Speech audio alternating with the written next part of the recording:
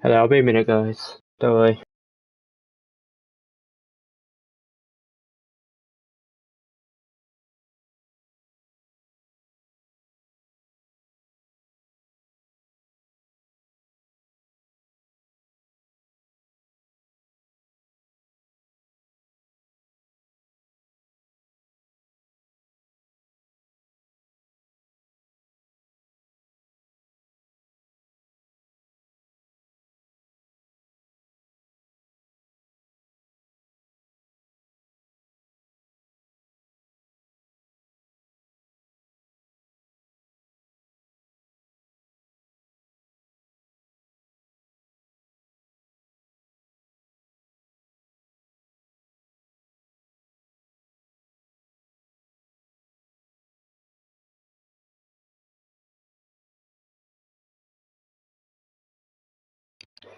How are you all doing, guys? We alright? Hello, Marius. Hello, Doc. Welcome in, guys. Oh, let's not hear myself talk. Don't like that. Hope we're all doing well today.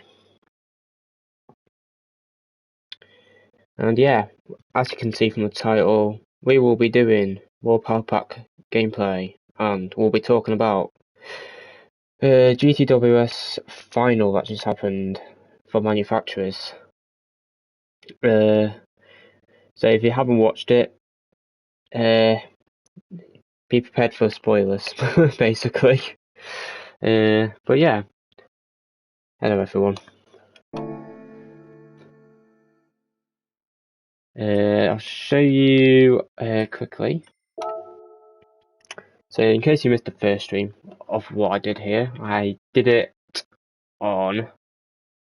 2 days ago, so I did it Thursday. I've just done these 3 races so far, so you've not missed too much. We've still got 47 races to complete, so we've still got a long way to go. And yeah, we will be doing some of these races. So I'm probably going to be starting with these here, these 3, just to open up the sections up, and then I can decide easier what races I want to do. But after that, then you can decide if you want. Interesting incident with Cardinal Arias.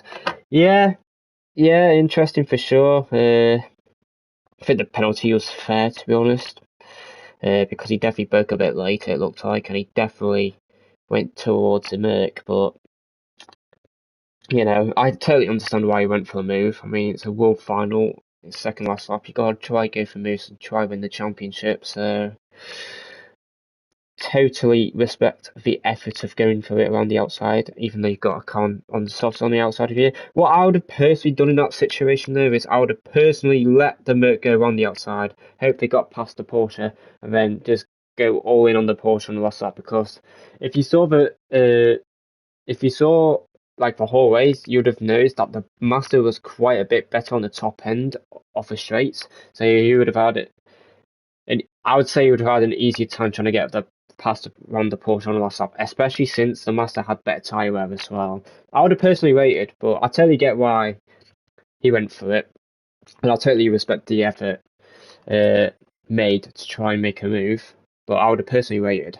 So yeah, that's just me though, and plus that's without the pressure and you know thousands of people watching and you know.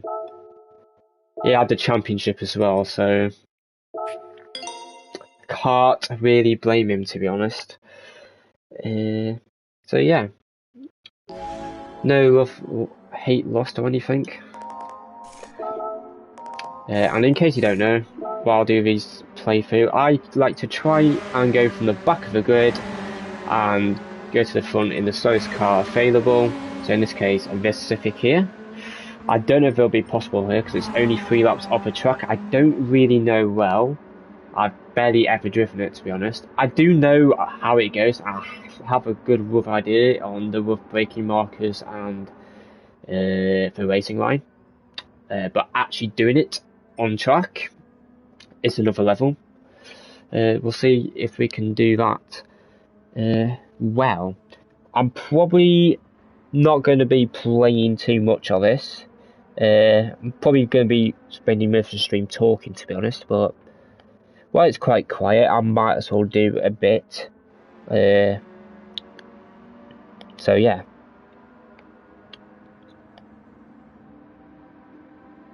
Let's get into it.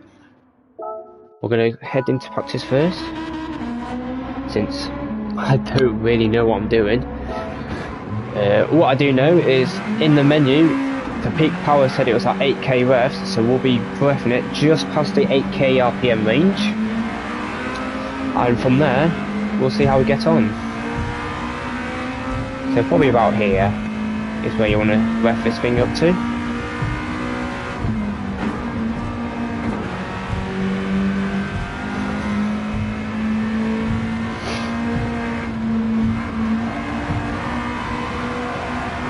Well, it's a bit understeering.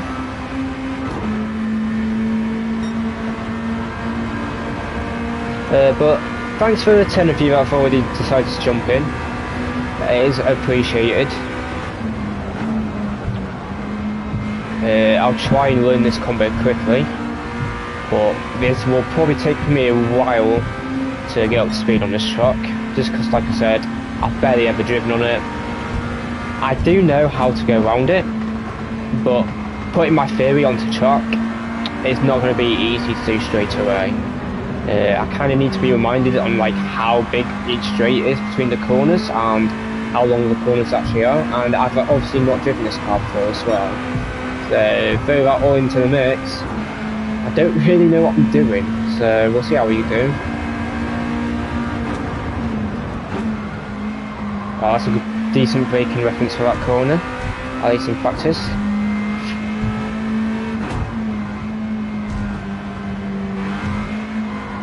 Need to stay as close to the inside as possible, because that's where the grip is on this car. I remember that. It's a very nice livery on this car as well, has to be said.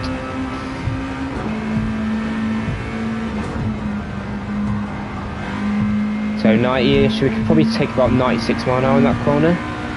Might short shift to 5th, just to minimise the understeer on throttle. Yeah, I think 5th is definitely better there.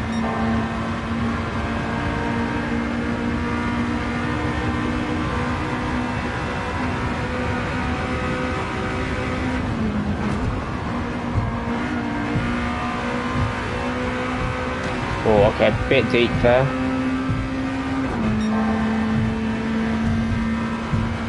We'll see what sort of pace we can do compared to the AI.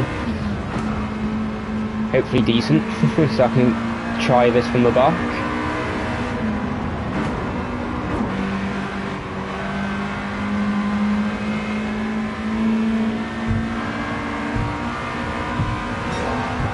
I'm touching a bit too many barriers at the moment.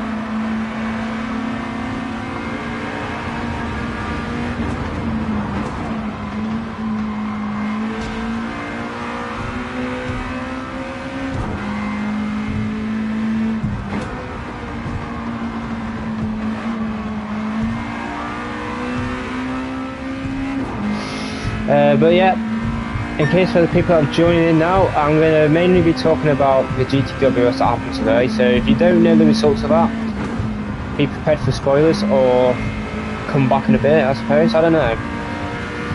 I'll try not to spoil it too much, but people will just be talking about it. So with that, I'll be talking about it as well.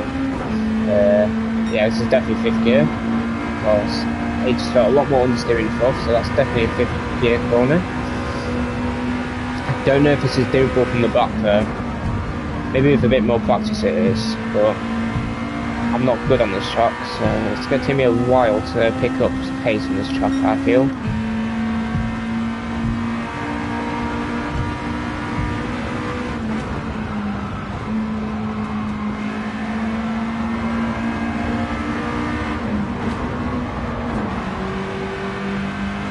Right, we can carry a lot more speed there, guys.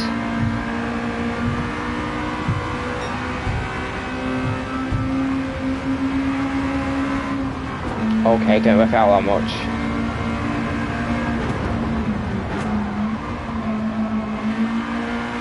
feels really nice to drive there, I have to say.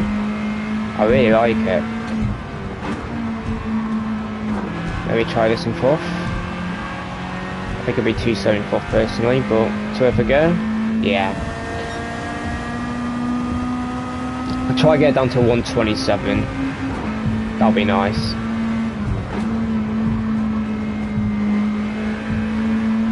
Wow, okay, can carry more speed than there even. Too late. What am I doing?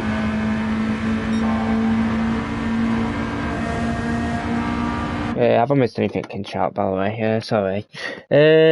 I'll be practicing at Yes for Kissy's Ways while you talk. Oh, Kissy's doing a race today. Okay, that'll be interesting to watch later, hopefully.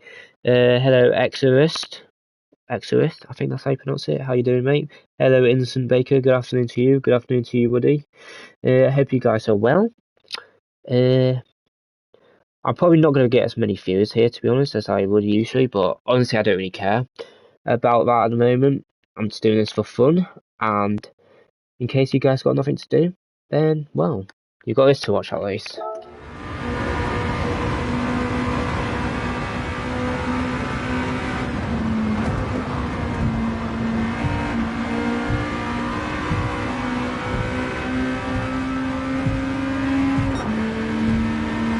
Okay, yeah, you do need to have this car out, apparently.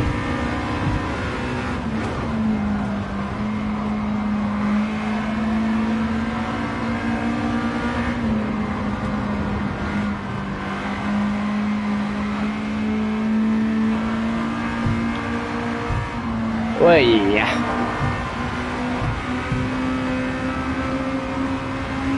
With switching, it should help our lap time in the race, though, so we'll definitely keep that into account.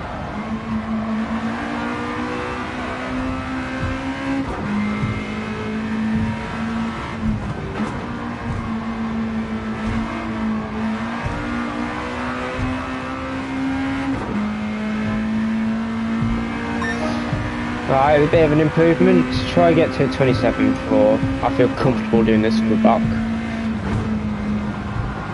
Better to break early than late in this track for sure.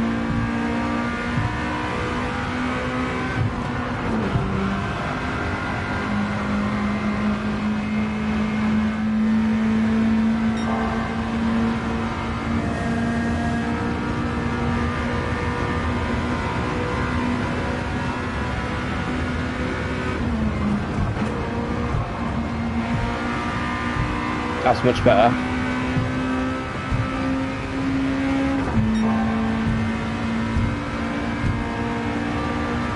Yeah, the switching is powerful.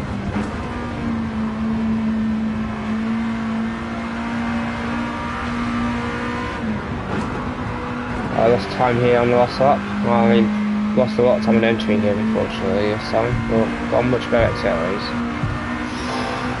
Looks like you need to lift a bit for that corner.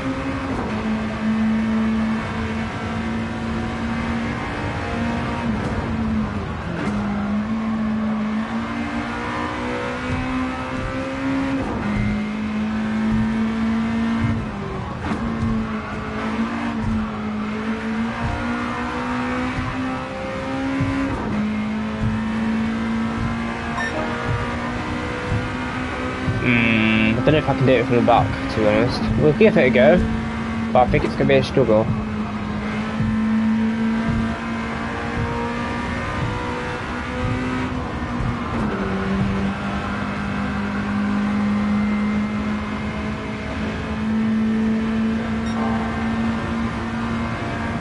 The wind's picked up as well a bit.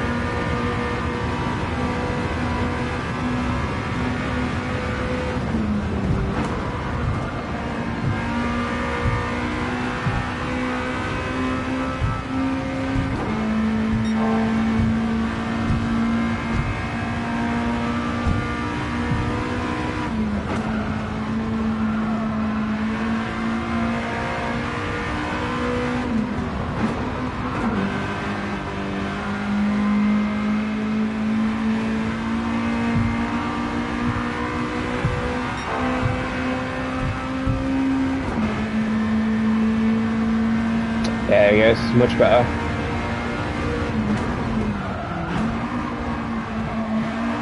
Bit too late, I think. We're getting time now.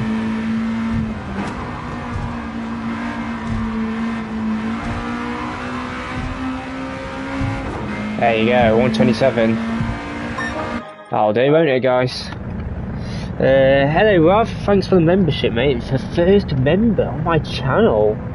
Thank you so much, buddy. Hope you're well, mate. A professional pleb. Thank you so much, mate. I appreciate it. I hope you guys are well. Let's get into this first race. Why don't we, huh? Well, let's actually see the qualifying first. How many cars is actually on the grid? I don't even look at that. If there's 20, we could be in big trouble. How many people are there? 16. I think it's doable from the back, guys. I think it's doable. Hello, Nicky, as well. Just seen you in chat as well. Yeah, I hope you have a good holiday as well. Thank you very much. I will be streaming, of course, especially if the dailies are good. If the dailies are good, then we are sorted. So, then I'm happy to stream them and, you know, provide the content on that, if you understand me. If the dailies are good on Monday as well, I'll try and make a guide and then stream later on in the day, if possible. I don't know if this is possible from that, guys. We'll give it a go, though. It's going to be tough, though. Honorary first member, but yes, sir. That's right.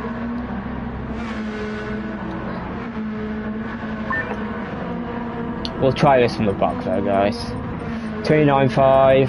We were doing 27s, but of course, it's different conditions between practice and qualifying. So maybe the quali conditions is better. Maybe it's worse. I have no idea. I didn't look at the wind, so I don't know.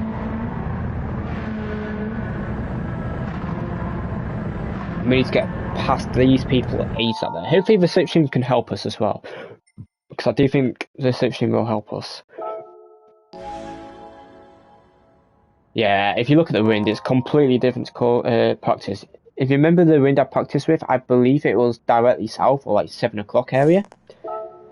This is only at 3 o'clock, so bit of a difference. So basically what I'll have to do is I'll be able to brake a bit late for turn 1.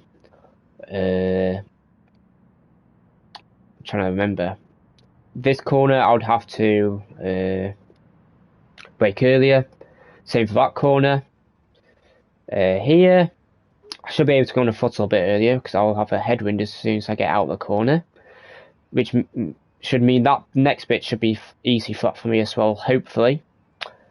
And then this corner I'll be able to brake slightly later, I think, and hopefully help us turn into the corner a bit as well. But we might struggle a bit on the exit if we do the right part, flat of course. And then the last corner we'll probably be able to go on a throttle slightly earlier again, because we'll have a headwind on the exit. So that is the logic. We'll see how it goes. Good afternoon to you, Dingle. Was walking the dogs when the stream went live. Mate, what type of dogs do you have? Let me know. Not a great day for it, to be honest. I mean, at least where I am, it's very foggy. It's quite dark. It's quite cold as well. But anyway, without further ado, let's attempt this from the back of the grid, which will be interesting. I will not be using TCS either, just to make it more interesting, you know.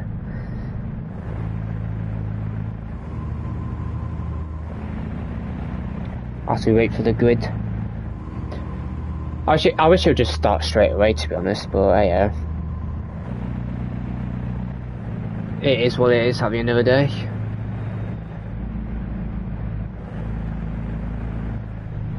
And there we are. Probably go about 80-ish% throttle here.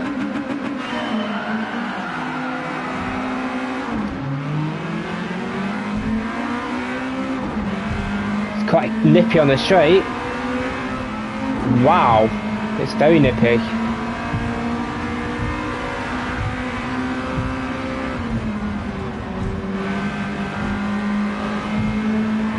There we go.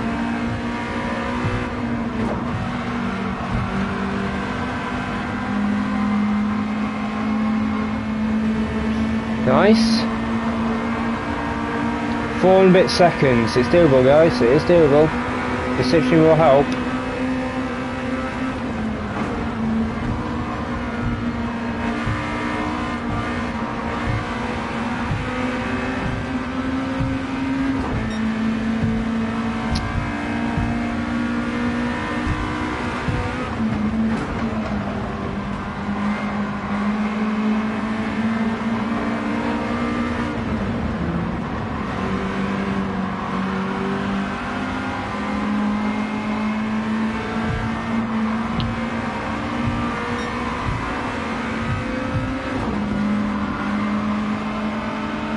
He's revving out that car.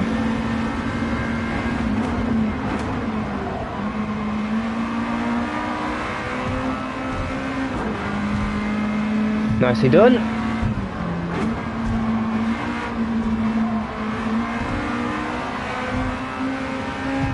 Thanks for 20 people watching.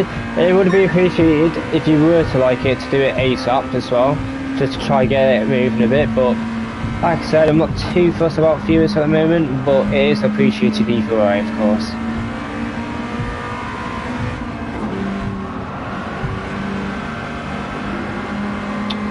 Need to gain nearly 2 seconds lap, and I don't think it's possible, even with this slipstream. Unless they were to battle in front, which they are.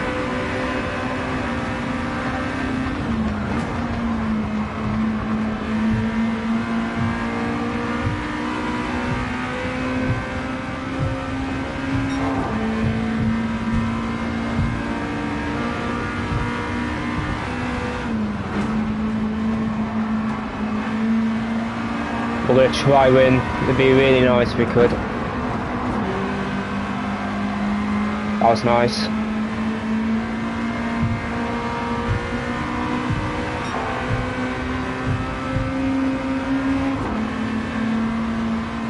Come on.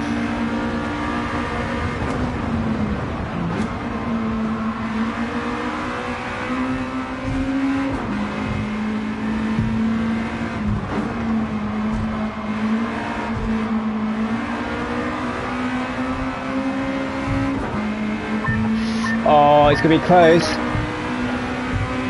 We need the leaders to battle, if anything.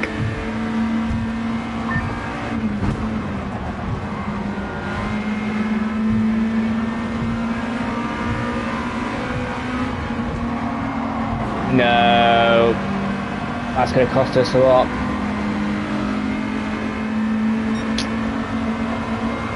Ah, guys. Oh, no.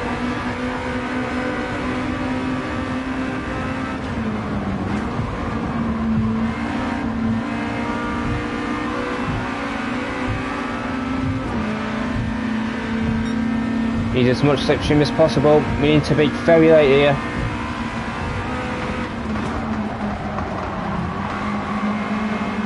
Go on, get a move on, mate.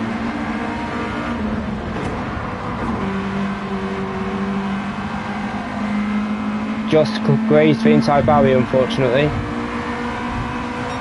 Need to send it.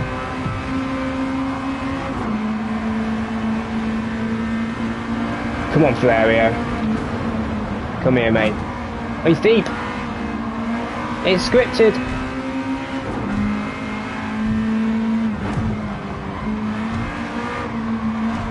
No, we're not close enough. I think we go again, guys. I think it's doable. I think it's doable. We drove really well there, though. It'd be difficult to top that, to be honest. It'll be very difficult. It was a good effort though. Hello John Newman, welcome in buddy. Good morning to you. I imagine you're in America, judging by it being morning for you. Or it could be in Australia as well, because it'll be morning there as well, technically. So good morning wherever you are. That is unfortunate though. Did only my third ever online race last night. So far so good, no brutality. Well, that's good to hear. Hopefully it lasts for you. We're going to save it, but we're going to try again. I think we can do it from back, to be honest, guys. Let me just do something quickly. We'll give it another go there. Hello, Santa Miguel. Good morning to you. Thanks for joining in, mate. I'm glad you saw me. Hopefully you stick around and enjoy a bit. Tibetan. I don't really know how to pronounce that word, to be honest. Terriers. You should check them on Google. I do know what they look like. They are gorgeous dogs, I have to say. I am slightly jealous. I do have 2 dogs myself, though. So we are similar in that way, I suppose. Hello, hi, Jalak. Well, I'm just going to call you Lak, if that's okay. I don't really know how to pronounce your name, like everybody else. But hope you're having a good morning, afternoon, evening, wherever you are in the world. We're going to try this again. I think we can do it. I think we can definitely do it. We're going to go straight into the race, though. We don't need warm up. We know what we're doing now. We just need to time our overtake slightly better. The AI does the last corner quite well. I think I'm braking a bit too early for the last corner, potentially, because I'm losing quite a bit of entry time. And plus the car's already understeering on the exit. I might as well just be sacrificing the exit a bit more and getting more in the entry. Maybe. So that is the plan. Whether we can do it is another question. Hello, Aceman Dennis. Hope you're well, mate. And hello, Jacko. Welcome in, buddy. Hope you're doing well as well. Hopefully the weather's a bit better for you guys than mine, but we are chilling, so we get to hang out together a bit at least. Thanks for over 25 viewers now as well. It's slowly picking up. I appreciate you guys. Thank you so much. We'll keep it going for a bit, won't we?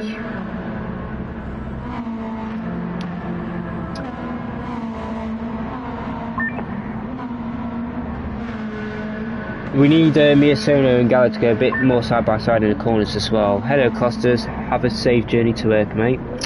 Hope you're well as well. And hello, Ian Carey.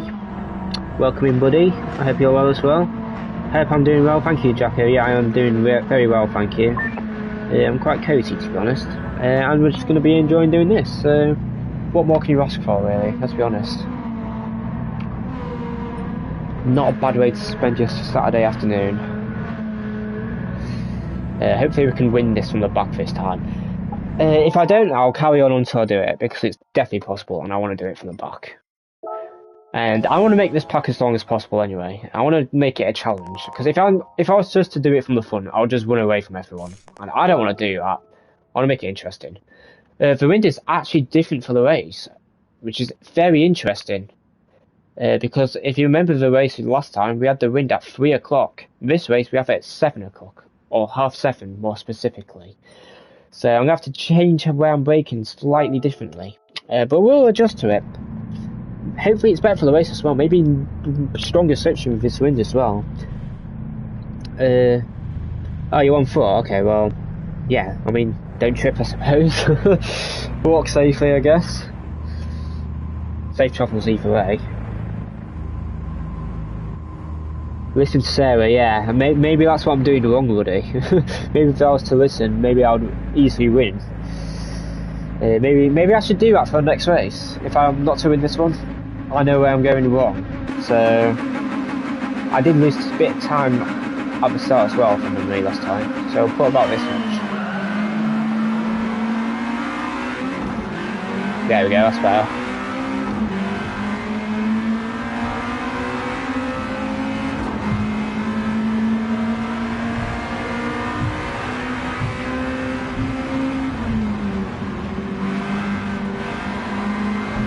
No, move.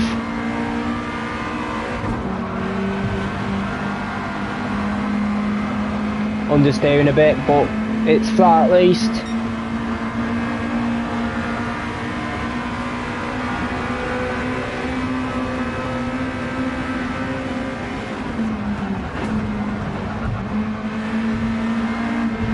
Come on, move! Bum drafting a bit.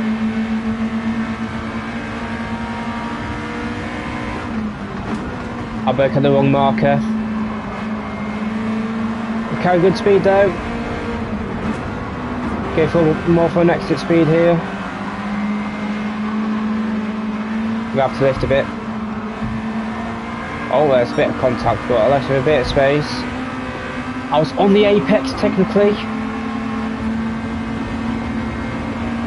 Can't see my braking reference. We have to rely on the AI here. We have to dive it. Yeah, that's much better. Oh wow, yeah, we're even further behind than last time. But we should have an easier time with traffic now, so maybe we can still do it.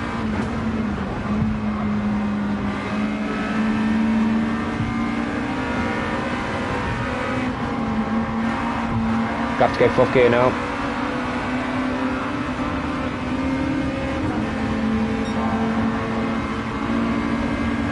Give me the slip.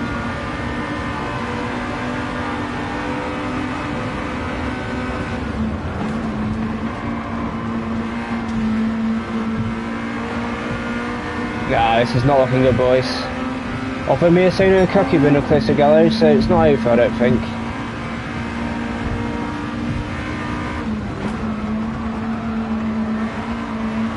Oh, that's nice. I just touched the inside barrier, unfortunately, yeah.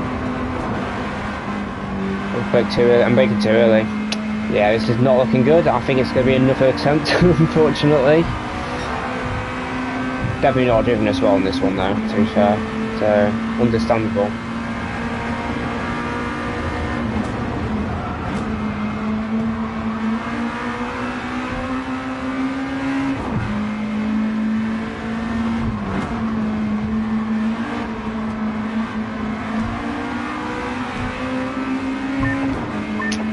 Army is only leading.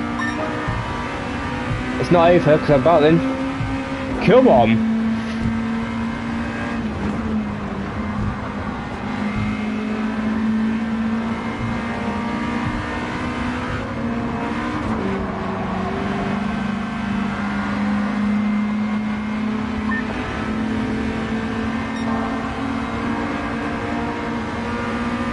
Come on, I need it.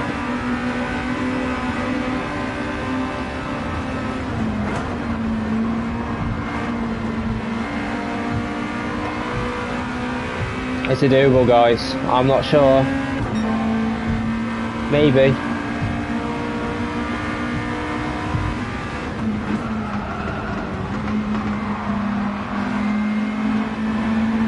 No, why are you moving?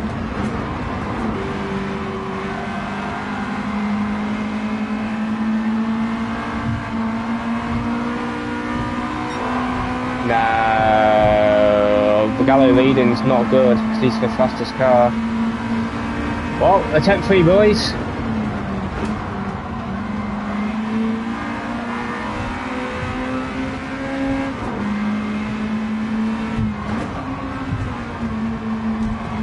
We've definitely done the last corner better though. So I've been braking too early there. Damn it, boys! You beat Constance time here on this reel? Yeah, that's awesome, mate. Let's see what I've missed. I don't know if I said hello to you, Eastman Dennis. I think I did, but just in case, hello again. I've managed to find more pace tuning off my braking zones. Thought you didn't want to know. That's amazing to know, mate. That's awesome. So well done on that. I will say it's definitely better as well. It's definitely more fun because you're not relying on the game as much. You're relying on your own instincts and your own like driving capabilities. And plus, if anything, it'll help you improve more because instead of just following the same braking reference from whatever the game uses, you try to make your own braking references, and you can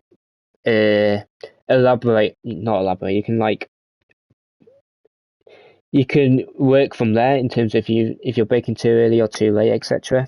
You can use your own references and you can, do your own thing basically. Hello, Bobby Yan. My goat live again. Let's go. Hey, yeah, you're the goat for coming in here, so thank you. Feels like less of a game without them. Finding my own personal braking markers is so much. Yeah, exactly. That's exactly my theory as well. But with that said, Let's try this again.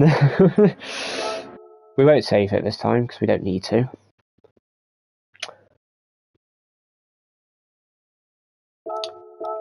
Third time's the charm, right, guys? Third time is the charm. We're going to show these AI who's the actual greatest of all time on this game, eh?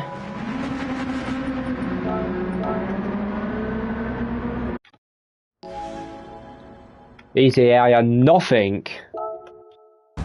Wow, that wind is brutal for qualifying. 4.8 meters a second, that's fast. I wish you could just skip qualifying, but oh well. It's only 10 minutes we have to wait.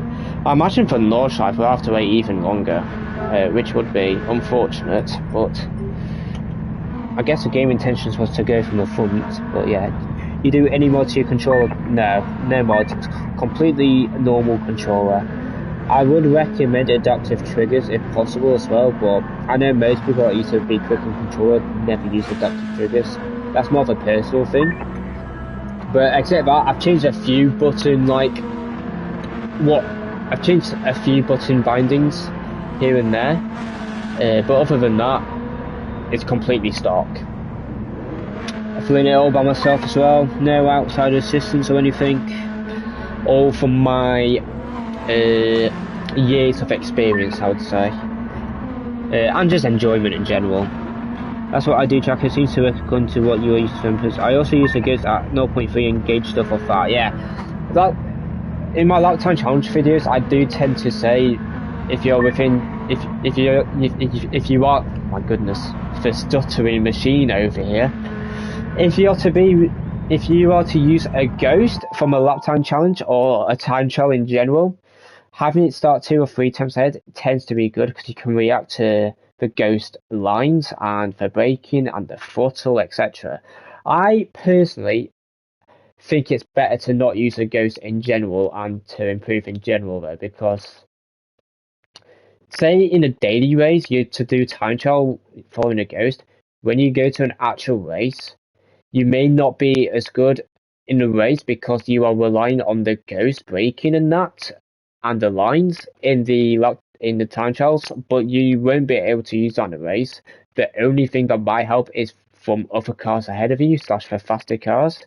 But if they were to make a mistake or spin, etc., then you have no one to rely on and you'll be going slow in general. So in my opinion, it's definitely better to learn and do time trials and that without a ghost. Especially in an event where only time trial matters. Well, no. Let me rephrase it. The only time I'd maybe consider following the ghost is if you won a reward based on time trials. Like, it helps you qualify to, well, not qualify, but like be a spectator in World Finals. Like for Polestar, I totally understand following a ghost for that because the winner of that got to go to the World Finals as a spectator, which is an awesome reward. But say in daily races and that, I personally wouldn't use the ghost. I'd personally just do your own driving and yeah, basically. That's the best way to learn, in my opinion, is what I'm trying to say. Especially for race pace as well. I was top 300 in the world with a film according to DG Edge. I'm going to push for top 100 in the world without one. Yeah, go for it. Absolutely go for it. Big good confidence boost as well if you can do that. I'm on control 2. Best I can do was 7 plus attempts in Austria, which is the best track controller can do. Always struggling at commentary, either on still to an hour. I personally disagree with it being the best controller track. It's a decent controller track, but I do think there is some better personally. Just because the controller isn't necessarily great on bumps. So maybe over the course of a lap, it is one of the best controller combos, but I say over a race distance, there is better controller combos out there personally. Always better to find your own race, of course. Hello, Jay. How are you doing, mate? I'm doing good, thank you. Thanks for asking. I hope you're well. But yeah, let's get into this race.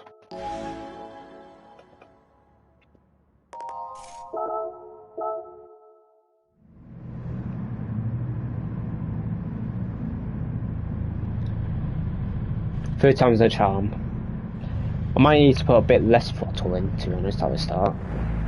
Maybe initially 100% just to get the wheels moving, and then once I'm actually moving, modulate it around 60%. That is my theory. Does I still use a controller to qualify for the World Series? I believe he does. I don't know for sure, but I'm pretty sure he does. 3rd time the charm, let's do this.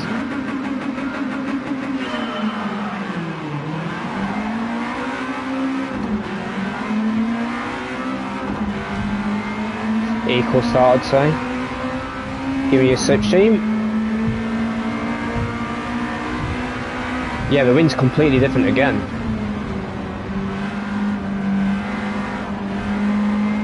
So then that he takes that line weirdly.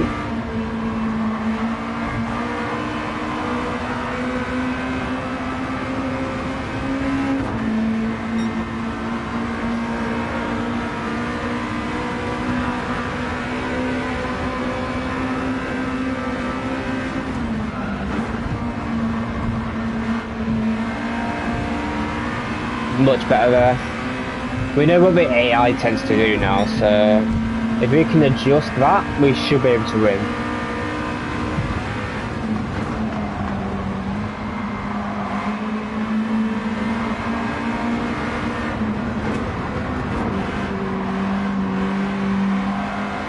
Should have gone for a better exit there, to be honest, but it's fine. Wow. Got the short shift. We would have got held up anyway, so not in the world. Oh, I just have to do the car whip. Dear me. Got the short shift. No, we're so unlucky with the AI, man. Why are they battling so much?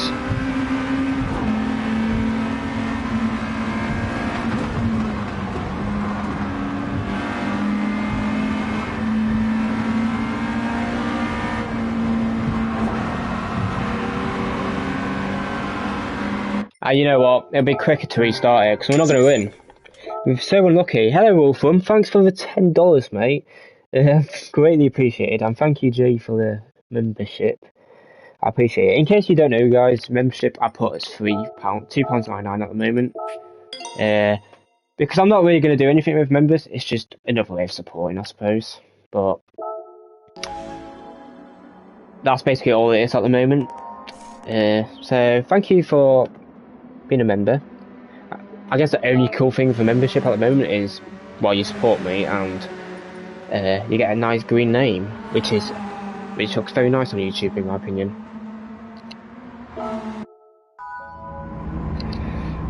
Right, 4th time's the charm, guys.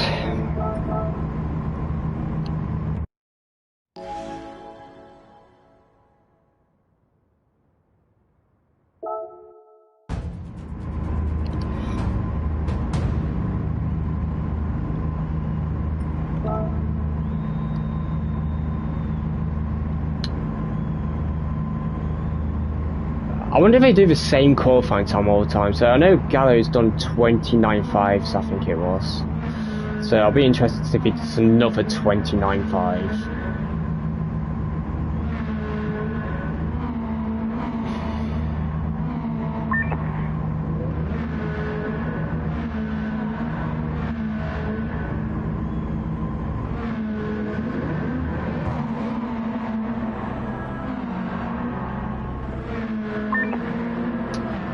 Let's see now.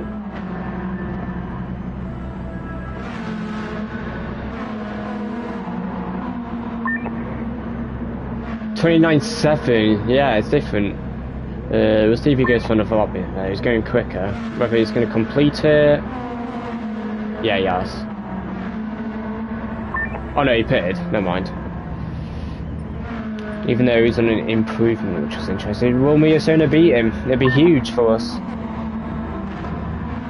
Come on, Miyasona. Nah, it's not looking like it. No. Well, that sucks.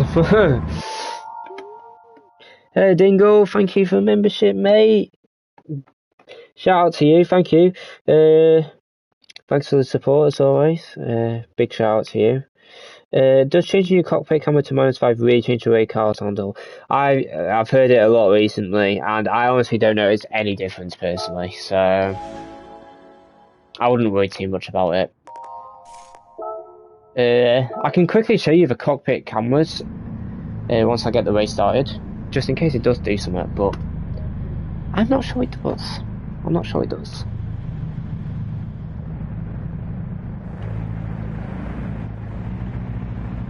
Third sim and a few other auto drivers say it makes a difference. I don't believe them personally.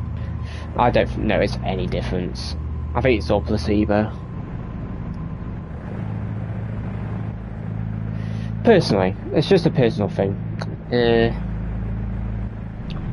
I can't say with confidence if it's better or not. I mean, as you can see here, I'll quickly show you now. I've got it on this just in case, but I don't notice any difference.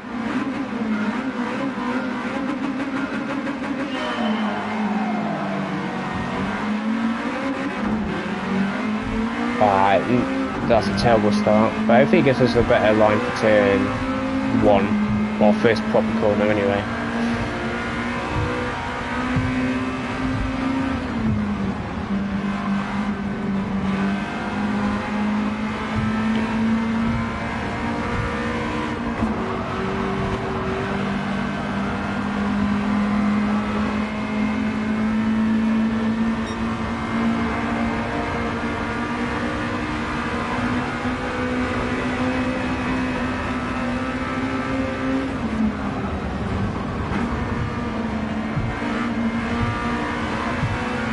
Oh god, he moved then.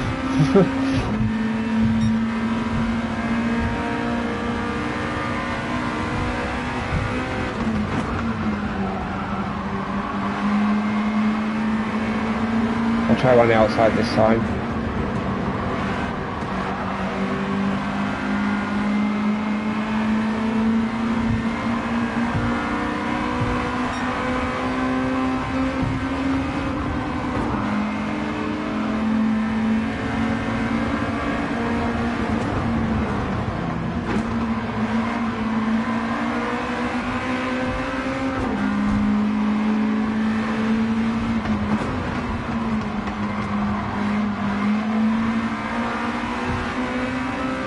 Much better start. I think we've got a shot on this one.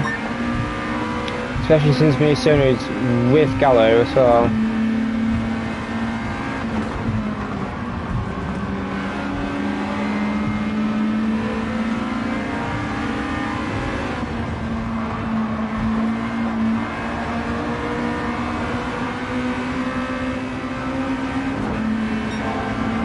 Unfortunately, I went side by side there, but we should get a nice hit stream and overtaking the inside. Never mind, he moved a bit. We lost time though anyway, so we'll carry on.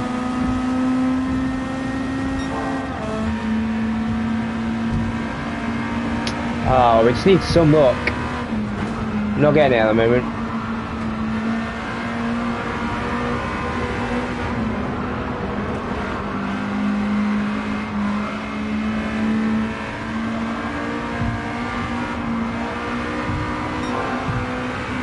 I feel like I've driven a lot better this race, but we're still nowhere near.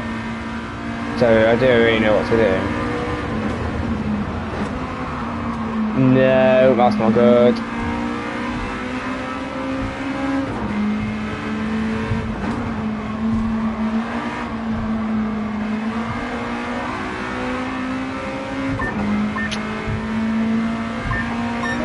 Yeah, terrible up. Terrible up. We lost so much time in S1, that's probably why.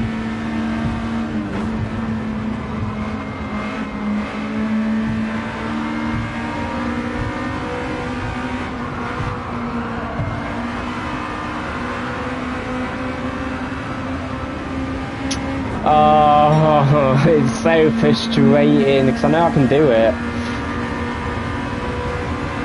We need to absolutely send it now. Have any chance.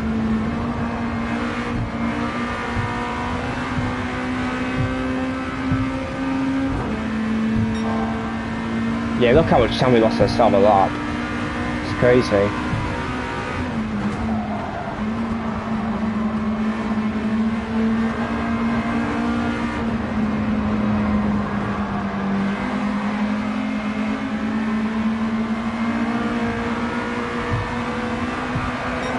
The short shift, I hope we get a better run up on them. Yeah, it's not looking good. Whoa, Mick, Sal, what you playing at me?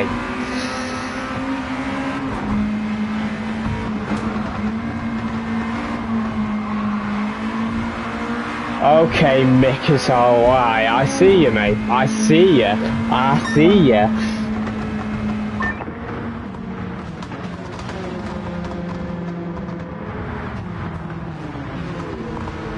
I agree, plays perfect. Rear weight means better rotation. I can't confirm that myself. Well, that is the theory. I don't agree with it though. GT60 was definitely a thing. Would not be surprised. I only started playing it because I enjoyed the movie. Wow, really? That's kind of awesome, to be honest. I don't really think there's many people that actually was like fast that actually decided to play a game just because they watched the movie. That's kind of cool. That's kind of cool. Well, attempt 5, guys. I will not give up. I will not give up. We can definitely do it. We can definitely do it. Just need that little bit of luck. That's all we need. The first race was the closest. Maybe the wind has something to do with it. Maybe. I did have a worse grid start. That might be why as well, to be fair. Just need a little bit of luck.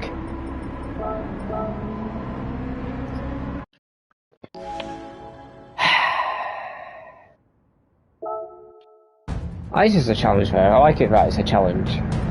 Makes it interesting.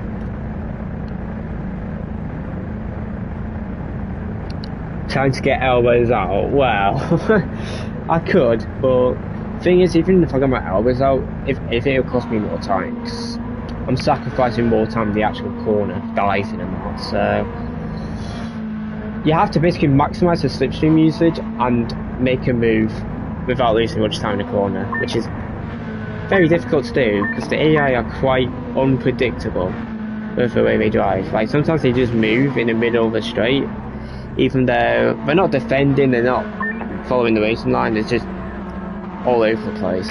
So don't really know.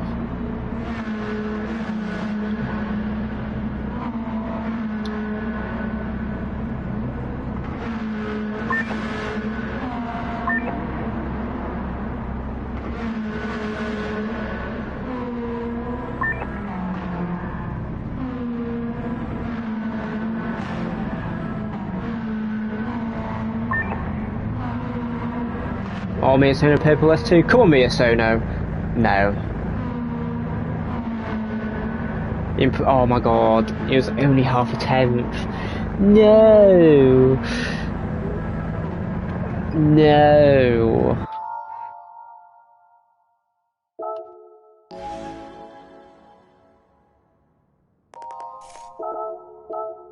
Oh wow, that wind is savage. Did you see that wind? 4.3 meters a second at 5 o'clock. That is rough. That's really rough. My bad, Christmas give it a go. Honestly, give it a go. I think it's worth the 25 quid, to be honest. Even if...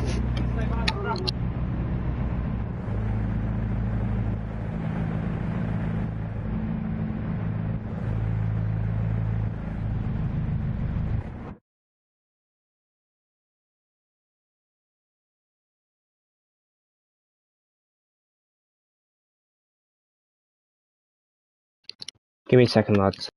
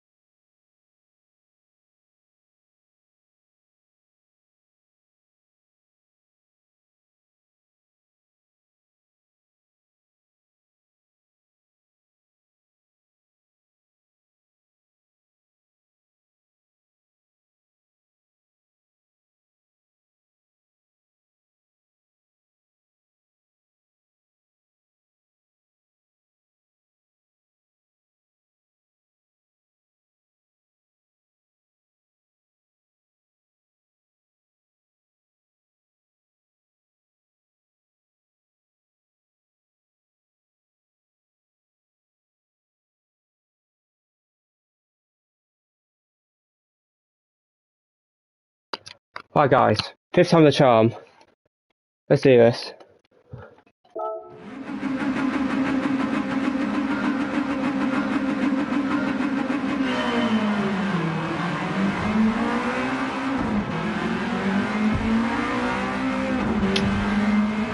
I was shifting too early, I think, that's the thing.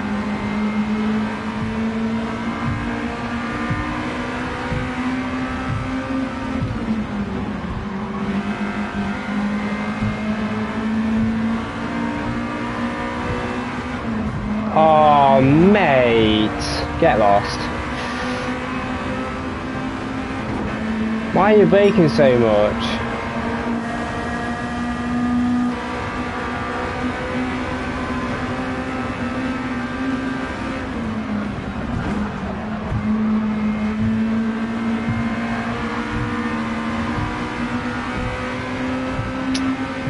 My luck is crazy, man.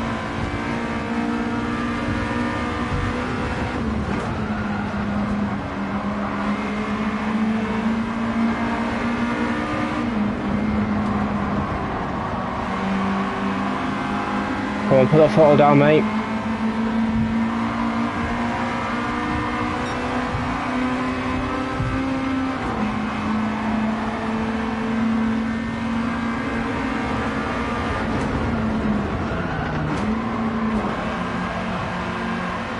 Maybe I try that in 4th.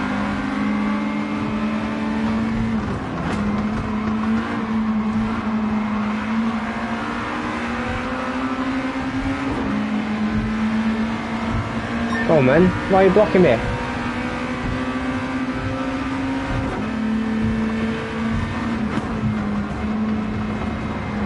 Oh, right, let's just slow down on the apex.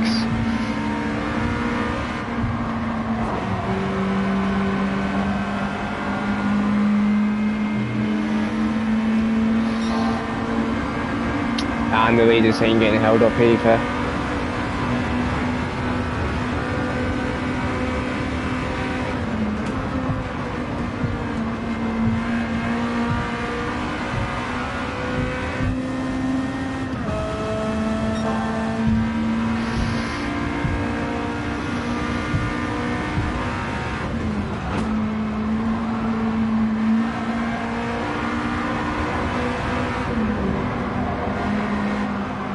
Oh, he touched the wall.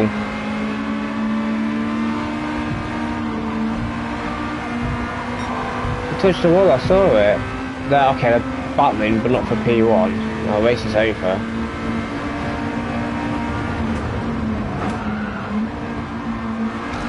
Yeah, it's over. Oh, hello, Edmund. Welcome in. It's just impossible.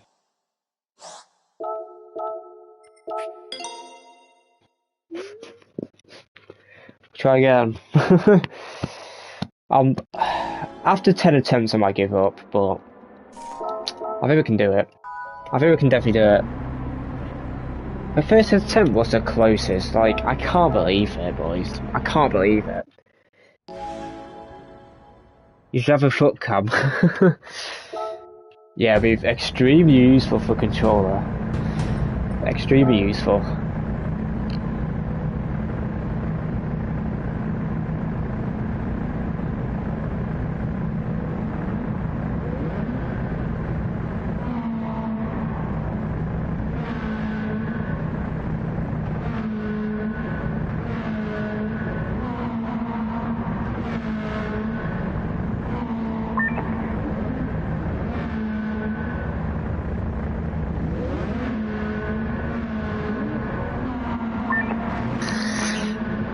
This isn't a great advert for AI races. I know. Actually, no, it is a good advert because I'm finding it difficult to win. So it's actually a good advert. It's just annoying because the AI are unpredictable. You don't know where to go. I hit them on the rear quite a few times because, like, I'm trying to go to left or right and then they move a bit. It's like, well, I've already started to move, and if I try to change the other direction, I'll just lose the weight transfer will be quite funny. So yeah, not great. Oh wait, there's 4 sectors on this track. I just noticed. I didn't even realise there was 4 sectors.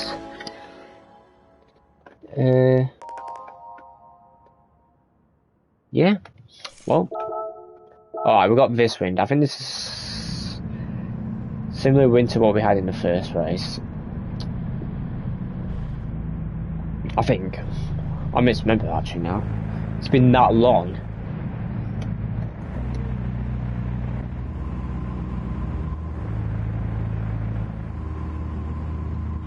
It's been that long, I don't remember the wind we had in the first race when we got close to the leader. Well, I think we just have to send it more. Might be a bit more aggressive with the throttle as well. We'll try this much full. 41 mile an hour is the key number we want there.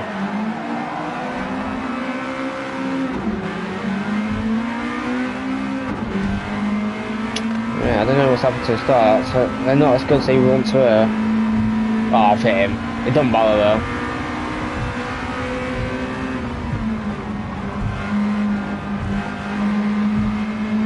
Oh, he does mark, we're behind him.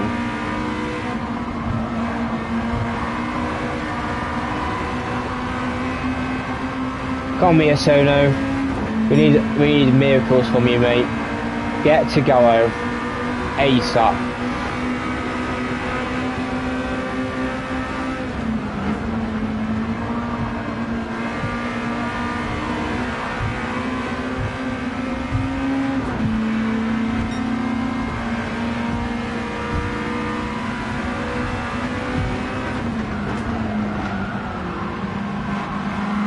They break so early.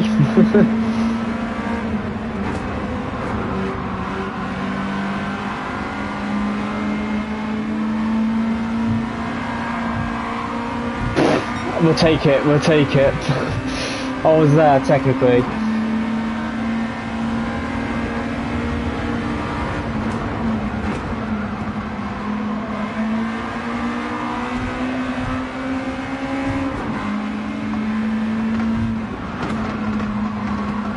Try a different line here. Right, we're within 4 seconds. I think that's the closest we've been for a while, but the gap to second is not great.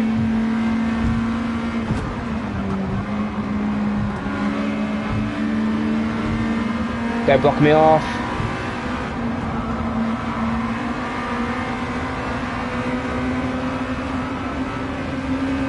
Give me the slipstream. We lost a bit of time there, unfortunately, but I don't think we could have done much better about that, unfortunately. We're going to have to dive it on the inside here.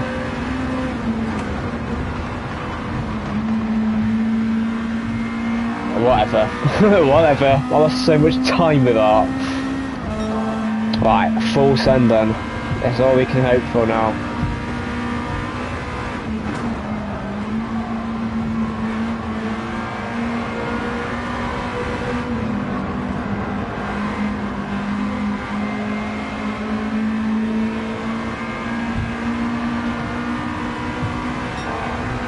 Considering I don't drive this track much, I don't think we're doing bad.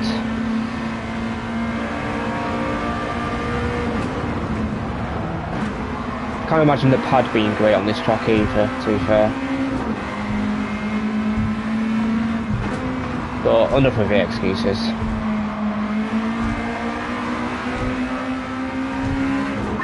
Yeah, we're not gaining enough because he's not battling, but we did have to overtake a lot that lap.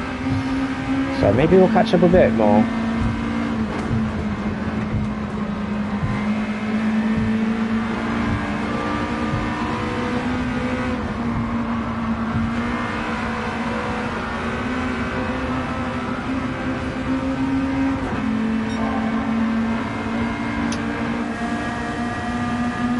Oh no, boys. No. Oh, they're both deep. Nick! Nick! Nah, I've been robbed. I have been robbed. Oh my god, he's in the wall! Go! There's a chance!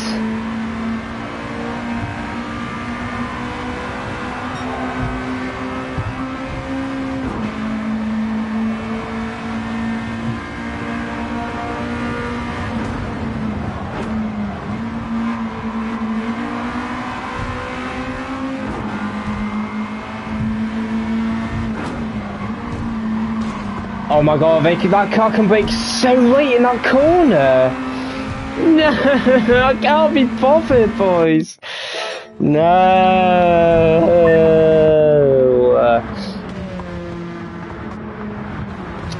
No, boys! No. That's so not right, boys! That is so not right! We got robbed! We got robbed!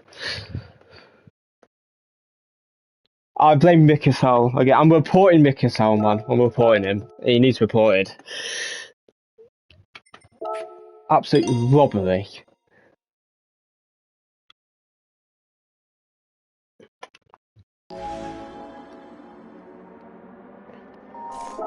That last lap was sensational until then as well. But you know, we did make a dodgy move first lap, so we'll let him off.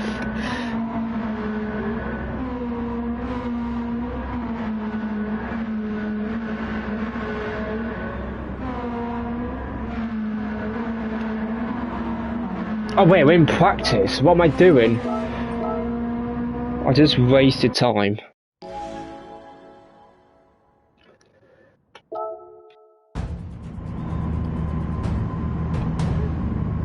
It does look tough. Well, the only reason it's tough is because I'm doing it from the back. It wouldn't be tough otherwise. We're easily a second lap quicker. At least 1.5 seconds a lap quicker if we don't crash and get held up a lot. But the situation is quite powerful, so we lose a bit of time in the corner. We probably lose a bit more time in the corner than we gain with slip, but the slip definitely does help us, you know, catch up a little bit quicker as well. So, but what we need is Gallo and Miyasono or Kokibun to battle, because that means he can't take his optimal line and he loses time, and then we're in the switching earlier, and then we can make a move earlier. It's all those little things that needs to come together. That's all we need. We just need that one run. I think the first race we probably had that one, but because it's the first race, I wasn't fully warmed up for a combo. Especially since we've not driven this track much ever. I've only driven this track maybe 5 times in my lifetime. Well, now more than 10, but you get the point. You get the point. U25 Fuse gets to witness history. I bet no one else has done this on stream from my back. No way. Not in this car. No way. Unless they're wall riding. But we don't cheat, so yeah. Oh, Mason did a 0.6, but Gala did a 0.5. He could have got pole then. That is unfortunate. Are they in the same car as us? Yeah, they are in the same car as us. Well, his changes gear quicker than ours. Same wind as last time. Okay. Let's do this. I think this is our 7th attempt. We just need some luck. That's all we need. That's all we need.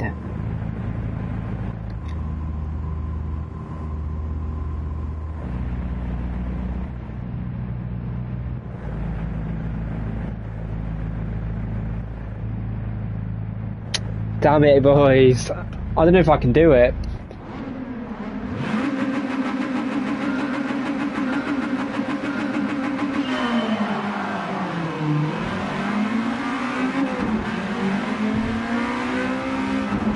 I don't know how my starts have gotten worse each time as well.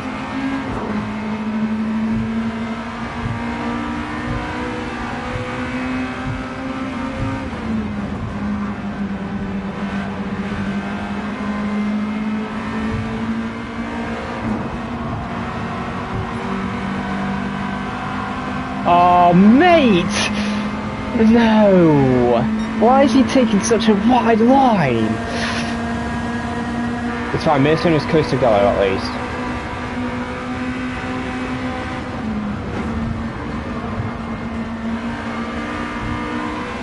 We do need to make a bit of a dive bomb here now, I think, though.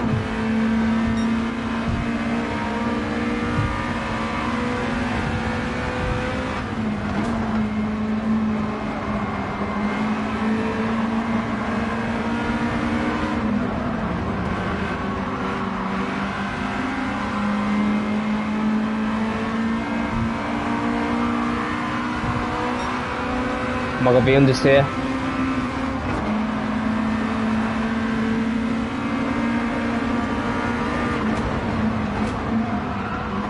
Big dive bomb.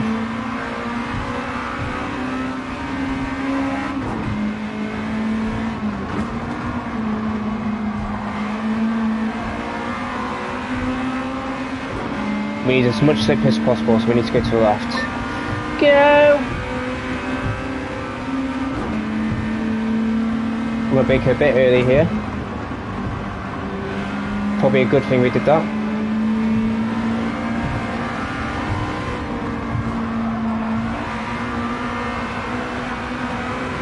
Please turn. Wow, the whole top 5 are together. Yes, they're going side by side. Go, go, go!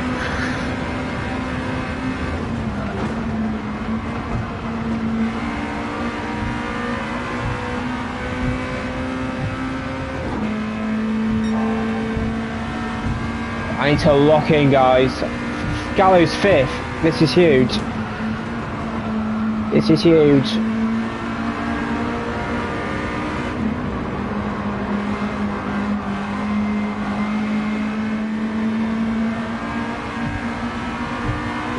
This is the one. And we've not done a dodgy move yet, so totally legit.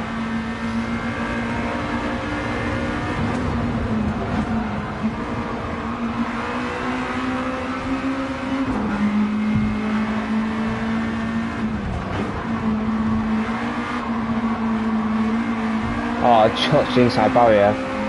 I don't believe it.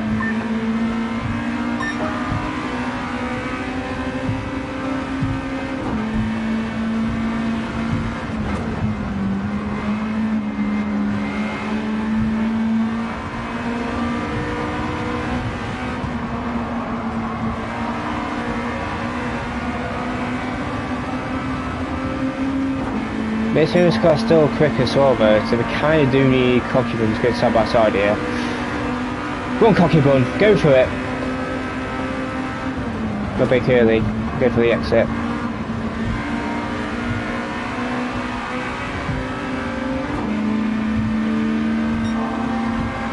I'm not sure which way they're going, I'm going to have to go right.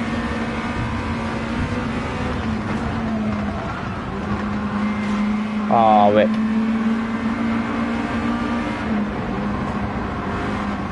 Oh, it's deep! Beautiful! Oh, I couldn't see! Oh, it's deep! Beautiful. If we mess this up, then yeah.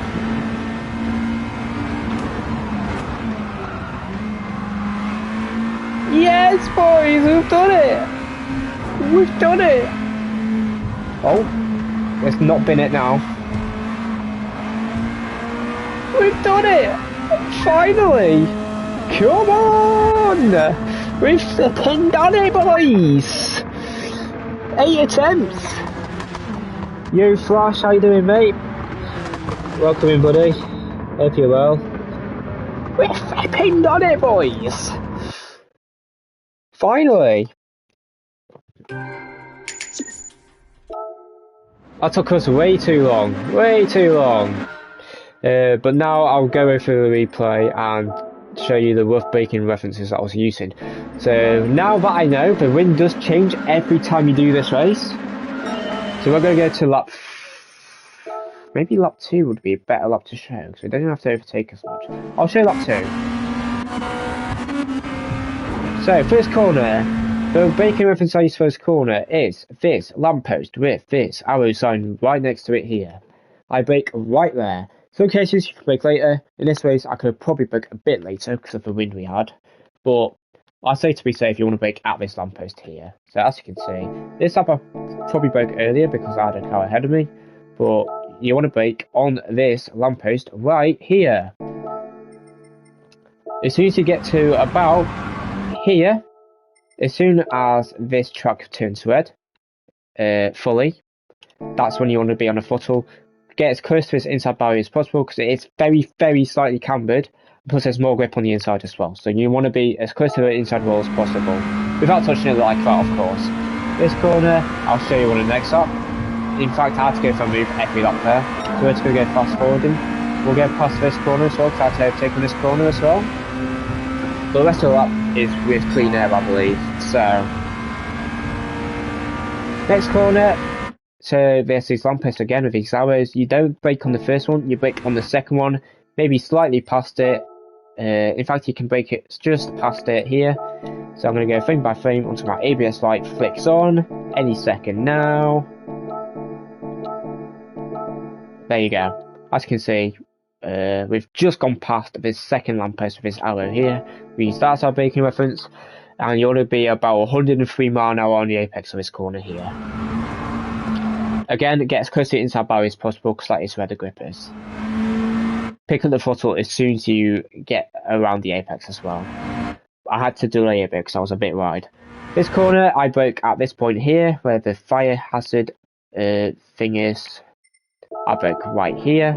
You could probably brake slightly after it. In fact, you can definitely brake slightly after it. I felt I broke a bit early here.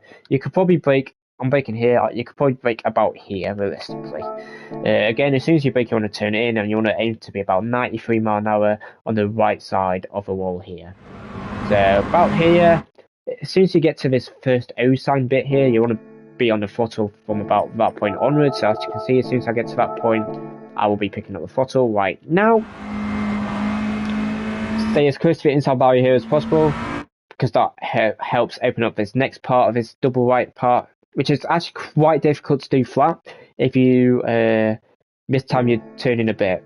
So get as close to the inside barriers here, because as you can see, I just missed the first inside barrier. I'm now just understeering.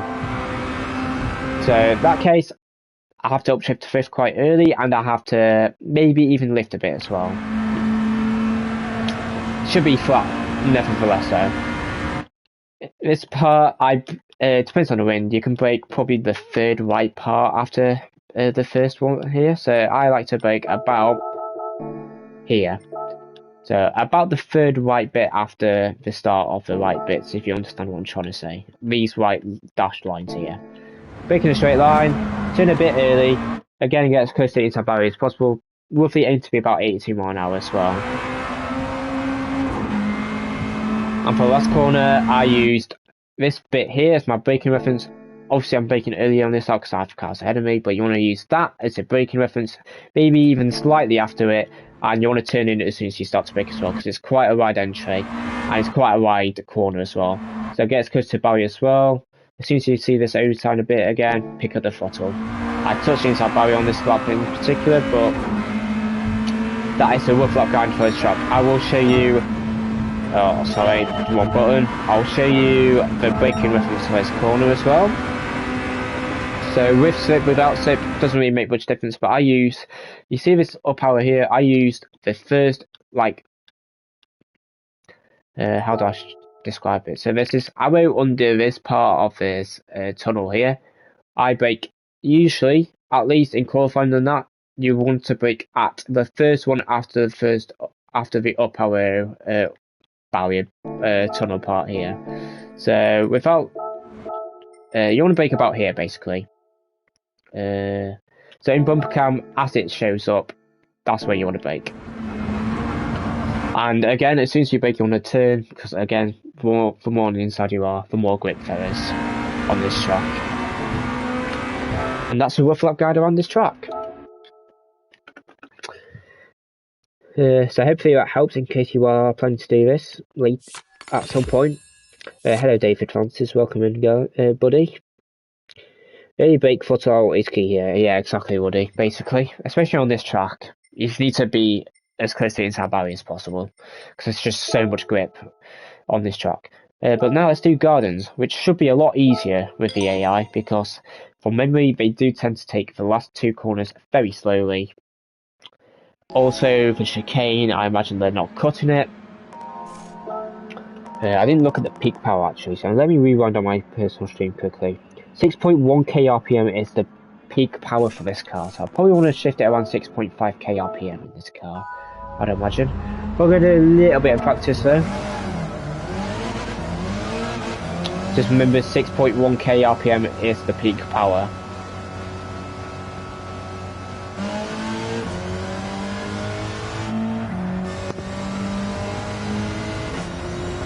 Might even be a little short shifter then.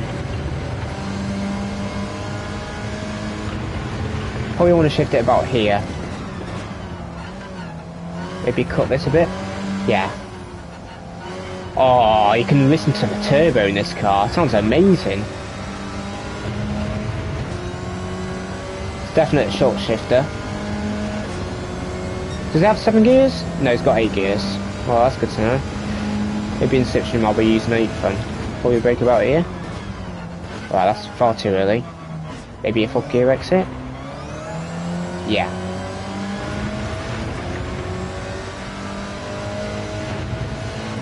Should be easy flat. Small lift on brake here.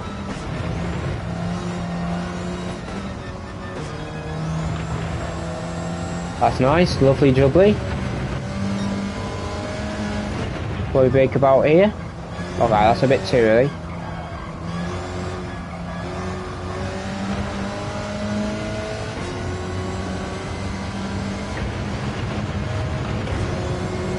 Hello Jag, welcome to the stream mate. I hope you're doing well yourself today.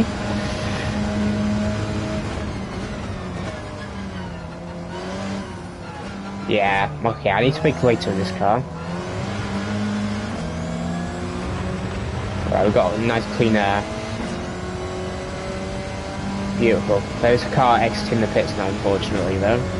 But, oh well. We should just be ahead of it, though. Perfect. Oh, I want racing tyres. I was wondering why I had so much grip. That's ridiculous. They should not be on racing tyres. No way.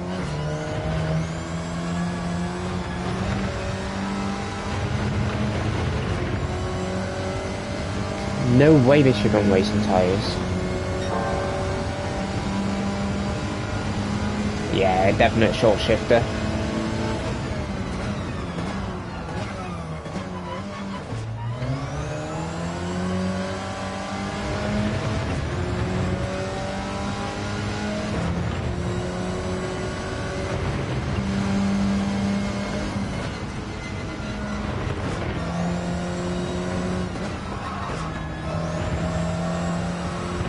Feels really nice to drive there.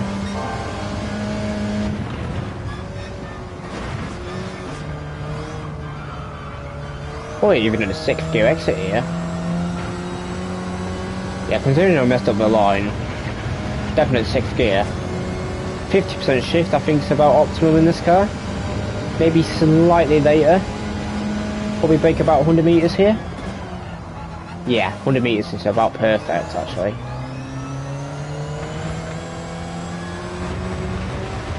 Should be a good enough lap to start from the back. Yeah, yeah. I think we're easily going to be able to do this from the back. There's no way I'm 7 seconds quicker though. I don't believe that for 1 second. Wait, well, let me see get everyone's cars actually. Oh, I can't see. In qualifying I can see. So Honors and Swift, yeah, that won't be the best car here. Gallo will be quicker in that car for sure. Hello, it might be faster in that car. It might be a bit quicker as well than that Suzuki, I'd imagine. Let's fast forward it. I don't actually remember what lap time I just did. Was it a 1:41 I just did? Let me quickly look. I did a 1:40, yeah, 1:41.4 basically. Okay. Should it be easy from the back here? No sweat like the last one. Yeah, Woody. Curbs of Doom, yeah. I do prefer this track a lot more in the other way around, personally. I think it flows a lot better in reverse. Probably an underrated. Oh, 43.8. Yeah, that's more like it. Alright, it's not as easy as I first thought then. About 2 seconds lap quicker. 2.4. Actually, that's only 10 cars, so this should be easy from back. Unless it's a roaring start. If it's a roaring start, we might be in a bit of trouble. We shall see though. We shall see.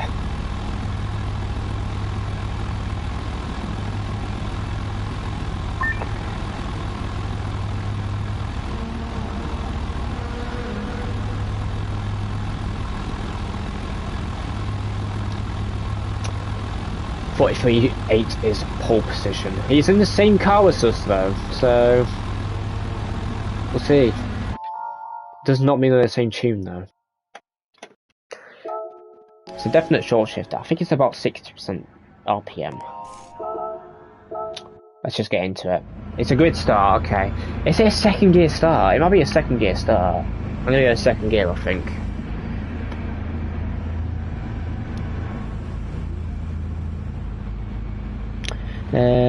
Should be a lot easier than the last one though. A lot easier.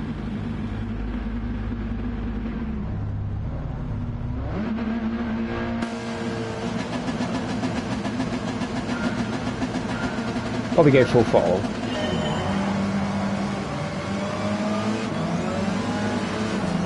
Yeah, second gear is definitely the way in this car. First gear would have crazy wheel spin. Oh, one gear.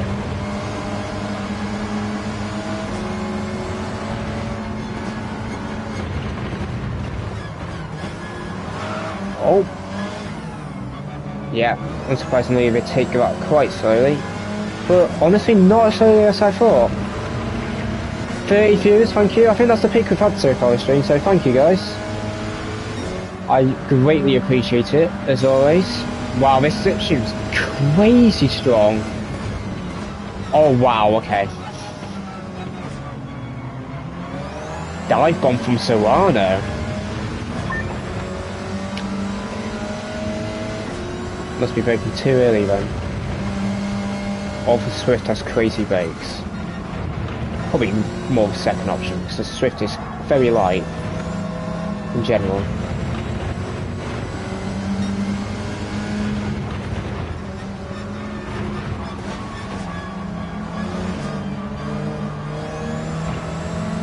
Yeah, this is an easy win, guys. This is not much of a challenge.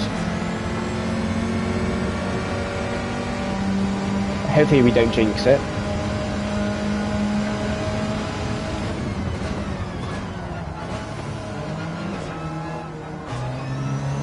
Yeah, I knew the okay, you missed the apex, you just hit me. Dirty driving, Polo. Disgusting behaviour. Yeah, we are suffering a bit of straight line speed, it looks like.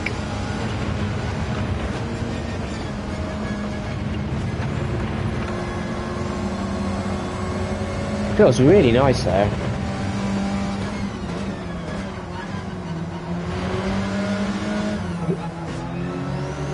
Oh, too slow. Couldn't really see where I was going.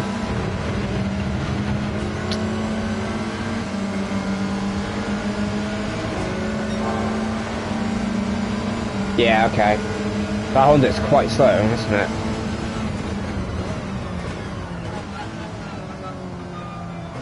It's... Go! Okay, yeah, he's faster on the straight than me. It's more graded.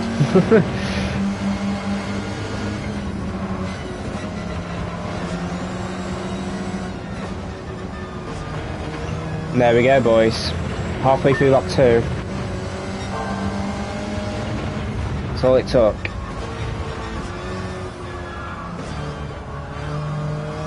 To be fair, I've definitely driven this track more before, so that definitely does help a little bit. I do think the car feels better for my driving style as well. You have to coast it a bit more.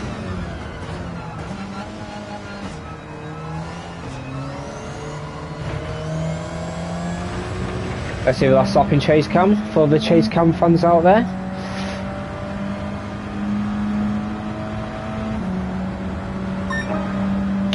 Yeah, we went even a second faster than our qualifying or practice lap. It's good to know. Oh, we understeered. Don't know if you get dirty tyres in this actually. It don't feel like I got dirty tyres.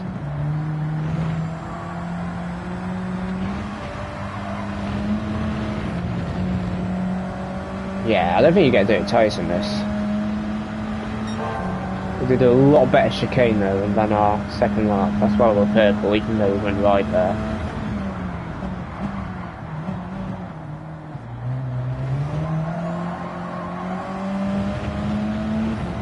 Brake too early.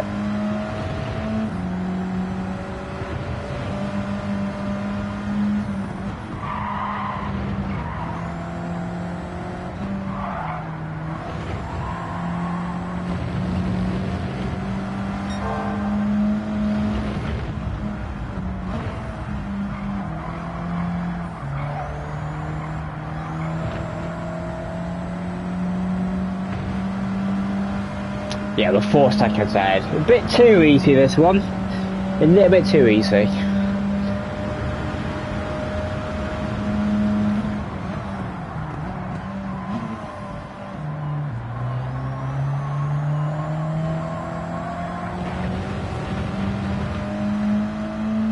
To be fair, that's adaptability as well. I'm able to adapt to the combo very quickly then.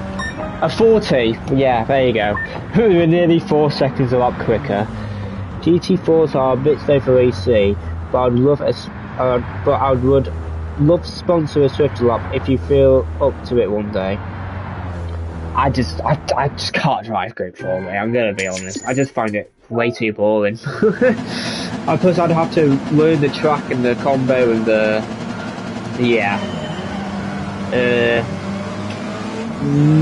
gonna say no to that, I'm afraid, mate. But yeah, now we've done the race, let me quickly go over the braking references I was using for this track. So let's get to the third lap.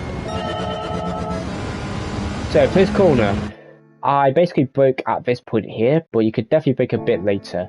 You want to be carrying about 105 mph on the apex from memory. Oh, even higher. Actually, I did go right here. Yeah, around 105 mph is perfect. This corner, you want to brake at the start of this curb. Ignore that I just went off. You still want to brake about here. If you can, try to cut this a bit, as long as your right tyre is touching the curb, just to maximise the entry for the next 2 corners. As soon as you've straightened up, you want to brake a bit, and again, you want half your car to be on the right side of this red curb, and half your car to be on the left side of it. You want to be carrying about 64 mph here. Full throttle this bit, again, same as last corner, cut halfway between, you want half your car on the left of this red curb, you want half your car on the right. I just missed just it a bit, because I was using chase cam, so I didn't really readjust my visuals for that corner correctly then. This corner, you want to be about 2 car lengths before this 100 board. I brake a bit early on this particular lap. You want to brake about, so I'm braking here, you want to brake about, probably about here, where this grey line is on this right line, you want to brake about here. This corner you want to carry about 43 mph. Don't cut it as much as I did either, that's just because I broke early. This is easy for that. Try to have your left side of the car on this curb. I use the beginning of this graph as my braking reference here. As you can see, any second now it's going to come on. There you go. Right in line with the beginning of this gravel. Brake and turn down to about 87 mph. Ultra 6 just to reduce it understeer. And as soon as I get to this barrier, I again brake and turn down to about 84 mph from memory. Exit 6th again. This corner, I use the end of this yellow board here as my braking reference. I brake a touch early in this particular lap, but you can definitely brake just as light as the end of this barrier here, or sign. I released the brakes a bit early, that's why I went a bit deep. Pick up the throttle around just before the third apex. For this corner you want to brake on the 100-meter board exactly. So about here, there you go. I'm just starting to lift / brake now on the 100 side. Just missed the first apex just to have a better run up and exit out the second part of this corner. You want to be about half a car width of this curve, I'd say. Get towards the outside, but not fully. Exit in fifth to reduce the understeer. And plus that's where the peak power is in this car. I'd recommend shifting it about 60%. So I'd say about where the end of the 6 is currently. You want to shift about there. And that is a rough lap guide around this combination. So I'm going to save it just in case I haven't already. And we're going to move on to, I believe, the last base race of this one. Or have I done them all? I might have done them all. Yeah, I've done all the first races for each category now. So that means there's 10 races in each category, I believe. So, what race do you want to see next, guys? Any in particular you want to see? Let me know. So we can do either this one, this one, this one, this one, or this one, or this one.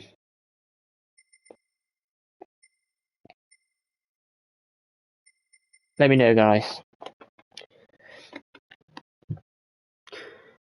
20 years ago, I'd know your brake markers. It ain't happening now. Hey, you're still very fast these days, Woody. Don't ever doubt yourself, mate. I've seen you on leaderboards. You're still doing very well. Muscle cars, muscle or mini. Alright, well let's do muscle cars then. So I imagine it's this one you guys want to see. I have seen this race before and it was very easy from memory, so I'll definitely do this from the back. I'll probably only do one lap of warm up to be honest. As you can see, keep an eye out on this max power because that tells you that it hits its max power, which is 656 brake horsepower. It reaches out 6.5k RPM. So that tells you want to shift it to about that point / a little bit after it. A little bit past the 6.5k RPM will be more power compared to the beginning of the next gear you're going up to. Unless you're on the BMW M4 Group 4 car. But other than that car, it's best to rev it a bit past the max power range. Nicky, 5 gifted! Oh my goodness, mate! Thank you so much, mate. That means, wow. Thank you so much for the 5 gifted. That is very generous of you. Wow. No words. Thank you so much, mate. Thank you so much for the support, mate. I appreciate it. Hopefully I can... Hopefully I am entertaining you a bit. I know these aren't the best streams to do, to be honest, but I'll try and make them interesting by going from the back of the grid at least. It's a 16 car grid, I imagine? Yeah, 16 car grid. Let's do one lap practice, or 2. One roughly be hitting the apexes. Be ideal, wouldn't it? This is probably the last race I'll do off this Powerpack today. I know we'll be doing the weekly events. And then we'll be talking a bit about the World Tour. And I'll show a race in the background just because. Wow, this does not turn.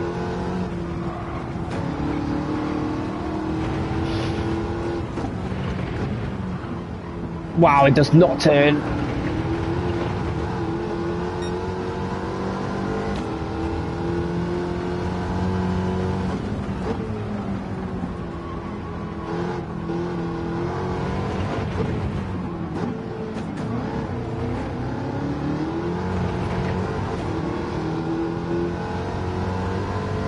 Probably ref it about here.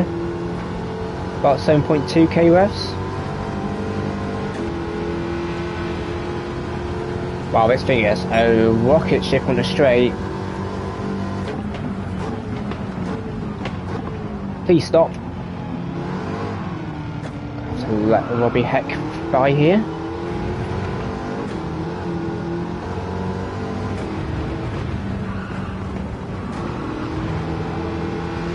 Let's do one more lap. Just to see the lap time we're doing. I think that's 5th gear. Oh dear. Alright, we need to lift more there.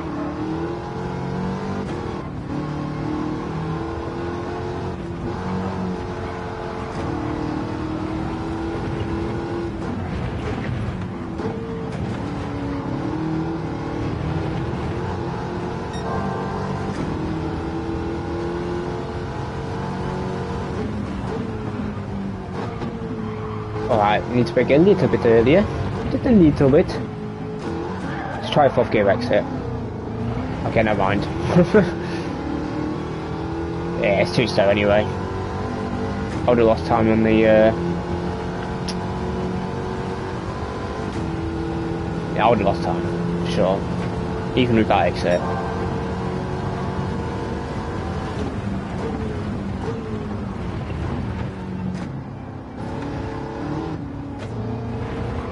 This is definitely 4th there.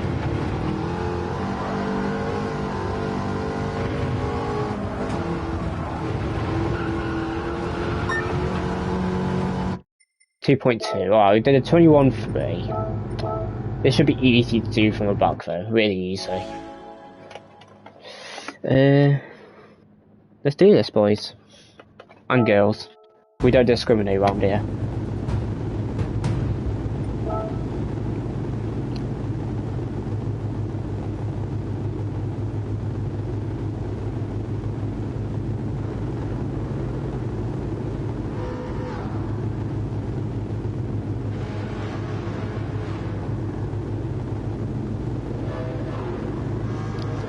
We ain't discriminating anyone.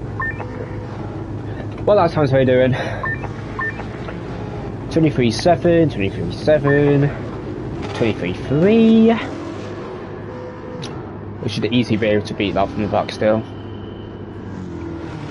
Oh, but it might be a rolling start. I've just figured that it might be a rolling start. I didn't think about that. Oh, 22.7, okay. I don't think this is possible from the back. If it's a rolling start, it'll be very difficult. We'll give it a go though. We'll give it a go. If it is impossible to go from the back, we'll just set a lap time. Like we had to for Laguna Seca. This track makes me want a KFC. Why? Why? That's a weird thing to say. Why this track in particular? Why not Tokyo or Dragon Trail Gardens? Chicken.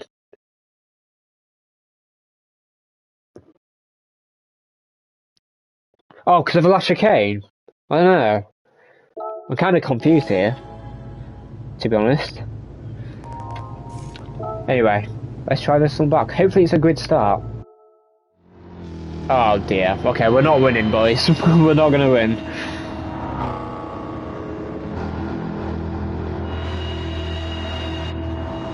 We have to basically gain 10 seconds in 5 laps, I think, at least. Oh no. Oh no. What am I supposed to do here then? I would like to say, by the way, thanks for the subs I've had. I think I've had about 10 subs this stream so far, so thank you. Yeah, we are well over 10 seconds behind, I think. But we'll give it a go. 6 meters a second wind! Oh my god, we're going to have to make so early for the last chicane. Incredibly early. Nice time of day, to be honest. How far behind are we?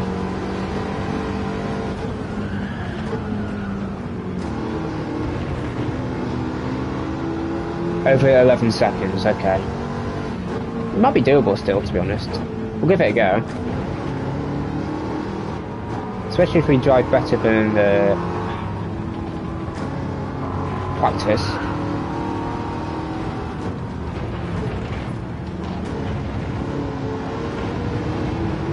Oh, just on the curb then. That'd be okay in the sport mode, so I am allowing it. Oh, I can brake later with that wind. A lot later there.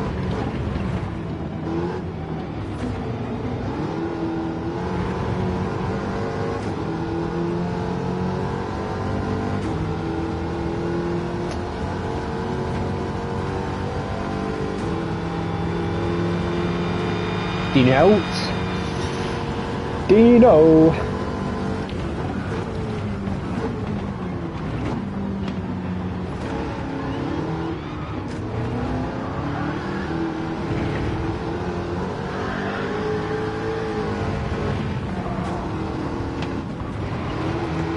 Come on, Robbie Heck, mate. Get a move on.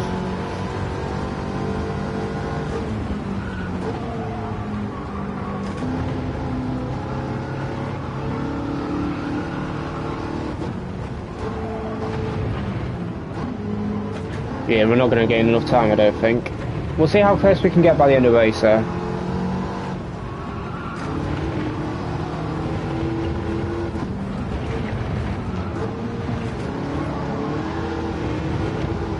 Gained a lot of time there.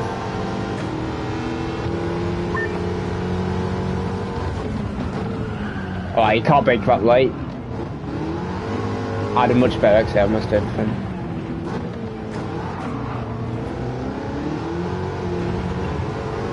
We lost a second, unfortunately.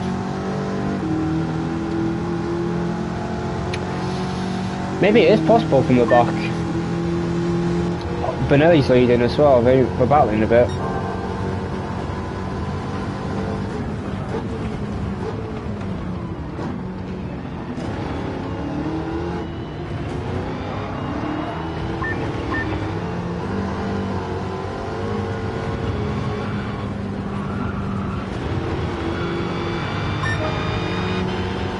Two seconds purple. Come on. That wasn't even a good lap.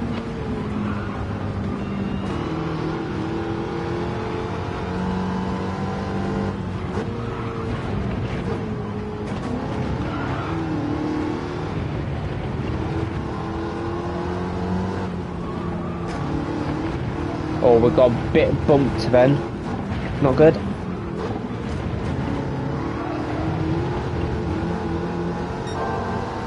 Even better, S1. We are on it, guys. We are on it.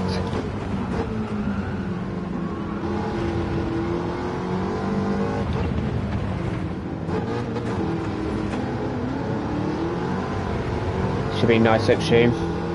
We have to gain on average 2.2 seconds lap from now on.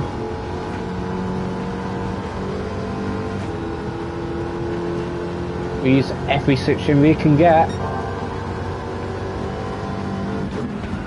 I can't see the braking reference anymore because it's getting darker. We're gonna have to kind of guess it now. I'm in the wrong gear, but it doesn't really matter. I'm gonna go for the exit here.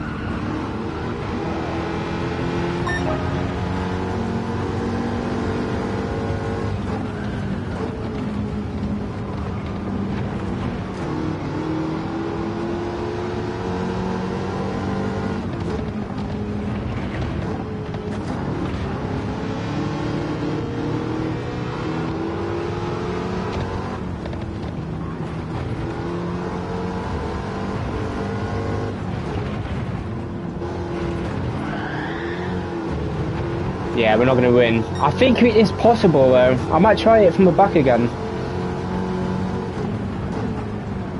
Because we made a big mistake this race, a big mistake.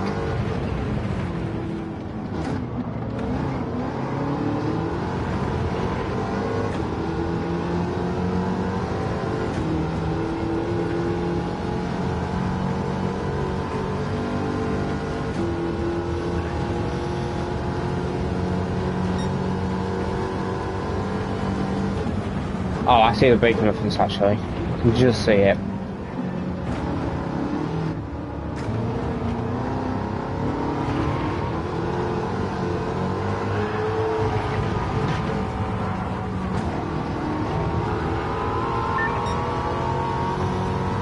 Well, maybe, I don't know if it is possible actually. I don't know if I've got 4 seconds in me. Maybe I do. Because we did get unlucky with traffic, but we would have got on a straight maybe if we hadn't made the mistake, so... I might give it another go.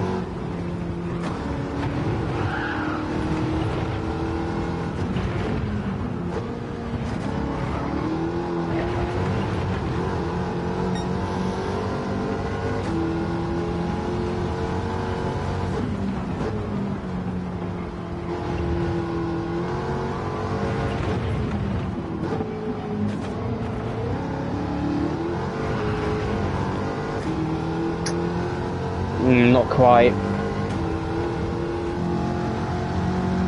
That's unlucky. I'm gonna try again from the back, I think, though.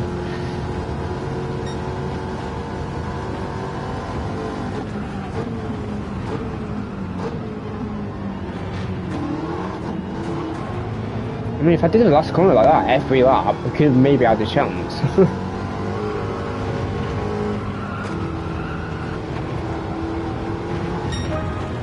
Wow. Hello Jose, how you doing mate? I hope you're doing well. Thank you for joining in today. Well, we almost won from the back. We were within 2 seconds, so we didn't do a bad job. Look at how fast this up, we're 2 seconds up quicker. But it wasn't enough, unfortunately. We'll try that again. Hello Nay, welcome in buddy. I just saw you, sorry. I hope you're doing well.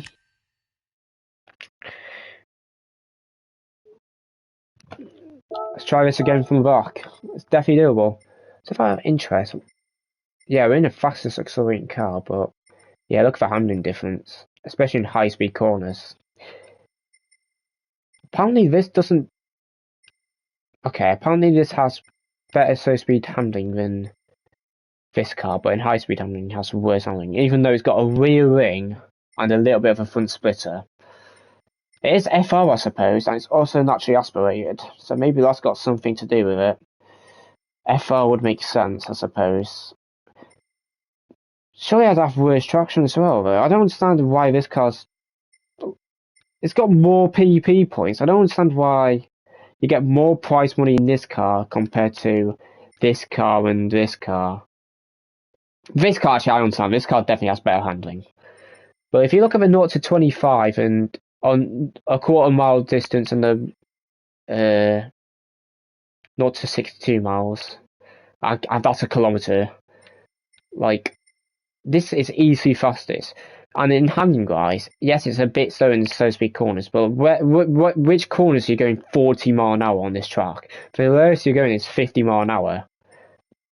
And at 75 and above, well, 75 is still slightly worse, but when you get to 100 mile an hour corners, this car's better. So I don't understand why this car is a harder car to use than this car, personally.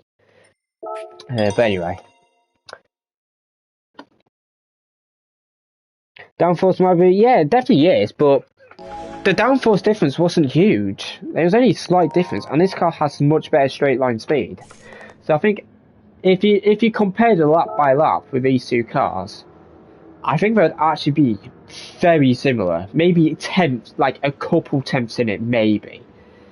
And plus, I would imagine this car's easier to drive because it's an MR, so it has more weight on the rear tyres. That's just my theory though. But anyway, let's try again. GT Science. Maybe I'm missing something. Maybe because you have to short shift this car a lot, they make this car harder as a price reward in case you use automatic. That's the only logic I sort of have. Because it's a supercharger. Superchargers you tend to need to short shift a lot more because superchargers tend to give more power in a lower torque, which is why you need to short shift more. But I don't know. Maybe I'm missing something.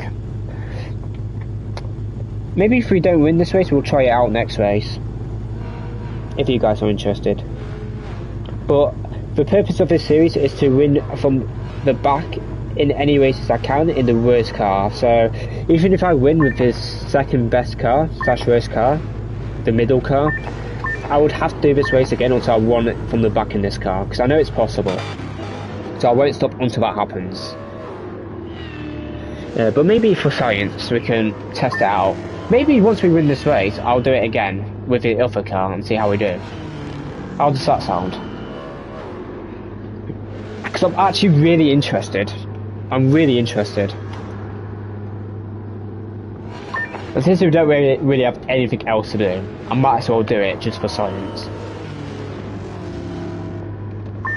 And the Strauss is ahead this time, which is interesting, because I do believe the Hellcat is slower on the straight compared to the Mack that me and Bernelli are using. So that'll be... I think that'll be better for us, actually.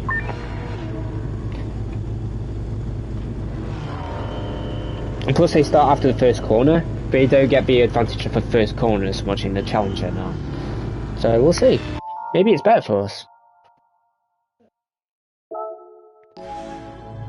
The wind is a lot nicer though. Wish me luck. Are you going to be doing any dailies today? No, I won't be, because I generally don't enjoy the dailies this week. If you don't know me, I don't do daily Bs because they're too short. Daily A, similar story, especially with DR1. And daily C, I tend to go from the back, and I just don't like Group 4 cars.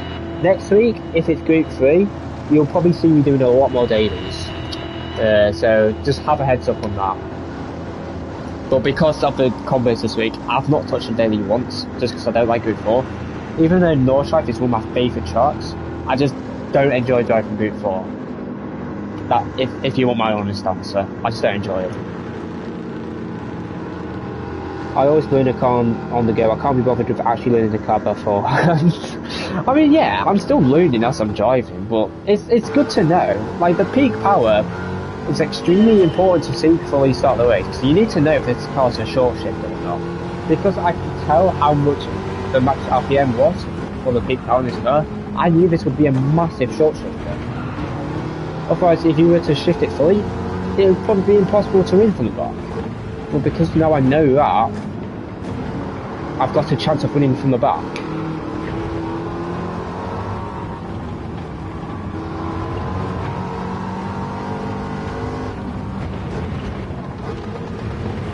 Right, don't want to be doing that. A bit wide, but we lost time anyway. Because we went way too deep in. Okay, cannot make us late for that corner. We need to know that for future laps.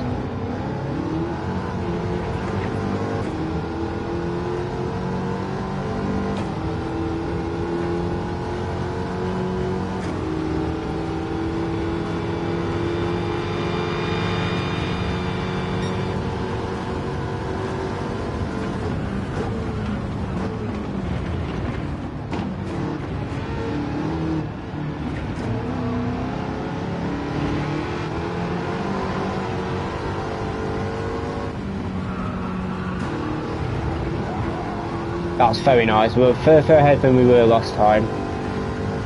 So that's a good start.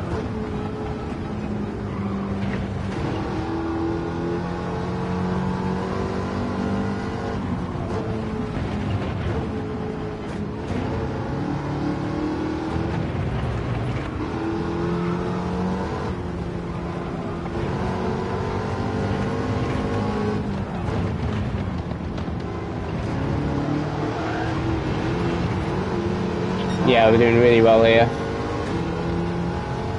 Break a bit earlier, probably about here. Yeah, it's just about perfect. We could probably break a touch later there, but not much later. Did we make the same mistake as last time as well?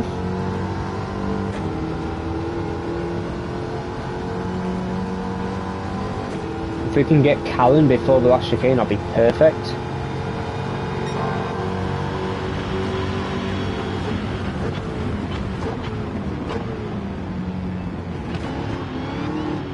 Nice.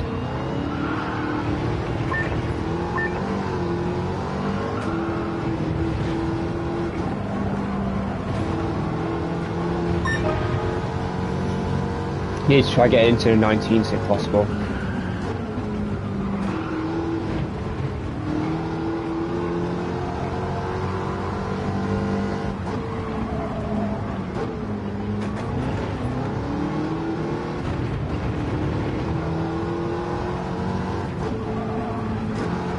Lifted a little bit much there.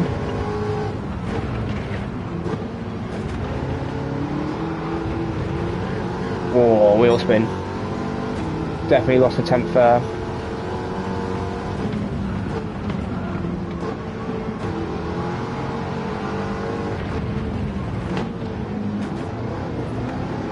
If we can get all these on a straight, we've got a chance, I think. Especially if Benelli and Innostrada starts to fight. Ideally, we probably want Benelli to overtake, actually, because his car's slow in the corners. He'll hold Innostrada's wall. They are battling a bit, so that is good. We're going to have to wait until after this corner to get a good run out of here. It's a decent run. I can probably just get on the inside here. Yeah, just. Lost a bit of time, but at least we got ahead of him.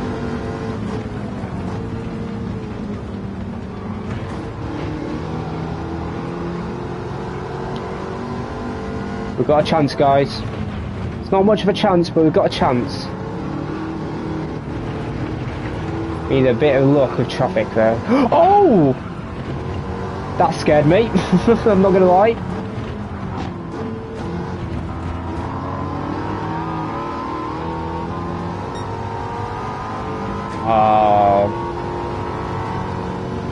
Wow, he's got insane acceleration. I don't know if that's a good thing, because that means there's less battling now. But it's gonna be tough, guys. Well, we do have clean air now.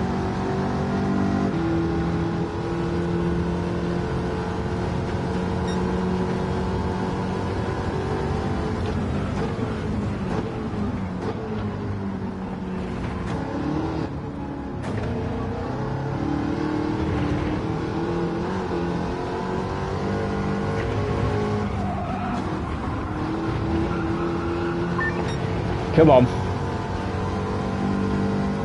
It's time to lock in. That is not locking in. Touch deep.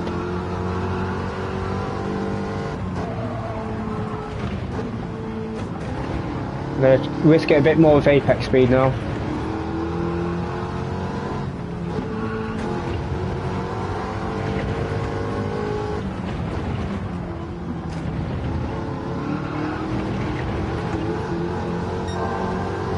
Very nice first sector, even with the deep turn one we had.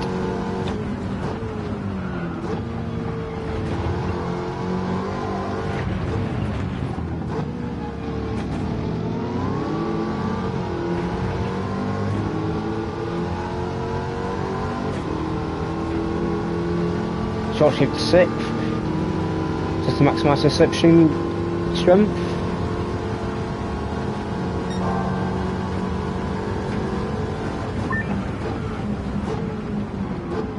Oh god, he broke late. No chance, mate. No chance.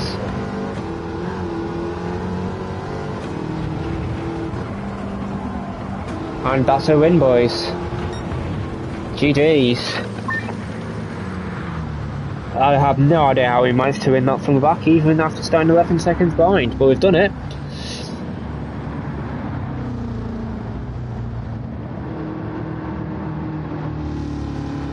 Hello Norm, how you doing? Welcome in, buddy. Hello everyone, someone gained a lot of subscribers overnight. I know, like, after the stream, I suddenly got like 300 people that started watching this straight after, so I was wondering maybe we didn't get notifications for this stream until after the stream. That might be the same with today, that might be why I've got less views than usually, but again, not too fussed about the amount of viewers at the moment. It's all for fun. It's just trying to share some entertainment on the way. But we somehow managed to win this from the back, even though we started 11 seconds behind in a less than a 7-minute race. So I am extremely happy with that. With that said, let's save the replay. Let's quickly go over my braking references for this race. So we'll do it on the last lap, since I mostly had clean air that lap, sorry. So first corner, I'm braking it about halfway between this blue barrier here and this end of this barrier here. Again, keep in mind, look at the wind we have. We have a tailwind, so in most races you probably want to brake about a quarter about a full car length after this blue sign here on the edge. So I'm going to pause it about here. I'm about to brake now. There you go. As you can see, about halfway between this blue sign here and the end of this orange part of the barrier here. Braking in a straight line. I just missed the apex here. I think I did turn a bit later instead of braking late. I just turned a bit late because I did slow down to 89 mile an hour. You want to roughly aim to be about 94 mile an hour on the apex of this first corner here. Stay about halfway between the left and the right side of this track, just to open up this little left part of this corner here. It is not flat in this car. You need to do a little lift just to line yourself up very nicely for the right hander of this corner. So I'd say about just before this little tin part here, this gazebo here, I do a small tap of the brakes, I do lift, coasting down to about 110 mile an hour. And then as soon as I get to this part of this curb here, I brake, and you want to slow down to about 77 mile an hour here. Hug this curb here, stay far to the left, and then as soon as you get to this curb again, do a tap the brakes down to about 105 mile an hour here. Oh no, 110 mile an hour, sorry. You go up to about 150 mile an hour as you go downhill. You want to hit this apex about 110 mile an hour. Exit in fourth. And again, depends on wind. You want to brake about a car length before the start of the curb here. You want to downshift second just to get the maximum engine braking. And then that way you also get a bit of extra rotation. And you want to be roughly taking about 83 mile an hour on this left corner here.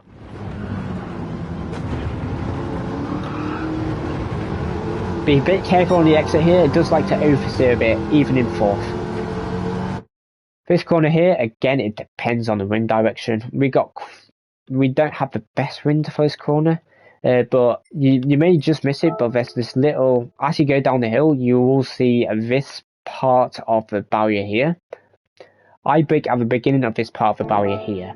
It's very hard to see at the time, but I can tell I brake about here. As you can see, I've just started to brake now.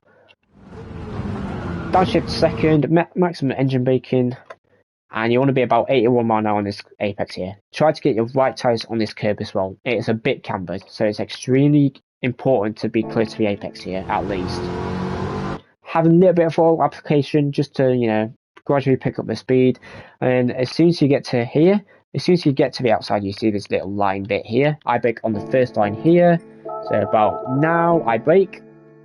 And you want to brake in a straight line, downshift to first, just to get a bit of extra rotation and engine braking, and you want to be about 54 mile an hour on this apex here. I was a bit slow on this particular lap because I wanted a bit of a run up to the car ahead of me, but you want to be about 54 mile an hour here. Exit in third gear, be a bit careful on the throttle initially. As soon as your car has straightened out, go fully on the throttle. You want to shift this car about 10 to 20%, I'd say about 10-15% is more precise. In such it's better to short shift a bit earlier because you get more of a run up. But as you can here, I brake. It's very hard to see with this time of day now, but I brake as there's a little bit of a darker tarmac here. Well, it's more of a shadow actually. It's not the tarmac, it's the shadow. You brake at the beginning of this shadow here. Brake in a straight line because the car is going for a move on me here. But basically, what you want to be doing is you want to be hitting this first part of this apex about 65 mile an hour. You want your right side of the tyres to be cutting as much of this track as possible without going over this curb. Or going over this grass, I should say. As long as your right tyre is touching this curb, that's good. You want to cut it as much as possible because one, that's where the grip is, and two, and more importantly, it leads you a good angle for this last corner, so you can attack it more and carry a lot more speed. In most cars, you'll be flat out from that corner onwards, all the way down to turn one. But in this car, you won't be. But it's still important to maximise your exit here because it goes uphill here, so you need to absolutely maximise the exit here. This corner you want to be carrying about 67, 68 mile an hour in general, but obviously because I wasn't able to take the optimal line, it's about 60 mile an hour in this case. Exit in fourth gear in this car as well. But now guys, I'm going to try this, and actually this last corner, I do a small tap of brakes here. That's about 2 car lengths after the end of this curb. I tap the brakes and I let the car coast a bit down to about 125 mile an hour. Exit in fifth, try to get your right tyres on this inside curb just to help drag your car around this last corner. And that is how to do a lap here. But now, I'm going to save this replay And I'm going to do another race of this in a different car, just to compare the cars. See if it's any better or not. Because I've got a theory that this car here is actually slower than this car. Let's put it to the test. We're going to do a lap or two practice, just to get used to this car. The peak power of this car is 6.2k RPM, 6.3 RPM. Let me just quickly see on my stream quickly, sorry guys. 6.2k RPM, so I'm probably going to shift this around 6.5k RPM. But I'm going to quickly jump to practice and see how the car handles. It is naturally aspirated, so it's probably an easier time out of corner exits. It should handle slightly better, but let's see. Let's see where the 6.5k RPM is in this car. So I probably want to shift about 50% in this car.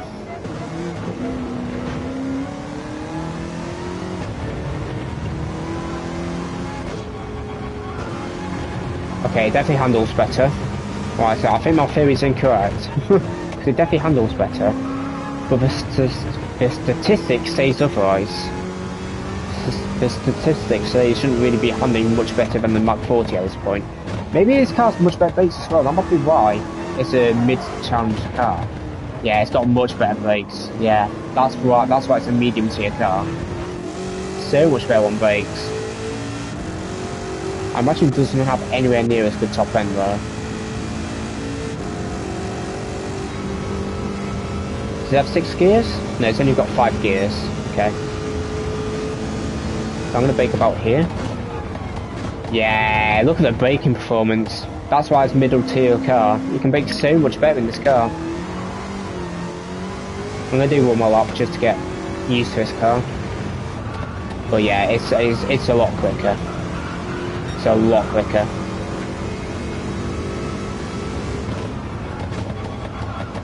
It handles better. Not much better, but it handles a bit better for sure. But it's the brakes that are so much better in this car compared to the Mach 40. Probably because it's more of a race car, this car, unlike the Mach 40. It's more like a drag car, in a way. Or in a sense, I should say. Yeah, look how late I can brake in this corner, for example. I could brake at the beginning of the curve. In the upper car, I had to brake at least a car length before the curve. This car I could probably brake here, which I would struggle in the Mach 40. But in this car, no problem.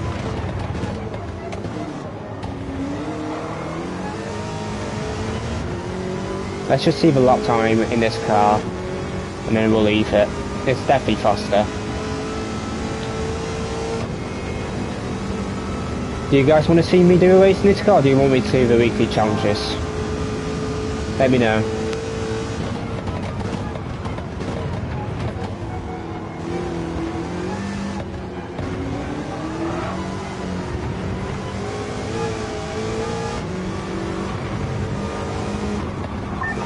I mean, it's not much faster. It's only just faster. Maybe half a second in it. I did brake very early for last corner though.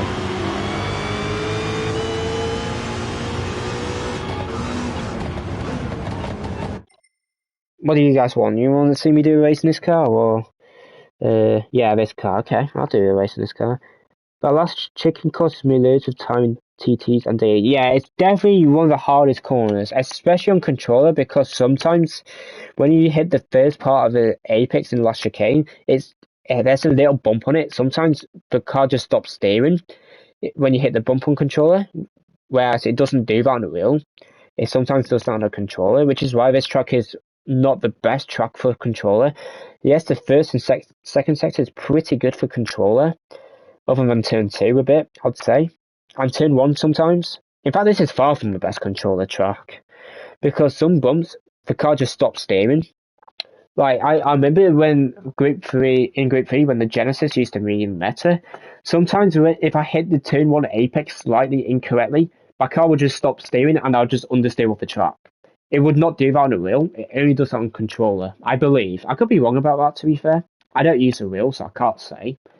But I'm fairly certain that the wheel doesn't get impacted as much by the bumps compared to the controller. At least from what I've seen. I can't say for sure because I don't use the wheel, so I can't say. But it's just from watching when I'm behind other cars, they're hitting the same part of the curb as I am. I get affected more than them, even though we're in the same car, same steering, everything. Yeah, but yeah, we'll do a race in this car. But yeah, we'll see how we do. Last race for the Powerpack today, and then we'll move on to the weekly challenges after.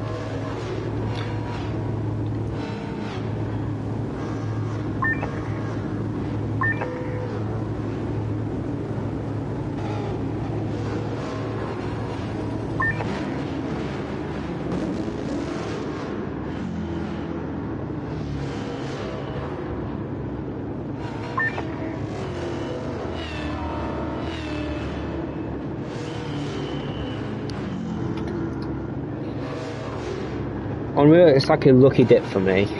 yeah, it's a bit. It definitely need luck on real as well. To be fair, I can't deny that. But look, that corner is quite a bit of a lucky corner, to be honest. So if you just miss the right apex, you just understeer. So you need a little bit of luck in that corner. But I just think with controller, you need a bit more luck. You can definitely take it as fast as a wheel if you do it properly, but it's very difficult to do, to be honest. But yeah, let's do this race.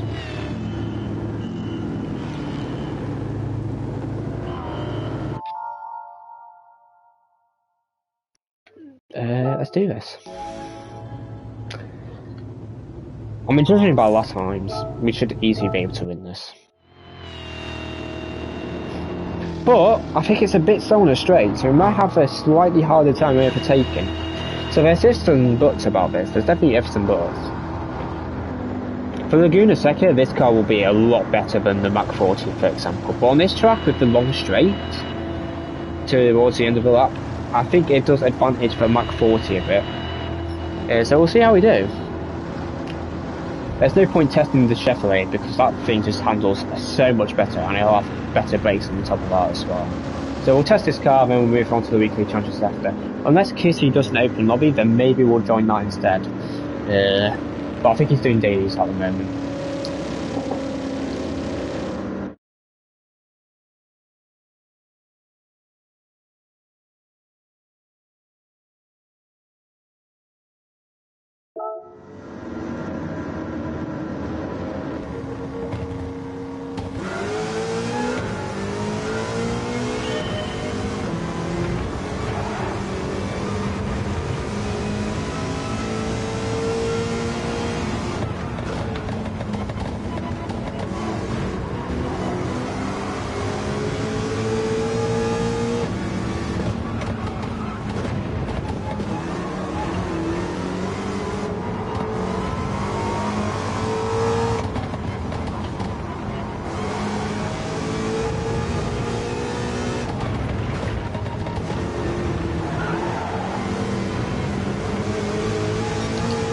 Right, sorry guys, my cat's been extremely annoying.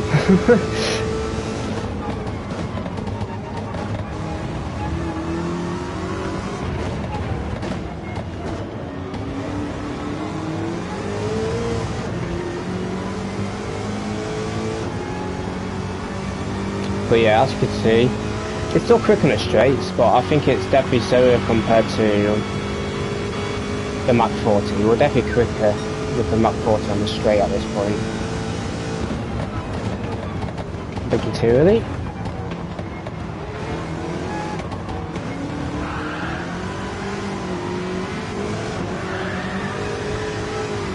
It's more wheel spinning. I do have to say.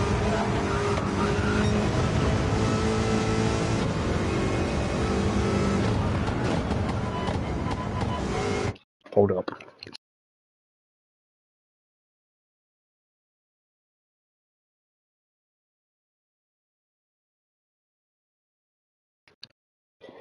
Wow, he's fighting me.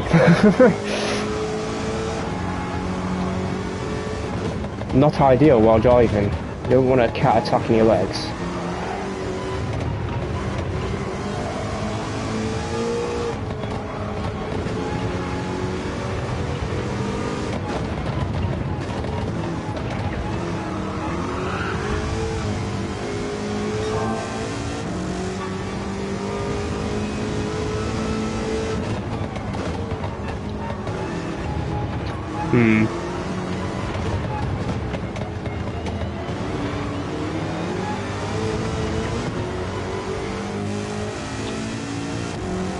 To be fair, I'm not driving this as well as the other cars, but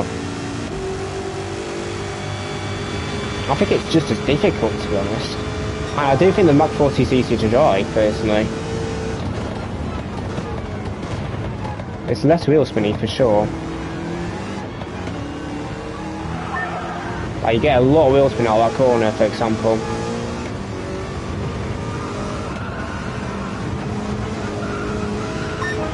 Yeah, a lot of times are similar as well.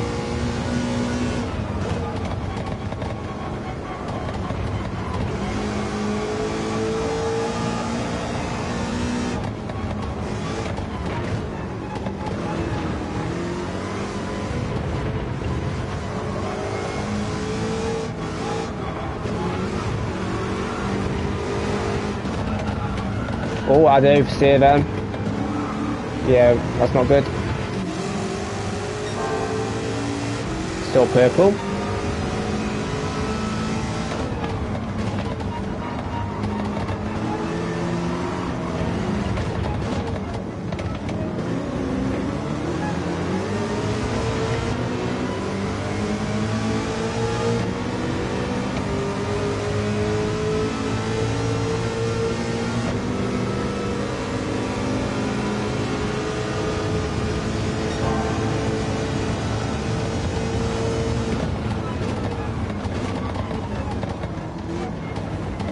Yeah, this car's so much better on the brakes.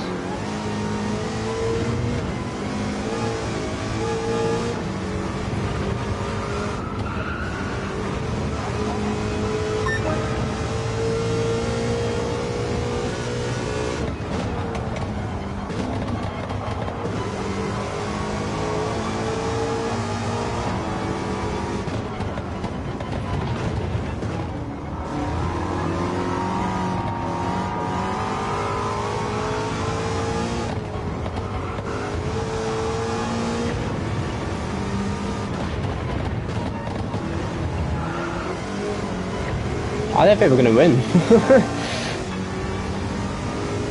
Even though we're driving faster, we're definitely faster in this car. No doubt about that.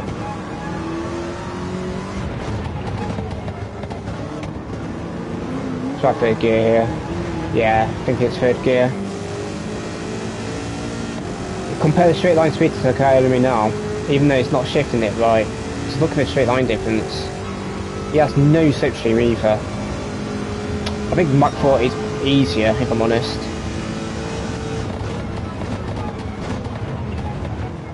Personally, at least on this track. Laguna Seca, for example, this car will be a lot better.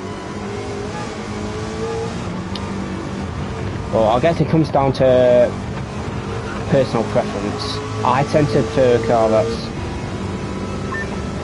a bit oversteery, but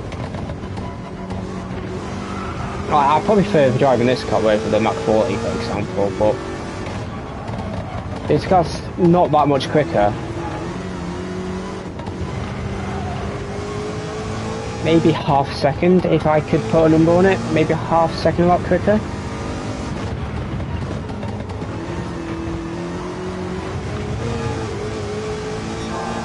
Okay, maybe not. Maybe it's me. No, I'd say about half a second.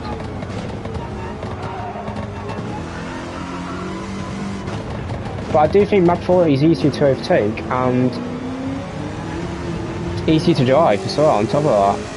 We might not even win this race, and I've driven better for sure. Probably just because I've had a tougher time getting past people.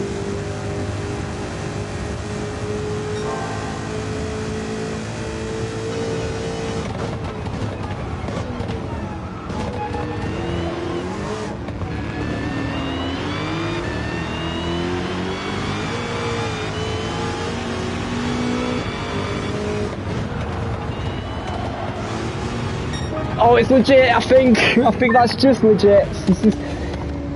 What's my favourite car in real life? It has changed a lot over the years. It used to be a Lamborghini Gallardo, and then it used to be something like a Lamborghini Miura. These days, I'd say my favourite cars are McLaren F1, Lexus LFA, and in my opinion, a super underrated car. It's a TVR Cigaris. I think that car is beautiful to look at, personally. One of the best looking cars ever. Especially with the colours it gets. Gorgeous. Gorgeous. But yeah, this car's slightly better. Like, if you compare our finishing times, I did a 6:45 in this car compared to how did I do in the Mach 40? Sorry, I'm just rewinding stream quickly so I can see my finishing time. I did a 47 I think it was I did? 6:40, I did a 6:46.4. So yeah, I was less than a second quicker in this car. So honestly, and plus it's a slow on a straight, I do think Mach 40 has just as much of a chance of winning than this car, the Roadster Shop Rampage. It's on GT7? No, it's not on GT7 unfortunately. The only TVR on GT7 is a Tuscan, I believe. Which is also an awesome car, but I prefer Cigaris because it's got the rear wing just looks so cool on that car. It's kind of like see-through. It probably doesn't affect on-track performance or anything, but I just think it looks amazing. Personally. Give me a second.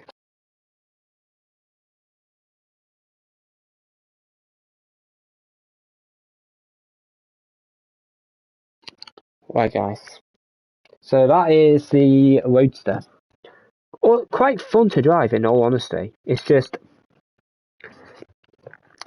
Let me just quickly show you. So, as you can see, look at the price money. I don't think it's worth a 10% difference, at least on this race. Because this car, in my opinion, I would say it's very slightly slower than this, but I do think it's easy to overtake in this car, and I do think it's easy to drive as well, towards the limit, because it doesn't oversteer anywhere near as much, so you can just pick up the throttle easier, and if you use manual as well, in automatic I'd say this car's definitely a bigger advantage than this, but in manual, if you're able to shift this car properly, I think it's only a few tenths of laps over than this. Maybe 4 or 5 tenths a lap if I could put a number on it. But yeah, this car would absolutely destroy those two, even though it's still on the straight. Just because look at the 150 rotational G. That basically tells you how much downforce this car has in high-speed corners. This car can turn. This car can turn. Like its 75G is higher than this 150G. It's crazy. But anyway, another lap. As you can see, we've done another 3 races today. So we have done, today we've done, what have I done today? I did this race today, I did this race today, and we've done this race today. I think that's going to be it for the Powerpack today. We've done 6 out of 50, good progress. We'll probably do another 3, probably not for a while, because I think the next few dailies are looking really good. So we'll be able to stream those dailies instead of doing this. I'm basically only going to stream Powerpack when the dailies aren't good and there's no GTWS, because on those weeks I probably won't really be playing the game. So I want to still be playing the game just to chill and, you know, not get too rusty. So I'll be doing this for fun, but we're going to make it last, basically. We don't want to get this done with in 2 weeks' time. We could easily just blitz through all these races now if I wanted to, except the endurance races, if I really wanted to, from the front of the grid. But we want to make it last. We want to make it entertaining. We want to make it fun. So, yeah. 2 streams for this. We've done 6 out of 50. I think that's good progress, guys. I think that's very good progress.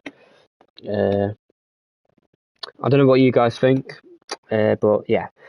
I don't think I could get you a ride in an F1 these days. If you are down Rory's way, maybe a ride in a T50. maybe, honestly. Get the reward and let's open them. You want to see the rewards? I think we should wait for the rewards when we get a bigger stream, in all honesty. Maybe we should do it all at once. Because honestly, I mean, if you look at my credits, for starters, I've got max credits already, as you can see here. I've got max credits. For starters, and 2, if you look at the rewards, it's just 250k credits. Don't need that.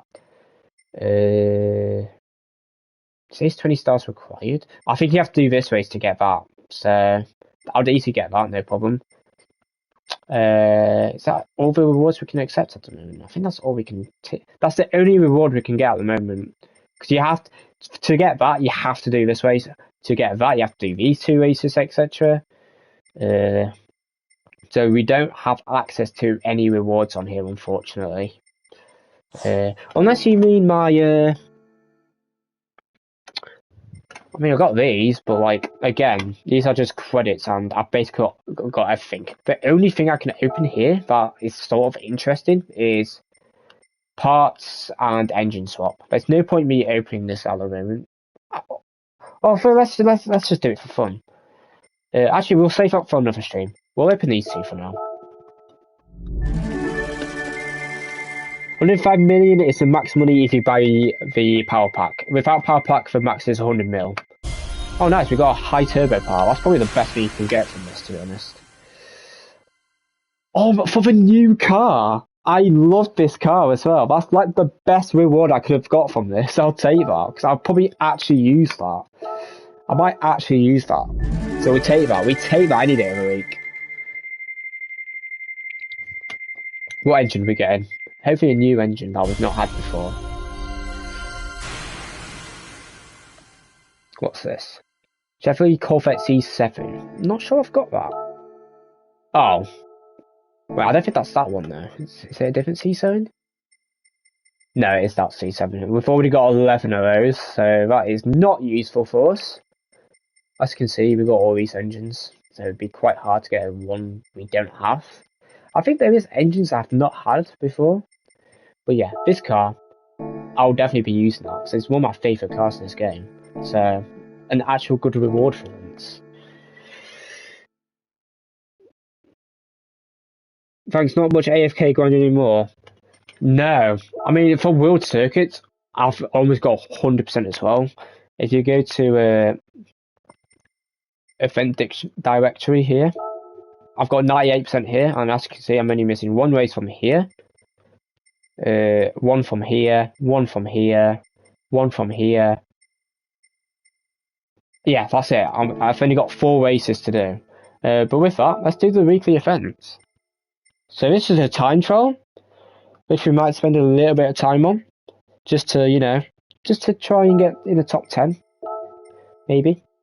If you look at the ranking board, I mean, to be honest, I don't recognise any names here other than Kamit, of course. For Jerome, I know. I don't really know those 2. I don't know him. I've never heard of him. I've heard of Yokoyama before.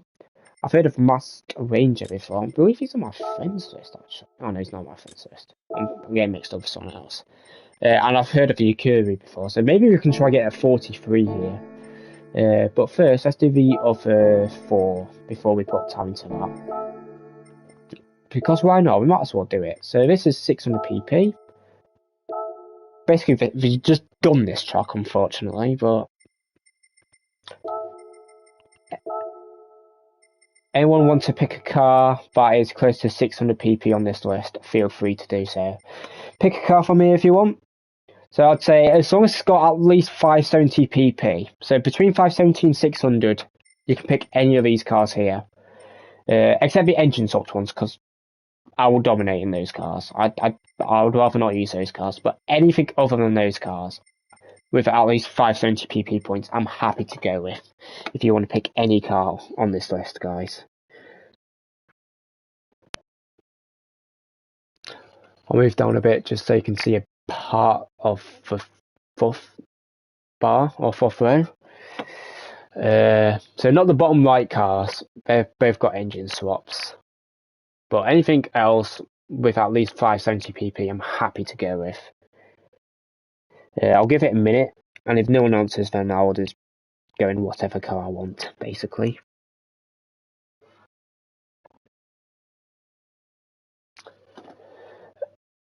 My idea is to either go in the safety car here, or this Dodge Viper here, because I do love this Dodge Viper, and it's got a very nice livery on it. It's got a ATRX. You want the safety car. I thought that would be the picked choice, so we'll go safety car. How do I rev this car, actually? 6k RPM, right? Yeah, 6k RPM is the red line for this car, so we'll shift it just past the 6k, I reckon. This should be. I've done with Aston Martin with LP600. Oh yeah. That's just a decent car for those races as well. GT40, yeah. I think the GT40 was under 570 pp. Unfortunately, I think that was around 550. But we'll go with safety car because one, it's funny, and two, someone else wanted to go in it. And I would have picked this car anyway, so we'll definitely go in it. Plus 5 bit bonus. So we'll probably want to shift about. Okay, yeah, we don't want to shift this much. I just wanted to see how far we could go in the red line.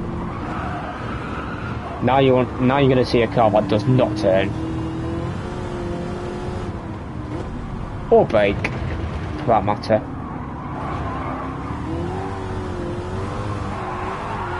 And it drifts.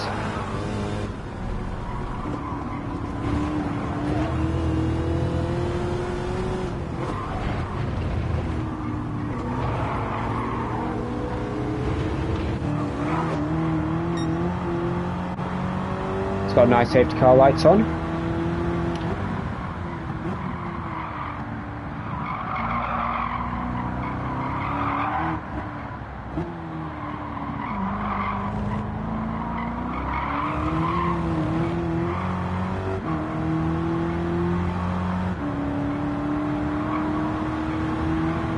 Yeah, this is too easy.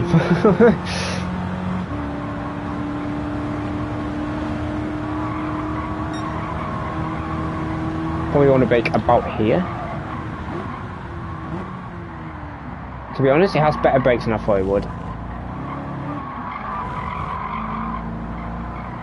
Right, that's third gear for next time.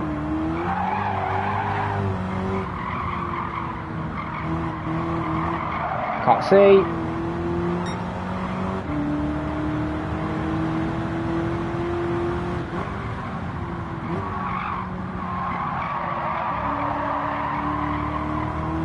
Fargo in the old Chevy, that looks kind of cool to be fair. The C1 I believe that is.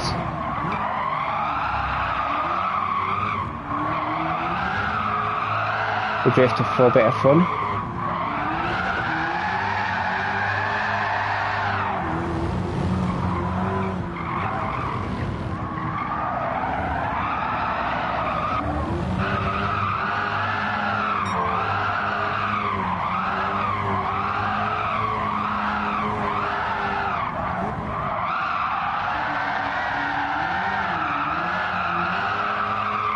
Makes a good drift car with all this power.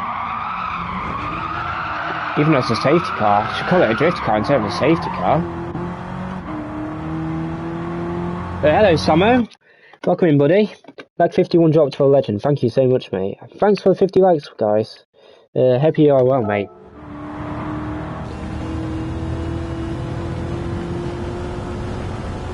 Is that a mic? That looks like a mic. That's kind of cool.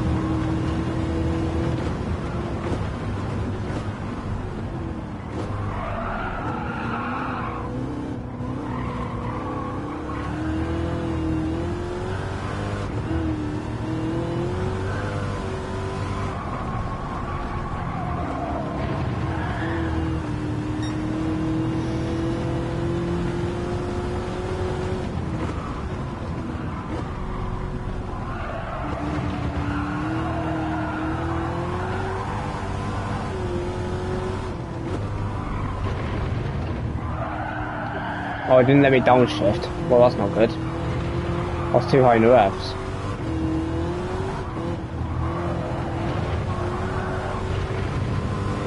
To be honest, even in GT40 I think we can win this race.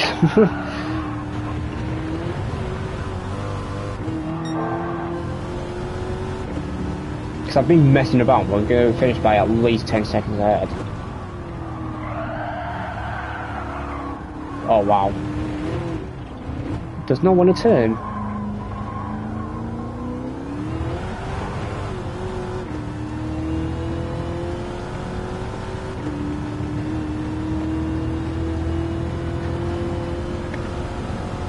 Yeah, I'm very good, thank you. I hope you're well as well. Thank you for joining in.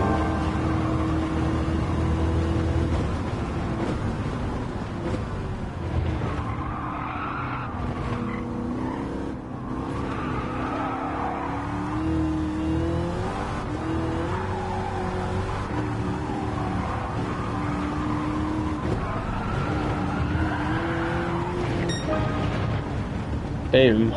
Easy as that.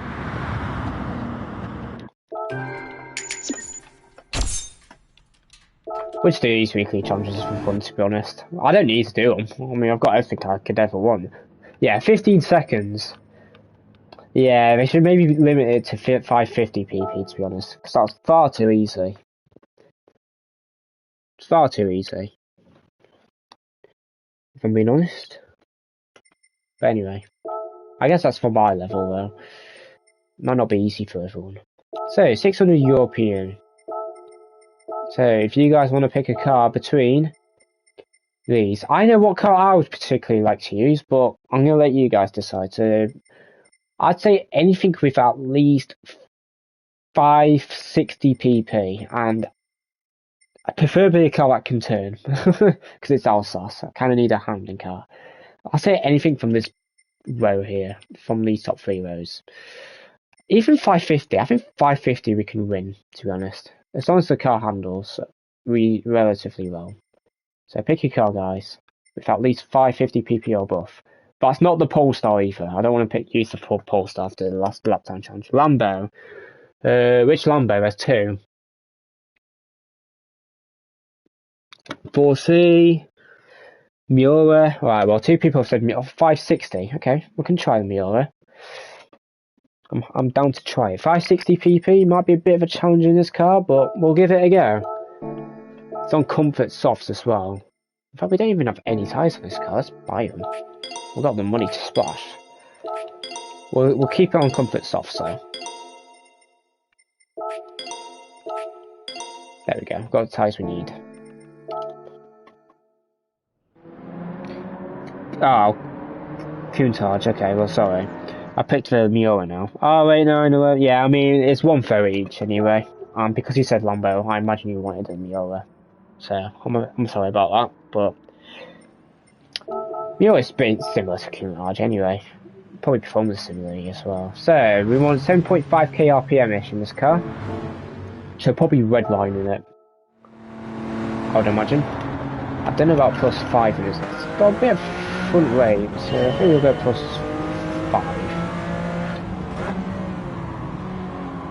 If I remember, if this car drives anywhere similar to GT5, it has terrible differential. 7.5k RPM. Yeah, want to redline it. This will be a lift in this car. Best Alpha 4 seed in this race as well.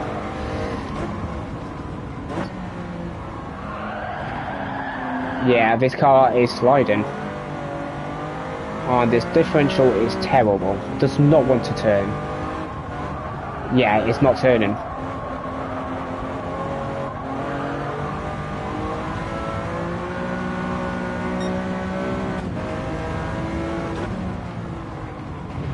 It also doesn't brake. Although, to be fair, it's better brakes than I thought it would.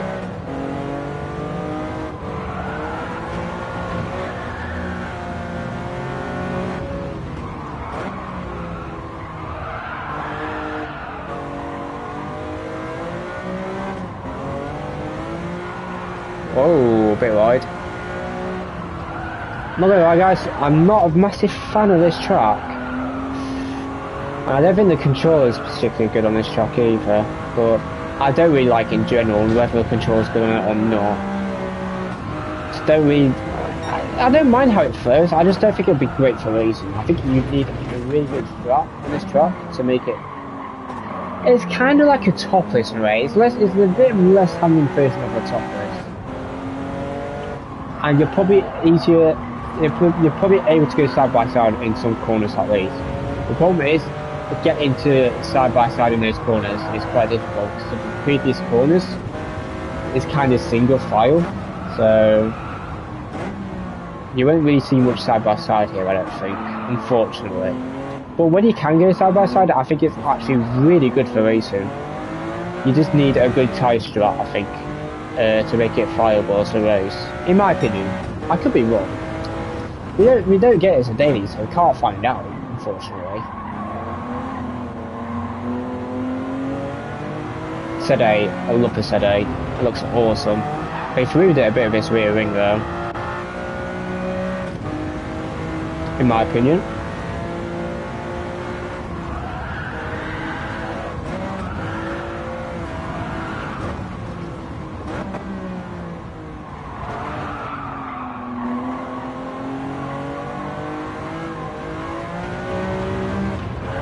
Whee!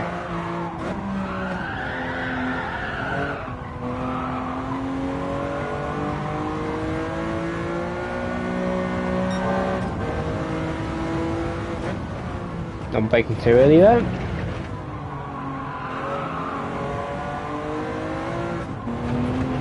I'll be third gear there.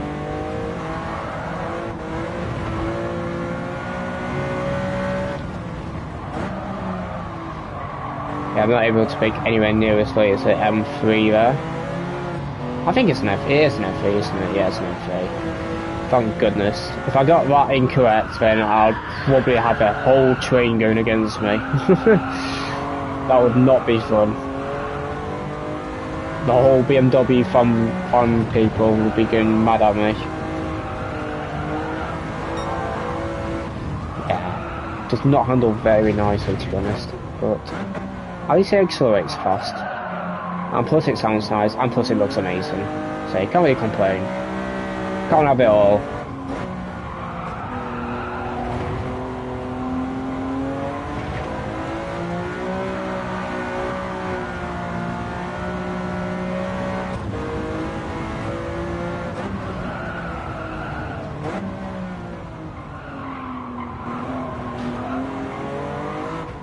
Has terrible suspension as well, apparently. Which I guess makes sense, because it's a classic car.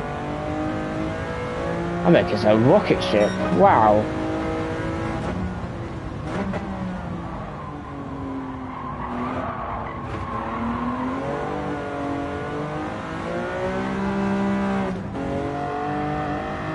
It's got awesome pop-up headlights as well.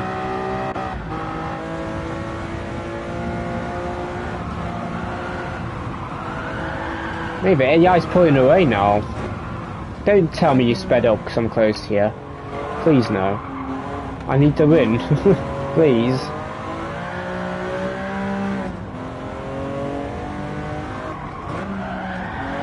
Whoa, why is it sliding?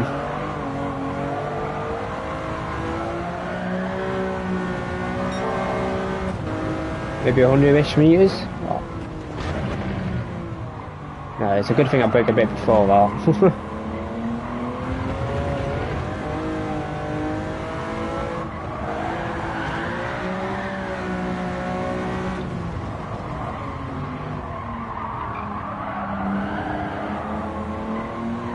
I don't know if I can beat him.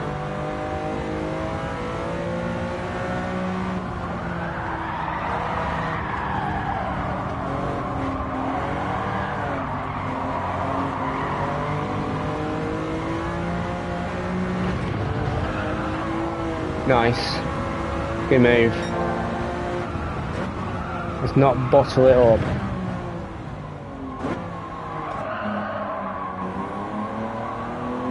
Made it a good challenge, so go pick who picked Miura? I'll see you in a second. Wait, hold up. Hey Red Eye, nice to see you in chat, mate. Welcome in, buddy. Thanks for joining, like I said, and good evening too. I hope you're well. Who said Miura? Nikki, yeah, good choice, Nikki. It made it quite interesting. So, very good pick from you, sir. So, thank you very much.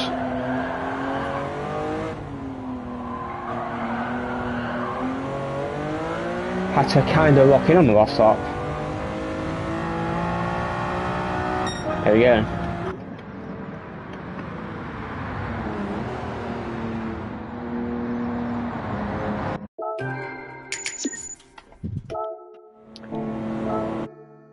So that's that.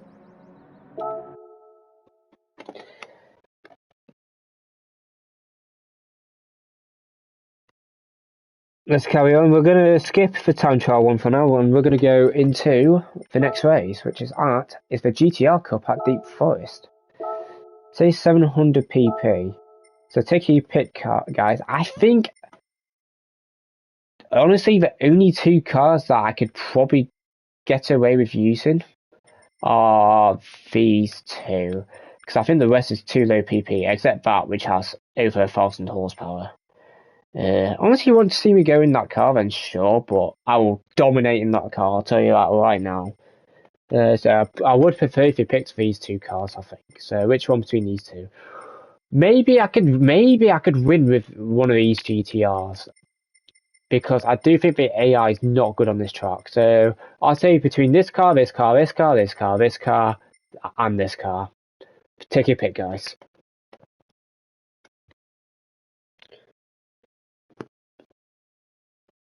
I don't mind trying the 590s PDP cars. It will be very difficult, but I think it would be doable. Top left, alright, Dingle, thank you. Anyone else want a shout for a car? Or are we going in the top left? Probably my favourite car on this list, to be honest. So if I'm going in that car, I'll go in it. I'll give it 20 seconds or so, just in case someone else wants to mention.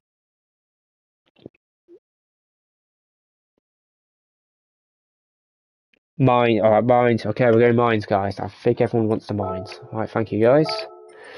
So I did this in the lap time challenge video, and I did get a professional world record on this car. I got it for about 8 hours, I believe, before Heaven beat me later on in the day.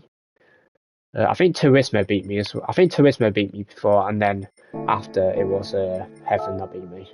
And since then I've been beaten by about 4 or 5 people, I think. I really enjoy your lives, Carl. Thank you so much, Wolfram. I greatly appreciate it, mate. I'll carry them on, especially when the dailies are good. So when the dailies are good, we are chilling. I'll be able to provide content, etc. Oh, we're at Deep Forest, not Trial. Why did I think we were at Trial Mountain? Oh, we're gonna struggle, I think, but we'll get. Oh no, 640 PP. I think we'll be alright. So 7.5k RPM. I think I left it a bit past the red line from memory, so we'll be doing that. I think the AI is okay on this track. They do lift a bit in the last section of the track though. And hello Ian, I don't think I said hello to you either, Ian, so I hope you're well. Hope you're having a good afternoon, etc. We've probably won 35.65 in this car.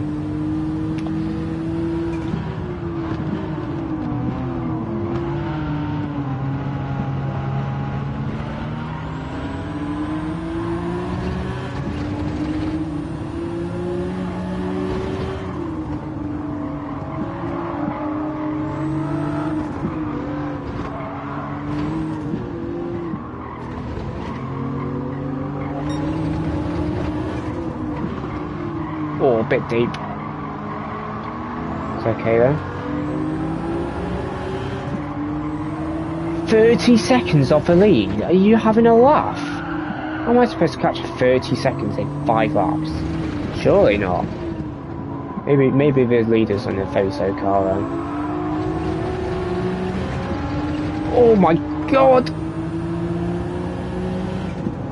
Threading through the needle. Yeah, I caught up 5 seconds since I've said that. Okay, I take that back then.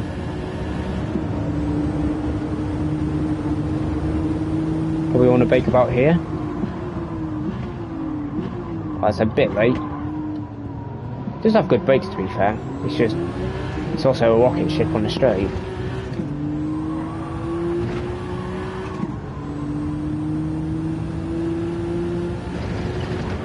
Short shift to 6th here. Oh no, it's easy flash, I should have stayed 5th. We'll probably have to brake a bit before this bump here, so probably about now. Never mind.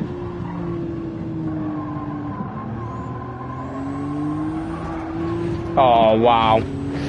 Did not want to turn as I put the power down then.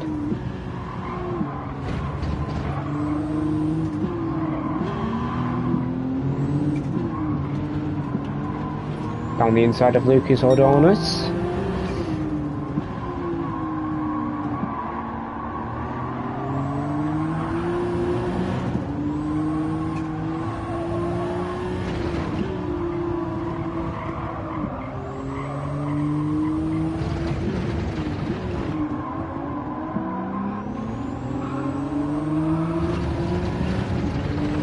Yeah, I mean, we're nearly leading. We might even be leading by the end of the lap. This is 700 pp, guys. It's too easy.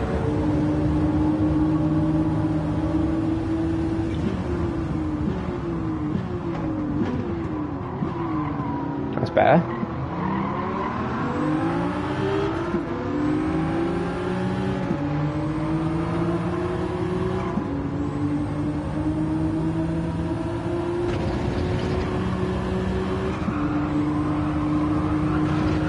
And there you go.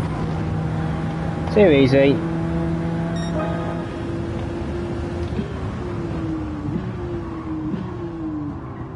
Even if it was a 2-lap race, we would have won. That's mad.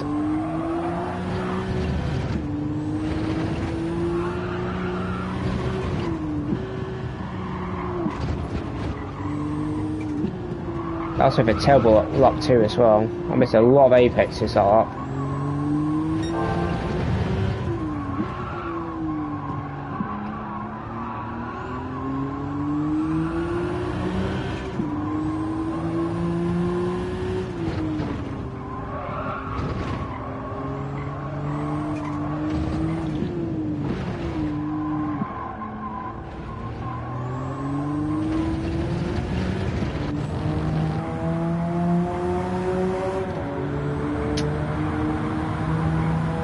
This is why I think there should be another difficulty for these races. Like, yeah, it's on hard, and I'm 50 pp below the limit, and look at the gap, and we're just past halfway of the race, and I started 30 seconds off the leader. Like, when people say that the AI needs to be harder than that, they don't have to make it harder. I just think we need to add more difficulty levels, because there's a big variance in skill levels. Like, some people may even struggle in beginner, but that's probably because they don't play this game, and they could be very young as well, or, you know, just messing around. I don't know. This is just too easy for me, though, personally. I have to admit. Like, I thought when they introduced Sophie AI in that at first, and I think they introduced it on GT Sport even, I was expecting these sort of races to be a lot harder with their difficulty levels, but they've never done it, and it would give me more enjoyment in the offline races, to be honest. Well, that's just my personal opinion. I'm sure there's people with different opinions out there, and that's fair enough. I totally get it from both sides. I think there should be a different difficulty level for people like me, but find it a bit too easy, even with a little bit of messing about.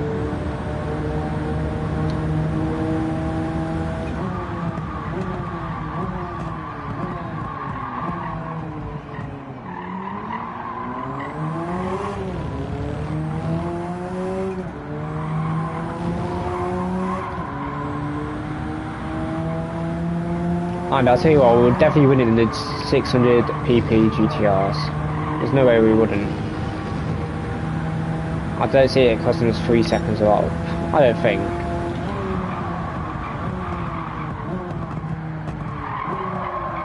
I'm not even driving that well.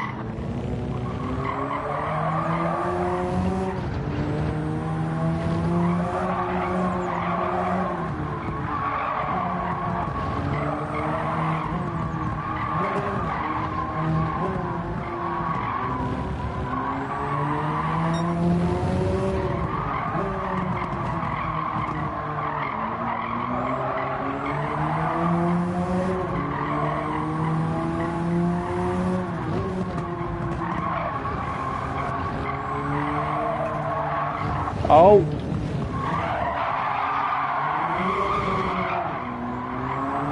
Don't want to be doing that. I went on for way too early, considering how much on the inside I was on that corner. To be fair, the Japanese AI driver behind is pretty quick compared to everyone else, but even then, even if they started at the front, I think I would still beaten them.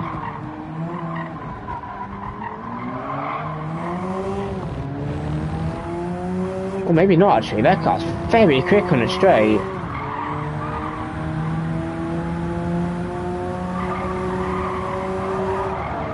They're getting time on me there. Never mind, they lost a lot on the exit. Well, there you go, guys. Hello, TX3V. How you doing? I hope you're well, mate. Thank you for joining in. PvE is always easier than PvP in all games I've tried, yeah. I know. But it's a bit too easy, we can admit that. It's a bit too easy. It shouldn't be this easy. It's a bit silly. If we're being honest with ourselves. That leads us to one more race, and the... Oh, Group 1 at Yasmarina. I've not done this yet. 15 laps, times 5 tyre wear, times 3 fuel. We're going to go in a Group 1 car, guys, so... From this list, pick your car. I think we should be able to win in most cars. I think we would struggle in cars like the Sauber C9, the Jag, and the Master. I think every other car we might be able to win, so up to you guys. Pick what you want. There are cars I prefer, I will be honest, but I will stay quiet and I'll let you guys pick before I put my opinions out there. We need to put Sophie in the weekly challenges. I 100% agree. 787B, 908 HDI. Okay, well, to be honest, out of the two, I'm definitely picking the 908. I do think this race won't be winnable in the Master. Maybe it is. I don't know. Alpine. Okay, brilliant. So out of the three, I'm definitely picking the Porsche. Any cars I'm missing on this list, actually? You're missing the LM, the Bugatti, the VGT Audi, and the L750R. And then you got all these cars, of course. It's not too easy. You are a top 100 player. Please don't compare. I know, but like, mate, I was in a car 50 pp below the limit, and I started 30 seconds behind, and I still finished at like 15 seconds ahead. I was just saying, they can keep the same difficulty. It's just, in my opinion, they should have like a 3 chilies, a 4 chilies, and a 5 chilies. That's all I was trying to say. They can keep the same difficulty for this level, sure, but I just think they need to add more difficulties, if you understand what I'm trying to say. Anyway. The Audi or the Porsche, okay, we've had every car. TSO30.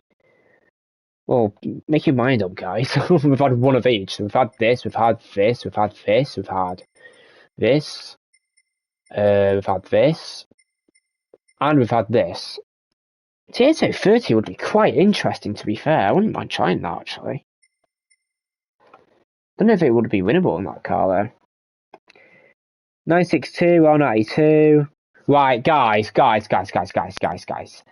When I say pick a car, I mean pick a car, mate. Don't pick every car, because that means what am I supposed to go in?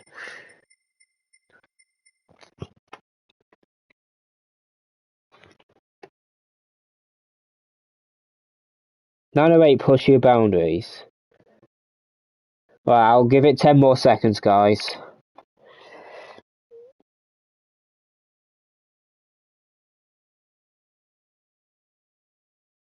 Nissan GTR. Death and Master, mate.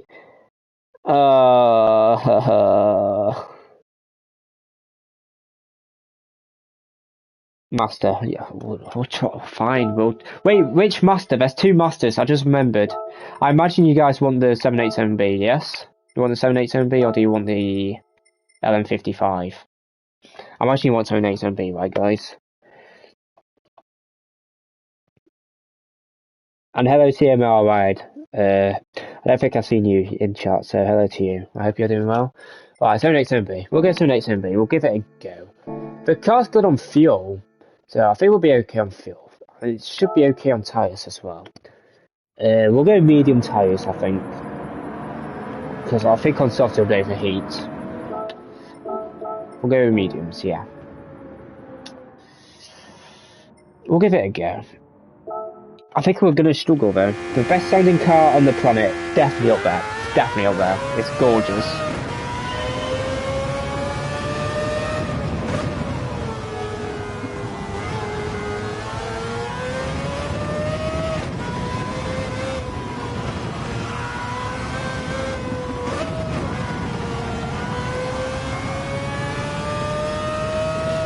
What's the fuel saying? Yeah, we've got loads.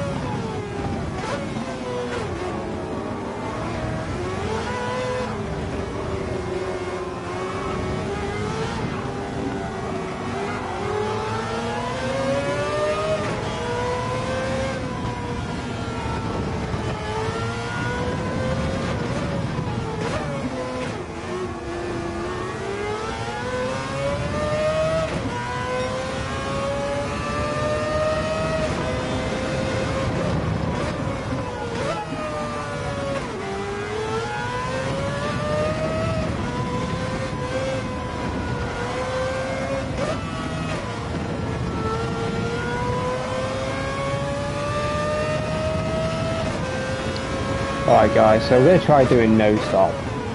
So basically the only way we're going to win this race, I think, is if the other AI cars don't. If the other AI cars hurt.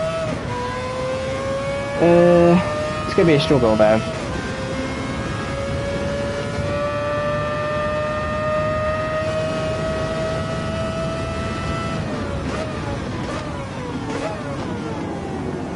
A bit late.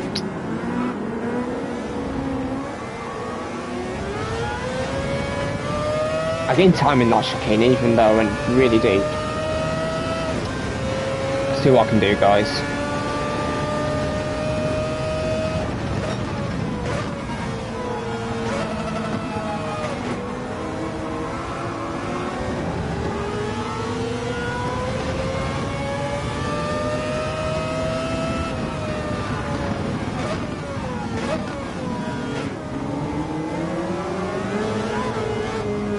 Oh, it might be winnable actually. Oh, Adam Wilkes a lot quicker though. Oh, guys, we're going to be in big trouble, I think. We'll give it a go though.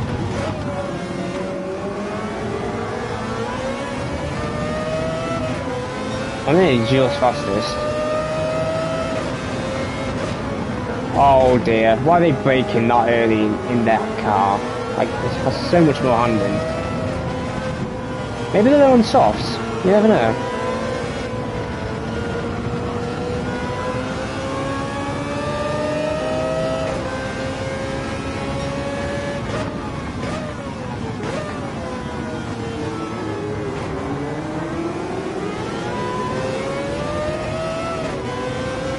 Tyler is very good, very good.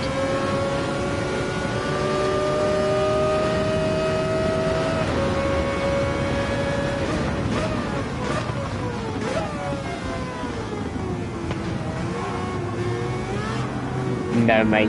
What is Dean doing? There's a corner there, mate. I hope you're aware of that. Sorry, let me see chat quickly.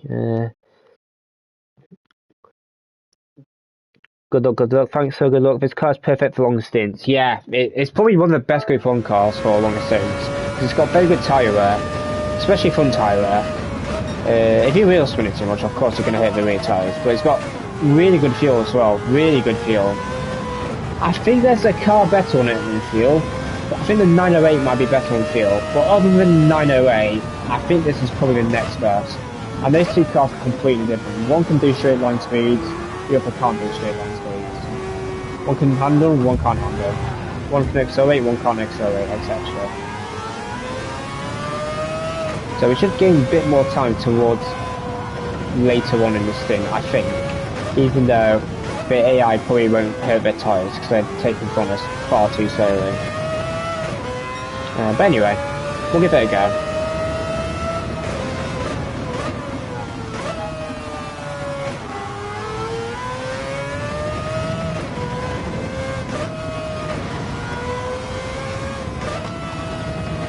What's interesting is, if you remember the circuit experience video I did in the 296, the last time I did was a 149.9, I think it was. It was a low 9 or a high 8. And that's on the hard tyres. On the mediums, it'd probably be a good second a lap quicker at least. It'd probably be doing mid 148. So this Master's only probably about 6 seconds a lap quicker. Although my laps aren't good either, so probably a bit more than 6 seconds. Oh, I hit a bad part of the bump.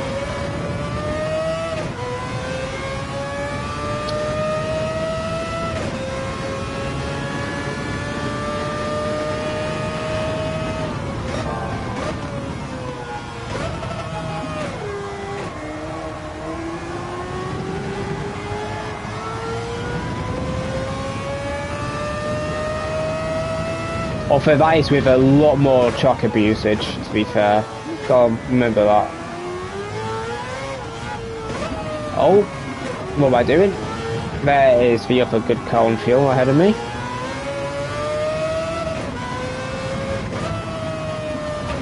Taking out very slowly.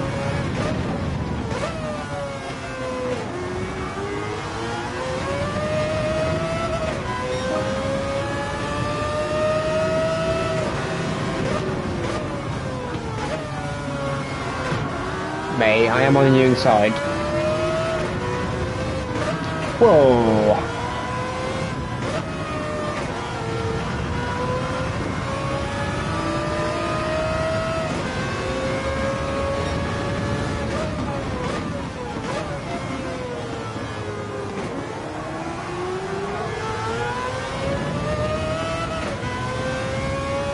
We're doing well, guys. Virtually engines are OP on track.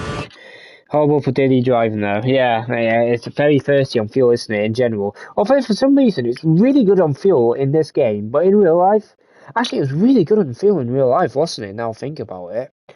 I remember in real life in 1991, the 787B was able to do like a lap or two longer at Le Mans just because they had a really good fuel consumption, and I think it had good tyre wear as well.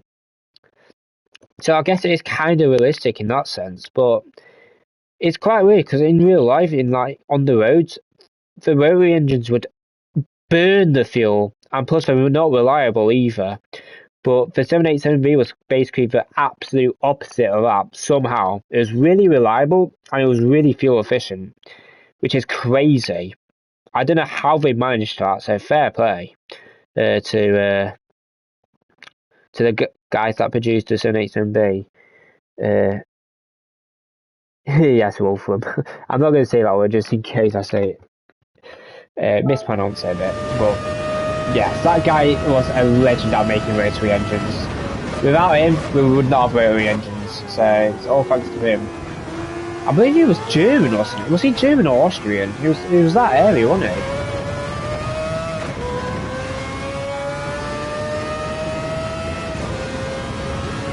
Yeah, look at the tyre wear. The tyre wear is ridiculous in this car. 5 times tyre wear on mediums and it's barely hurting them on the middle of flat 5.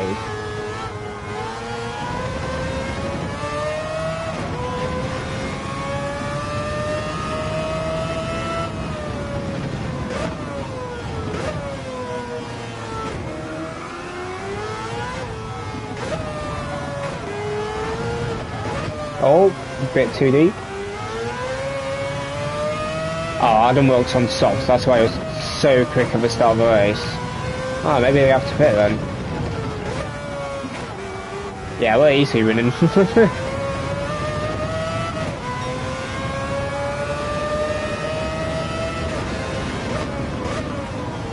There's very similar braking points to the 296 circuit experience actually. It's very similar. In very similar lines and everything. I'm not quoting it as much because I don't like to abuse the champions too much. But other than that, it's very similar. But where you actually have to drive both of them.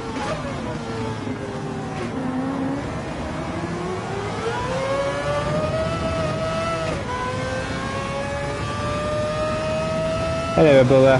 How are you doing, mate? I hope you're well. The Simulator 10B was so hard to compete with because it was a rotary engine that was hard to restrict. They didn't have enough regulations for our engine yet. If you want the real truth of how that car did in real life, it actually wasn't as dominant as people first thought. I think, I'm trying to remember what cars it competed against. Cars like the Sauber C9, the XJR 9, the what's the other car? R92 CP that came out the following year. These cars were actually a lot quicker than the Master was, but the Master was just better on its tyres. It was better on fuel, and it was more reliable in general, which is why it won in Le Mans. In fact, I'm pretty sure that's the only race that ever won in a very competitive race with like all the big dogs in it. Because other than that, it was not up to pace. It was not up to pace. It was usually like a second to 2 seconds lap slower in real life, from memory. I found that out from watching videos on that car from other YouTubers. It actually wasn't as dominant as people first thought. Even though the Gran Turismo did this car a lot of good, to be honest. But even without the history in that, this car would still be one of my favourites of all time. So I don't care about how it did in real life. I don't care if people liked it or not. I love this car. I will always love this car, no matter how well it did or not.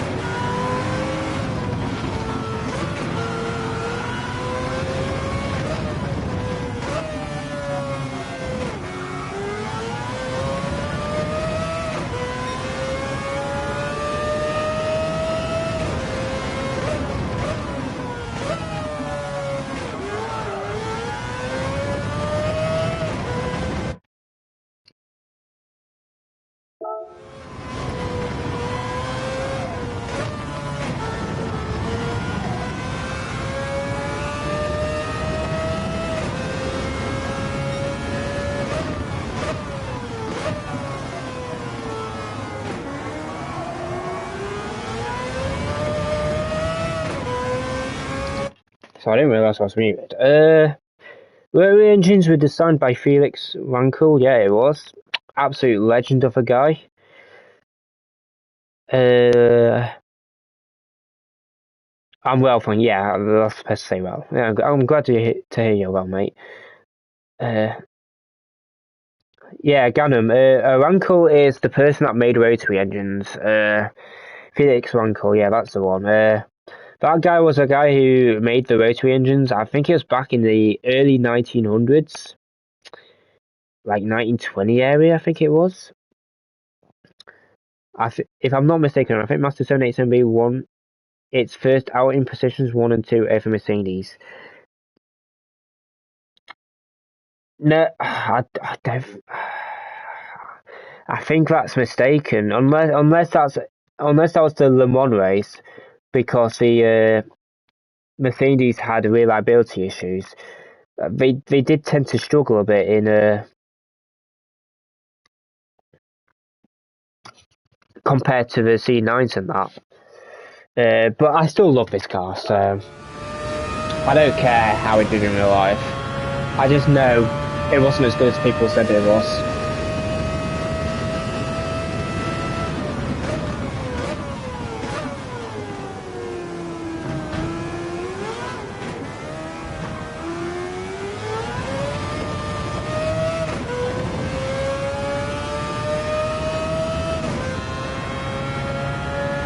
We'll go chase cam for a bit, so we can hear it a bit more.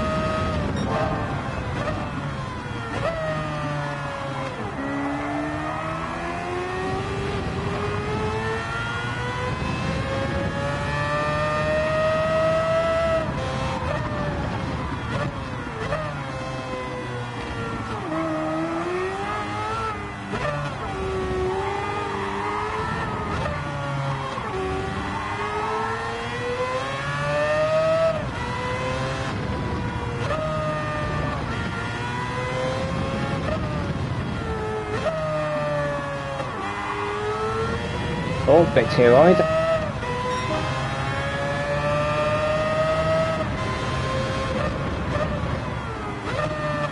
They're all on softs, interestingly.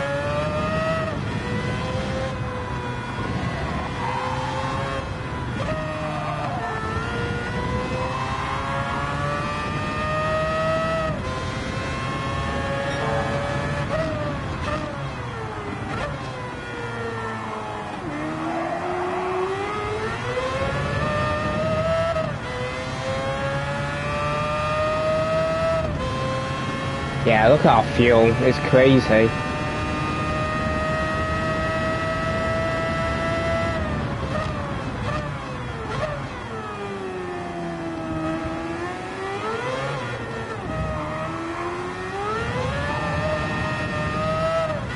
Bit wheel spin.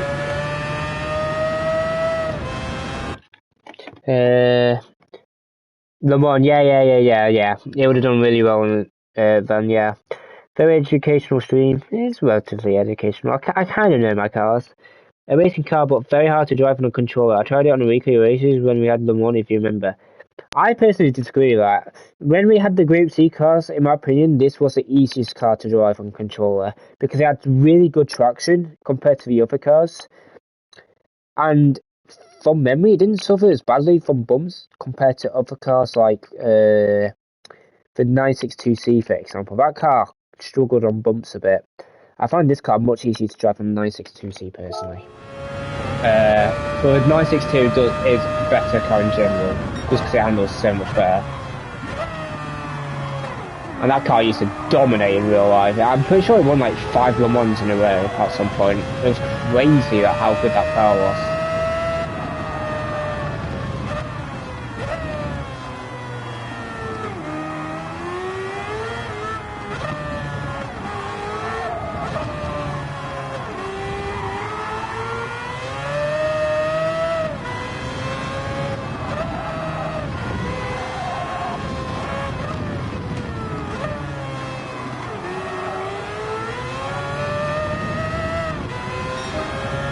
There we go, 42.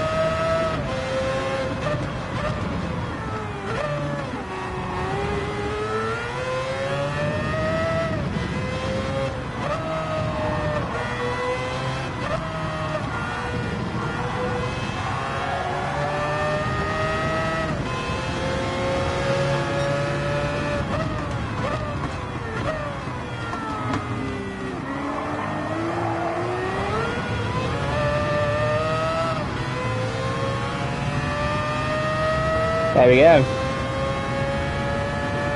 I would ruin everyone's race cars on controller. Well, yeah, if you're used to a wheel, of course. So that's what you're used to. If you put me on a wheel, I'd be exactly I'd be the same as you on a controller. Because I just wouldn't be used to it. I wouldn't know what I'm doing. Well, no, I know what I'm doing. I just wouldn't be able to put my thought process into the actual track. So I'd either be tilting or I'd be not able to be hitting half the brakes hard enough. I wouldn't be smooth on the throttle, etc. It just takes time. Like, I'm sure at first when you tried wheels, you weren't good, but with practice you got really good. Same with control, I was okay with control at first, but I've improved over the years. It's just how it goes.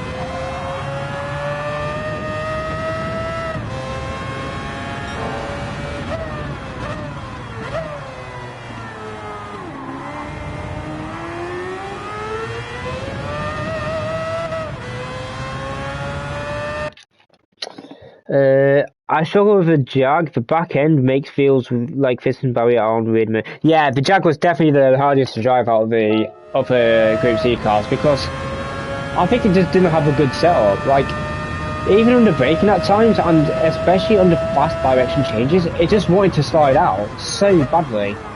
And it also has by far the worst torque as well. Like, it just wouldn't accelerate when you didn't have enough RPM, unlike every other car. Maybe except the 962C. But at least with the 962C, it had really good traction and stability. The Jag doesn't. So yeah, definitely the weirdest car to drive out the lot. I can 100% agree with you there.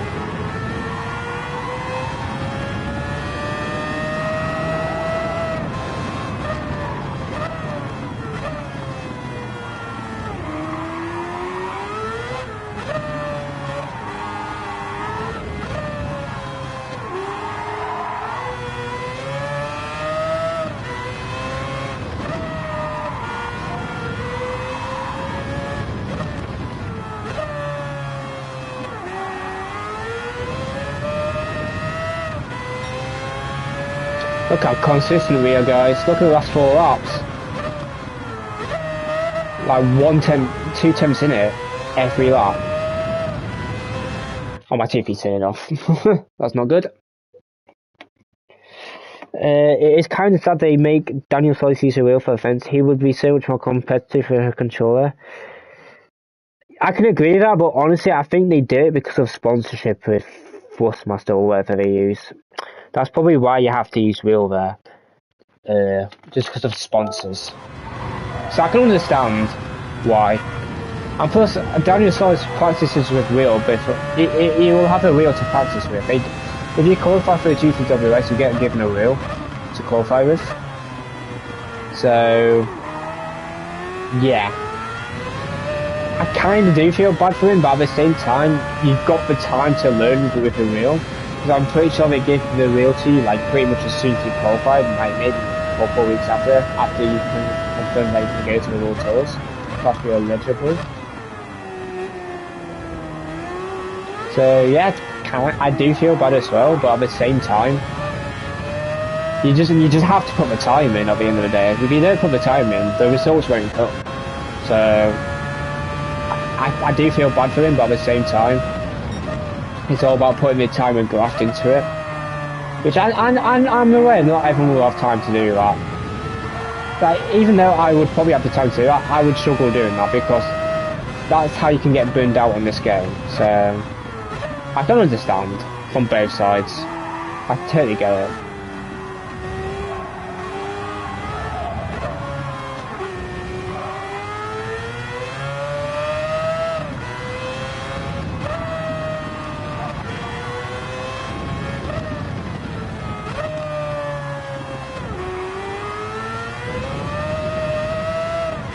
Right, yeah, the tyres are falling off a bit now.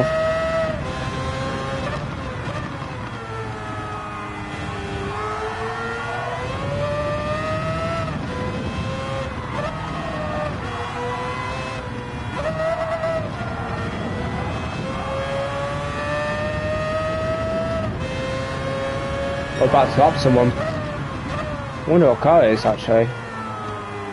Realistically, it should be a Group C car, but we'll see.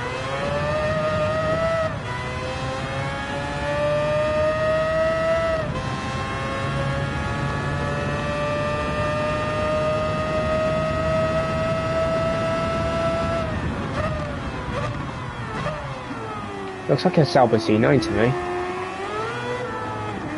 Oh, I cut that a bit too much.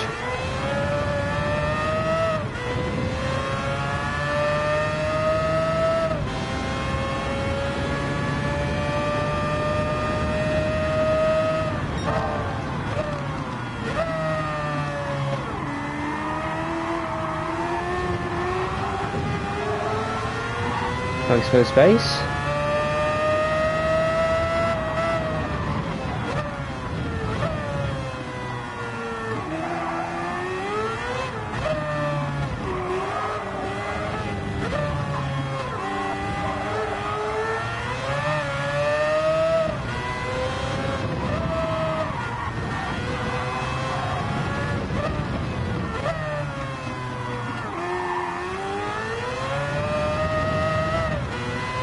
Oh, we could have actually got past us up if there was some traffic. That'd be nice.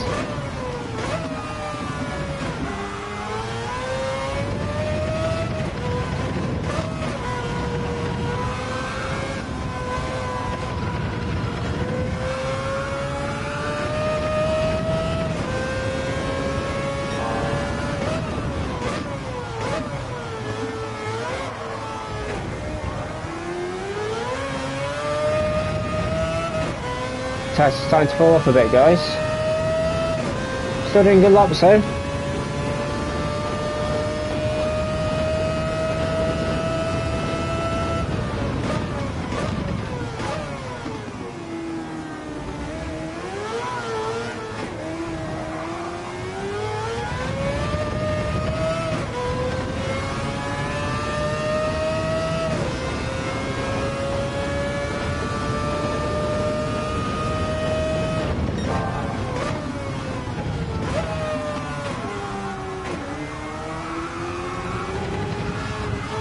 Oh, the understeer.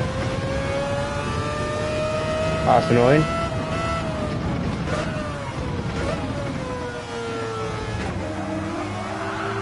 Oh, wheel spin. It's not Emily's fault at all. That's just bad driving. Really bad driving. My tyres are getting very worn. So I hope to do a lot more.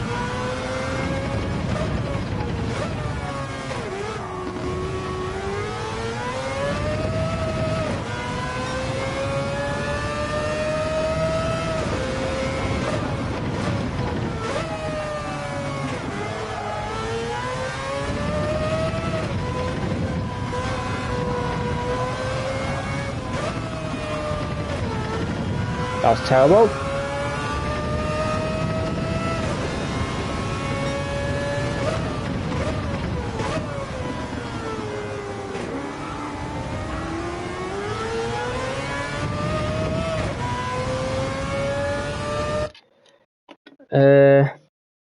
Here it comes. Would actually tune the 6-hour endurance in one day? Oh yeah, I would do the 6 hours in one day. I wouldn't do the 24 hours in one day. There's no way I'll do that. For multiple reasons. But 6-hour ones I would definitely do in one stream, for sure.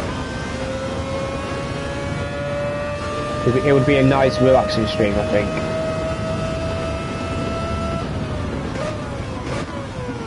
I forgot to brake. That's a handbrake.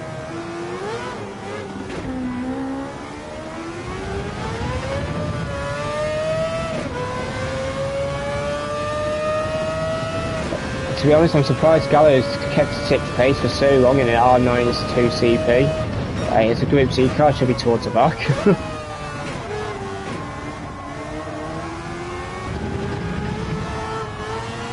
Starting to understeer a lot now.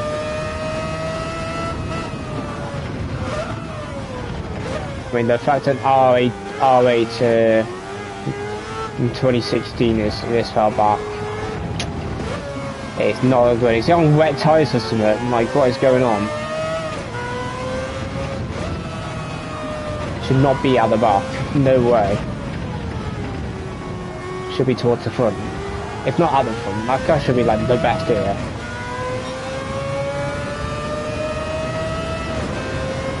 I'm surprised we're lapping people in this class, to be honest. This is like one of the worst Group 1 cars for this race. Except tyre and fuel. Like, even if we paid in upper class, we would have easily caught back up. But we're still lapping people. So that's crazy. I was not expecting that, to be honest. I was expecting it to be a challenge, but it turned out to be very easy. To be honest.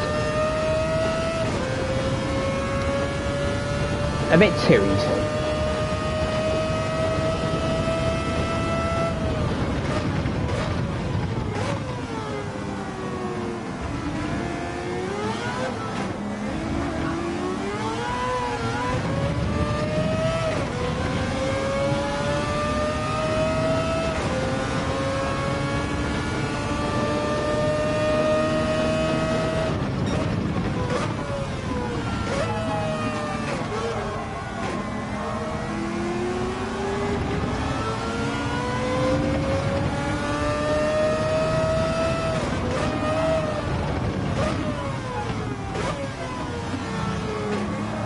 Pretty soon.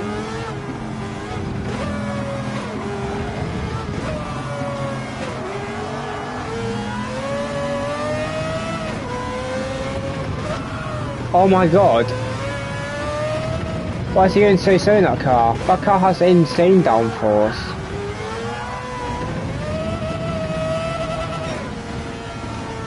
There we go. Easy win. Too easy, to be honest, but we move. Let's do the time trial.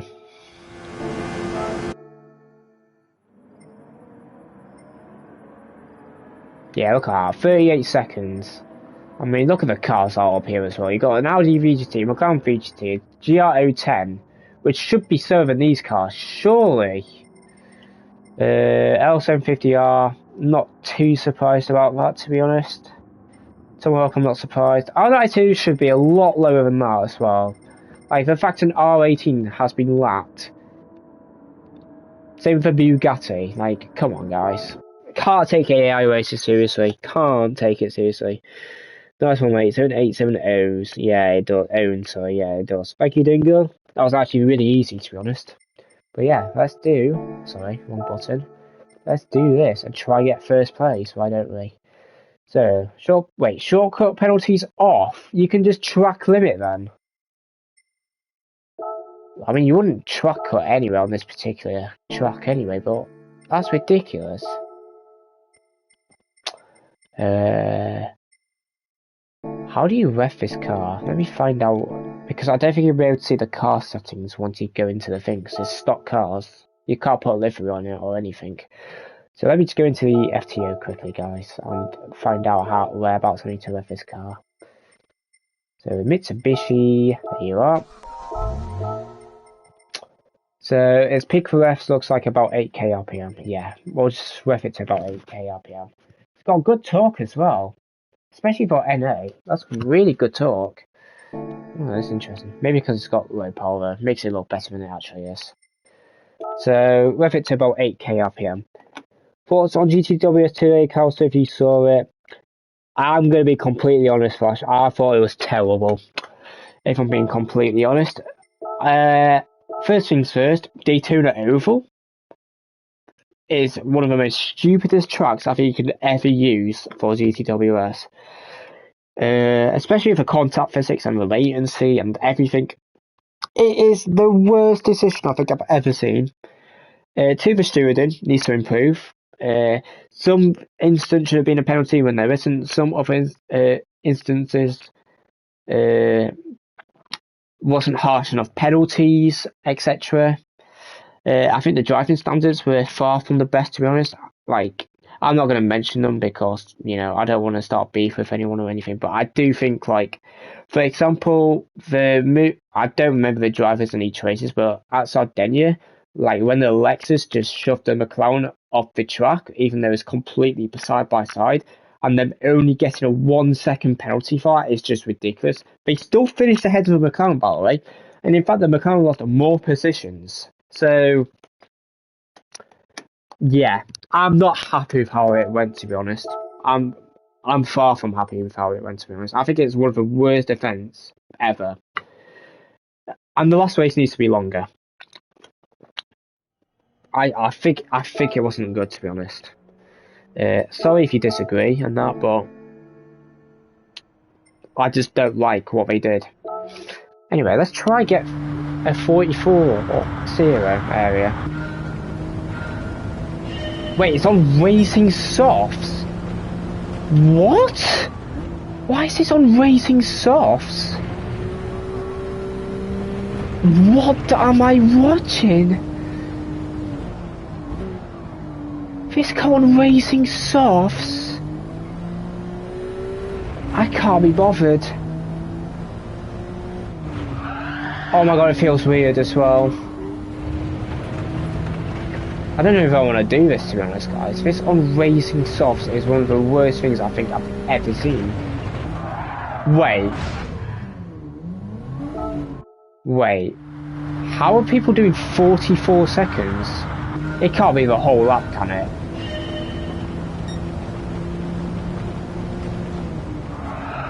Oh my god. The setup is terrible. It wants to roll. Aside from the rightful winners being Porsche, Serrano and Innestrada being a world champion, the rest of it was disgusting. Badly organised, no thoughts on the implications, driving standards a disgrace. What happened to Felion in the second race? I think he must have got a real bug. Like there's no reason a Felion would just stop in the middle of the race unless he had a real issue. I don't see a Felion ever doing that because he's a very good driver. He's one of the best. By the way, with a Felion, I think he drove the best stint today. His medium stint on the last race was absolutely insane. He gained so much time on everyone.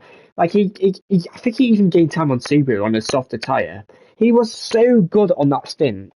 Very underrated drive, in my opinion, of Felion. He had an amazing middle stint in that race. He's the only reason they got to a podium position in the last race. Insane drive from him in that race. But yeah, I agree. The only good thing that happened that day was Porsche winning. One, because for the first time non-Japanese manufacturer, and one, and two, the rightful winners actually deserved it. They didn't do any dirty moves or anything. In my opinion, they won it fair and square. They were consistent throughout the season. The win at Royal Atlanta in the last round as well was absolutely insane. That car did not deserve to win on that track. The Porsche is far from the best at Royal Atlanta. In my opinion, it was probably about fifth or sixth best.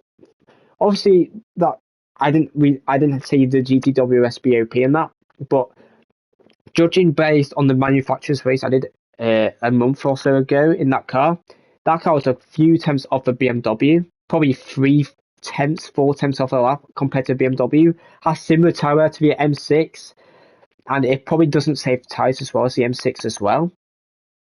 The fact it won at Rail Atlanta is insane. Angel drove a fantastic race then. I think the Master would have been a better car on tyres as well. So yeah, fair play to Porsche for winning. Absolutely fair play to them. Nissan got messed around all day. Yeah, I know. For Nissan got done the most dirty, man. The fact the Master didn't get a penalty that instant at Sardinia blows my mind. The only reason I think they didn't give it a penalty is because with the way you're having to do the racing line in that corner, it makes it seem like the Master left enough space for the Nissan to take the corner, whereas it actually didn't happen. The Master went a bit deep in. Yes, he left a car away from the exit and that, but like you don't want to be on the right side of a track on that corner. You need to be like halfway to the left and the right side of a track. That's probably why they didn't give it a penalty. But that's why, in my opinion, they should put like a proper GT Sport GE7 racer as a steward, because they know the racing lines, they know what you need to do, and they know like whereabouts you should leave space and when to go for moves and that. That's why I think they should get a proper GT7 steward. So Arno moves into contention as GOAT, having completed the triple combination as the manufacturer's DTR champion. Definitely new conversation. I 100% agree with you. I, in my opinion, would still put Michaela Sal above him overall. Obviously, these days Rossetti's faster, but I'd say overall, I think Mick still has the edge on him. Maybe same with Fraga as well, but Serrano's easily top 5 of all time now. Easily top 5, and I'd argue top 3 of all time now. He's just so consistent. I never really ever see him make a mistake. It only takes him about 20 miles to get up to like the top world record pace on every combo as well. He's just incredibly adaptable. He's very quick at everything. He's just insane at everything. I don't know anything he's not good with. Hello, Suddy, by the way. Respect Calsto, my pops. Thank you so much. Hello, Casper Lee, as well. Nice to see you in chat. I agree, and it's also worth mentioning that the stupid 5-minute Daytona race earned more points than the best manuals in the first 3 rounds out. Yeah, I know, mate. Mirsono Fargo herself, Serrano Lopez, top 5 all time. Yeah, I don't hate that. I'm trying to think. Maybe Killian as well. I think Killian and Mirsono you could swap around. I'd say Lopez in the actual like when you actually compete for GTWS official seasons, I don't think he's a top 5 driver. But when it comes to the actual offense and delivering under pressure, he's definitely one of the best to ever do it. He just doesn't feel pressure. He always gets a good result in online offense. Even if he, in my opinion, doesn't have the best overall pace. He's just able to, you know, reach towards his peak compared to everyone else at a World Tour event. He's a lot closer to his peak compared to everyone else. Probably because he deals with pressure better, and maybe a bit of experience comes into it as well, for sure. Gallo, Killian, all are just behind on accomplishments. Yeah, that's fair. I think it takes more than just the accomplishments to look at, though. I think you've got to look at everything. Like, I'm not a Minnesota hater or anything, but if you looked at the official season this year, him compared to Killian, he was quite a bit so in qualifying and race pace compared to Killian this year. Like, I remember the first race, the Northside race, the first two slots, Minnesota really struggled. He was spinning, he was crashing. Killian delivered every race he could. He did get a result in the last slot, luckily for Asia. If he didn't get a result in the last slot in Asia, I think Subaru would have really struggled to qualify this year. But I do think Killian really helped him qualify. Of course, Miyazono did as well. But without Killian, I don't think Subaru would have qualified, to be honest. I think they would have got out qualified by, what was the next best? Genesis? Was Genesis 13th? I think Genesis would have beaten them, if I'm being completely honest. Gallo in 2021 is one of the most dominant seasons of driving we've ever seen. Unfortunately, I didn't see that year's GTWS because I just wasn't interested in Gran Turismo at that time. But I saw the results he got. He was unbelievable. I didn't see the races though, unfortunately, so I can't really give you an opinion on that.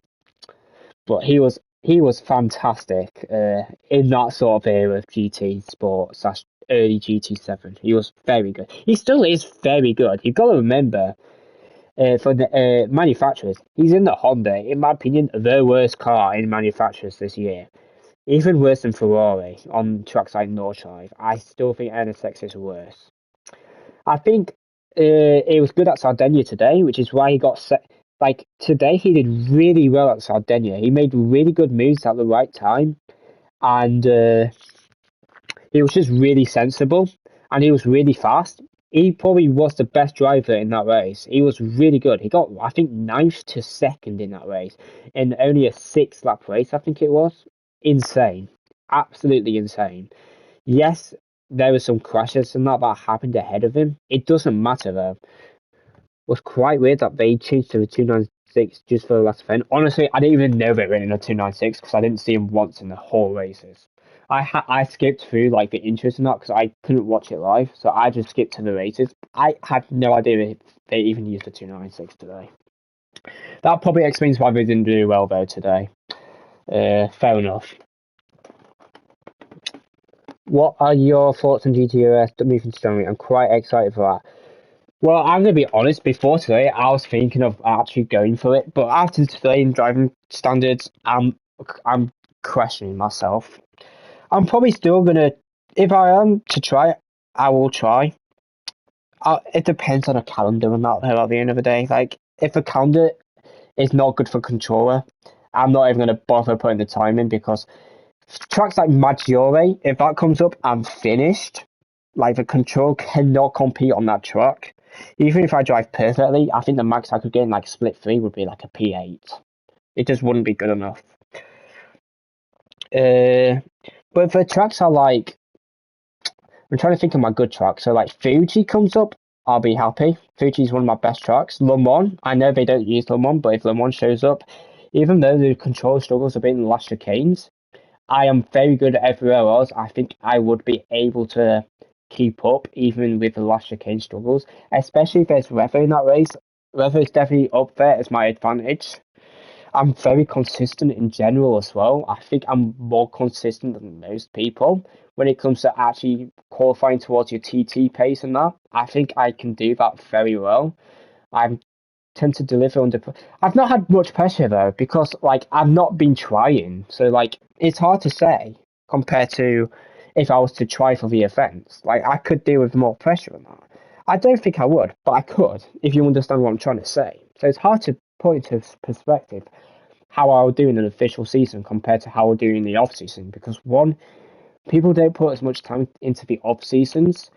I put a bit more time into this last off season just because I was trying to make guides for people, and plus I've been enjoying the game recently, so I've been wanting to try compete in top split for this season, which I think I did quite well this season. I think I finished 8th in the manufacturers exhibition season, and that's with 1 and 2 poor races. Like the last round was not good. Wait, what was the last round? Yeah, last one was not good. Round 5 wasn't great either. It was okay for Cayman, but it wasn't great. Round 1, I should have got a better result as well. But the round 2 race, and the round 3 race, and the round 4 race, I was extremely proud of how I did in those races. Interlagos especially, the Cayman race, because one, I don't drive Group 4 because I just hate Group 4, and Interlagos is not a good controller track, and it's not a good track in general for me. So the fact I got P3 in a top split, yes, it was the last lot, but I got P3 in top split, gave me a lot of confidence, to be honest. That was definitely the best race I did in that season. I'd even put that above the podium I got at Royal Atlanta as well. Royal Atlanta, there was a bit of luck in it, but I managed to tire save extremely well, which made me able to go for aggressive moves on the last lap. I believe on the last lap at Royal Atlanta, I started 9th and I still finished 3rd because I was just sensible with my moves. I didn't go for any moves until I was like basically side by side in braking zones, or when I could tell that the people ahead of me ran out of tires. Yeah, that's why I got 3rd in that race, because I was just very decisive when I needed to, and when I wasn't going for moves, I would just let them take their normal lines. I wouldn't let them waste time. So that way, if they were to, defend, I would lose time, and I wouldn't be able to gain enough time to get up to 3rd at the end of the race. Because remember, I made a last corner overtake at deck on that race, all because when I needed to go for moves, I went for the moves, and when I didn't go for the moves, I didn't go for the moves. I let the people dive bombed me in the earlier laps because I knew if I tire saved and with all the chaos that was happening ahead, I could get them. So when it comes to race intelligence, I think I'm up there as one of the smartest. No offense to anyone else. I don't even think it's an ego thing either. I just, from what I've noticed, I am able to very quickly adapt to what I can see in front of me, and I can ask myself very quickly on what I should do in what situations. I think that's what puts me ahead of some drivers, to be honest. And the last point I want to make is no one since 2018 has been able to qualify an EMEA on the controller. I would love to play Kavat Curtis, if I'm honest. Even after all these controller nerfs, I think it's still possible to do it. I have to be a bit lucky with what manufacturer I pick. Nations is not even a question. I won't be able to qualify for Nations unless they change the format. Because you have to be like top 5 in the MEA. It's just impossible. Top 12 for Nations is another question. I could maybe get top 12. But I'd have to put a lot of time into it. And I'd have to deliver at every race, and I'd have to be extremely lucky for calendar, because Group 3 is not bad for controller, but as soon as you go to higher downforce cars, the controller will struggle more, and I'll struggle more on bumps because they tend to use different tracks for Nations compared to Manu. Manu, you tend to see the same tracks like Spa, Deep Forest, Northside, you name it, Spa. I'm pretty good on those tracks because I've driven those tracks so much before in daily races and that. And plus, with manufacturers, I'm able to pick a car that suits my driving style. I'm going to be honest, I don't really want to spoil what manufacturers I'm thinking.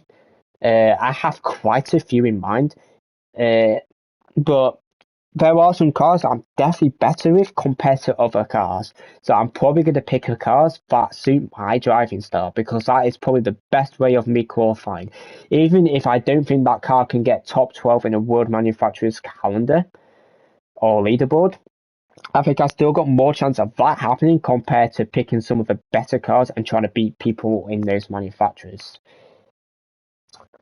If you went for it in season actually qualified, what's your plan after that with using a wheel? Honestly, I'd probably still stick with a controller because there's not enough people out there that can compete at the top level with controller. I'd obviously use the wheel to practice, the GTWS combos and every now and then I might use the wheel on like combos where you couldn't use a controller. Like for example, Group 3 Northside, the controller really struggles on that combination because like carousels really struggle. I lose half a second on those corners alone probably. If I just hit the bump, you have to be like on the perfect line. If you're not on the perfect line, you lose half a second to a second on the controller, which you wouldn't on the wheel because the wheel on the bumps, it would carry on turning. Whereas on the controller, if you hit the bump, it just stops steering and it knocks me off the banked part of the carousel and I'll just lose loads of time. So I'd probably still use controller to be honest. But on combos where you couldn't use a controller, I'd probably use that time to try learn the wheel. That's my thoughts. Obviously, it could change once I get the. If I did qualify and get the wheel, I could change my mind and I'd love the wheel and I'd stay on wheel. But I don't see myself staying on wheel, to be honest. I'd rather stay on controller and motivate people that it is possible to be quick on a controller. Because these days, everyone's moving to a wheel.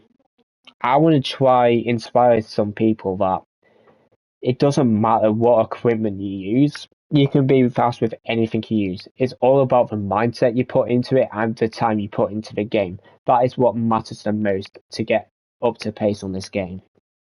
It's 100% true.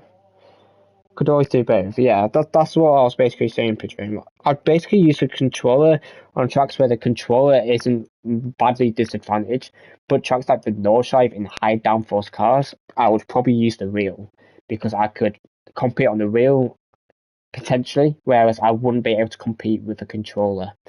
And wet weather races as well, I'll definitely stay on controller because the controller is really good in wet weather races.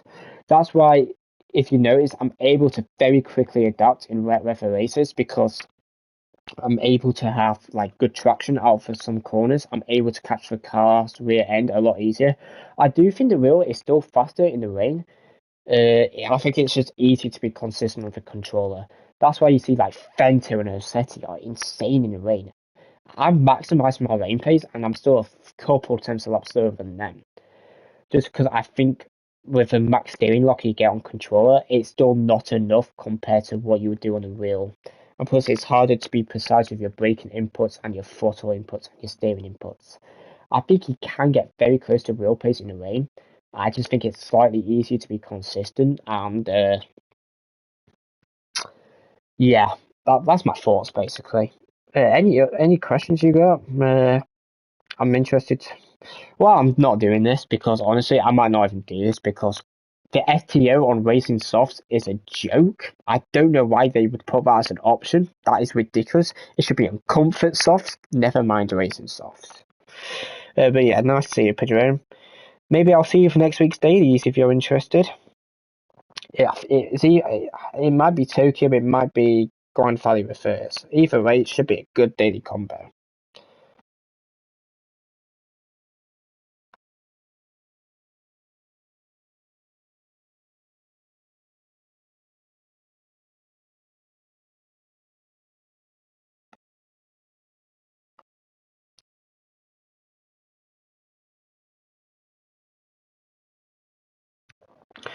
Sorry, I was just distracted for a second. Possibly. I got a top 10 here, then pieced off this combo. It's terrible. Yeah, I saw you got a top 10 here. It's awful, isn't it, mate? The redistribution, I think, is just drastic. Like, this car shouldn't be on racing softs. This car setup isn't with the racing soft tire. It's with the comfort soft and the sports hard sort of tire range. That's why it feels like it wants to wall over every time you turn into a faster corner. I think January could cause problems for a few drivers. There's no downtime, could be burnout from this season, and it's a big ask to get yourself up for such an intense effort. Why are you saying January, by the way? Is there like any leaks of a GTWS coming out in January or something? Like, I've not heard this, to be honest. I've not. I don't really read much anymore. In general, though, like I don't really use Discord. I don't really look up. I don't really watch too much streams these days. I tend to stay in a particular streaming area. Like, I only really watch Digit, Kissy, Rory every now and then, Sammy Snake, of course, I watch, and Cyrus. They're probably the only five I really watch these days. I sometimes watch Hogston as well, to be fair, and Scotty. But other than that, I don't really. Oh, and Arkeys, of course. I watch Arkeys a bit as well. And obviously, when Mikhail and Valerio and all the top speed drivers stream as well, I'll watch them as well. But other than that, I don't really watch other GT7 streamers these days. But yeah, I'm wondering why you think January. What, you think there's going to be an exhibition? You think a main season's going to start in January? Or you just think that people are going to start practicing in January already? It was announced on GTWS broadcast today that it's going to be January for the start of this. No way. Really? January? That's a joke.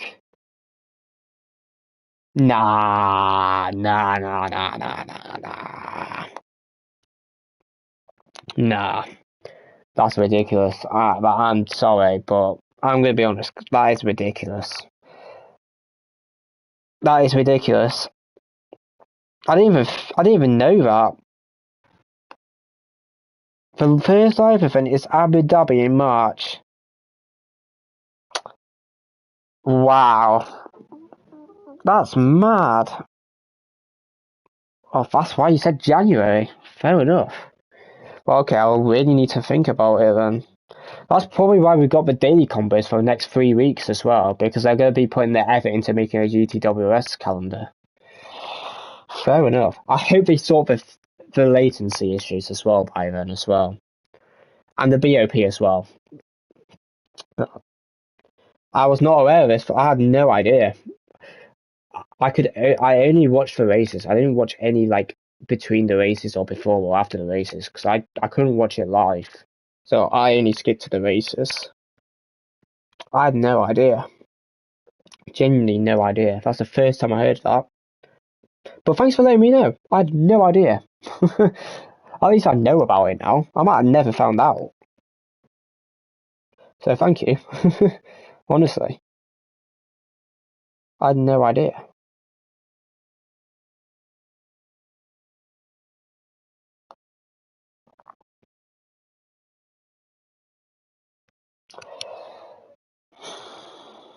Alright, well, I really need to think about the cars I'm thinking about it. You know what? Let me exit all this then. We'll go through the car list quickly. I had no idea. Thanks for letting me know. Right, let's have a look then. I'll tell you some sort of cars I'm thinking about. I don't want to give too much away though, just in case people are watching or not. Actually, I don't care. I back myself. So I'm gonna go through it like this. But I think this is probably the easiest way to see the car. So I'm gonna start from top left here. Obviously, I'm not gonna count the like B tier cars in the same manufacturer. So like Super Silhouette, I wouldn't count them. McLaren F1, I wouldn't count. Super GTI, etc. The first legit car on here is probably the Z4 because of its acceleration and that. BMW, I'm not picking there. There's not a chance I'm picking BMW. Because you think I can beat Maxo and Aphelion over a season, then you are mad. I'm just not beating them. Even if I put days and weeks and months into it, I just wouldn't be able to. 4 live events next year like this year, but I hope it means they plan the exhibition season in between each live event that at least would balance the year out. 2025 was hurt with lack of exhibition. Yeah, 100% agree with you. Like, we only had one exhibition nations and one exhibition manufacturers after the official season that ended in mid-April, I think it was. Absolutely ridiculous. Like, I hope they never do that again. People probably quit because of that. I hope they've learned that lesson. But anyway, Silhouette time. Oh yeah, the big Silhouette. To be fair, some combos to the Silhouette could probably work. So I wouldn't even count back out that, to be honest.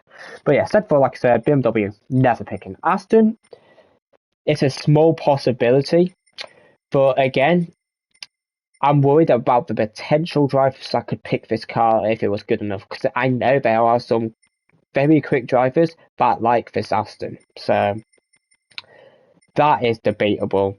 Ferrari is not my best sort of car, so I probably wouldn't pick that. Audi, again, it's not my best type of car. I'm not a massive fan of how it drives either, but it is still a possibility.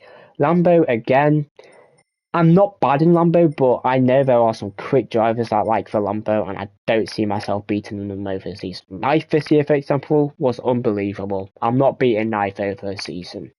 I can happily admit that. There's just no way. McLaren, I don't like how it drives. I don't think I'd pick that car, to be honest.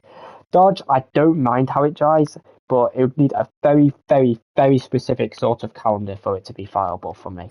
Renault, I'm not bad in the Renault. It's not my best car, but I'm not bad in it either. Like, if I had to, I could pick Renault, but again, like Moreno, for example, if he was in Renault, I'm not beating him over the season. But I don't think Moreno would pick for Renault again, personally. But I'm not the best in that car. M6 we've already mentioned. I'm not bad in the M6, to be fair, but it's just beating a Velian and Max over the season. It's just not viable. Merc is not my best car. I probably wouldn't pick it, and there'd be top split drive, like top guys I would pick for Merc. Merc would not be it for me. Beetle, not my best car again, but if I had to try, I probably wouldn't pick the Beetle, to be honest. It doesn't really suit my driving style. Porsche does suit my driving style a lot, to be fair, but Rossetti, and people, the likes of like Rossetti and that would probably pick it. And again, I'm not beating them over the season. If Lexus was like this year, I would pick for Lexus, because I think honestly, if I picked Lexus, I could have potentially qualified. I genuinely believe that as well, because I don't think either Shotty or Giorgio Mangano had a great season, to be honest. From memory, I think Jensen wasn't far off beating them. I know he's underage, but like I don't think he was that far behind them. And if I put the time in, I can drive that car very well. I do like the Lexus as well. I would struggle a little bit with a tyre wear, I think, on some sort of track, on some tracks, but I could try and learn that, no problem. Super, I'm not bad in that car, but it requires a very specific driving style where you have to plant the throttle. I don't like planting the throttle, because if you're having the slightest oversteer, I tend to lift just out of trying not to spin the car, etc.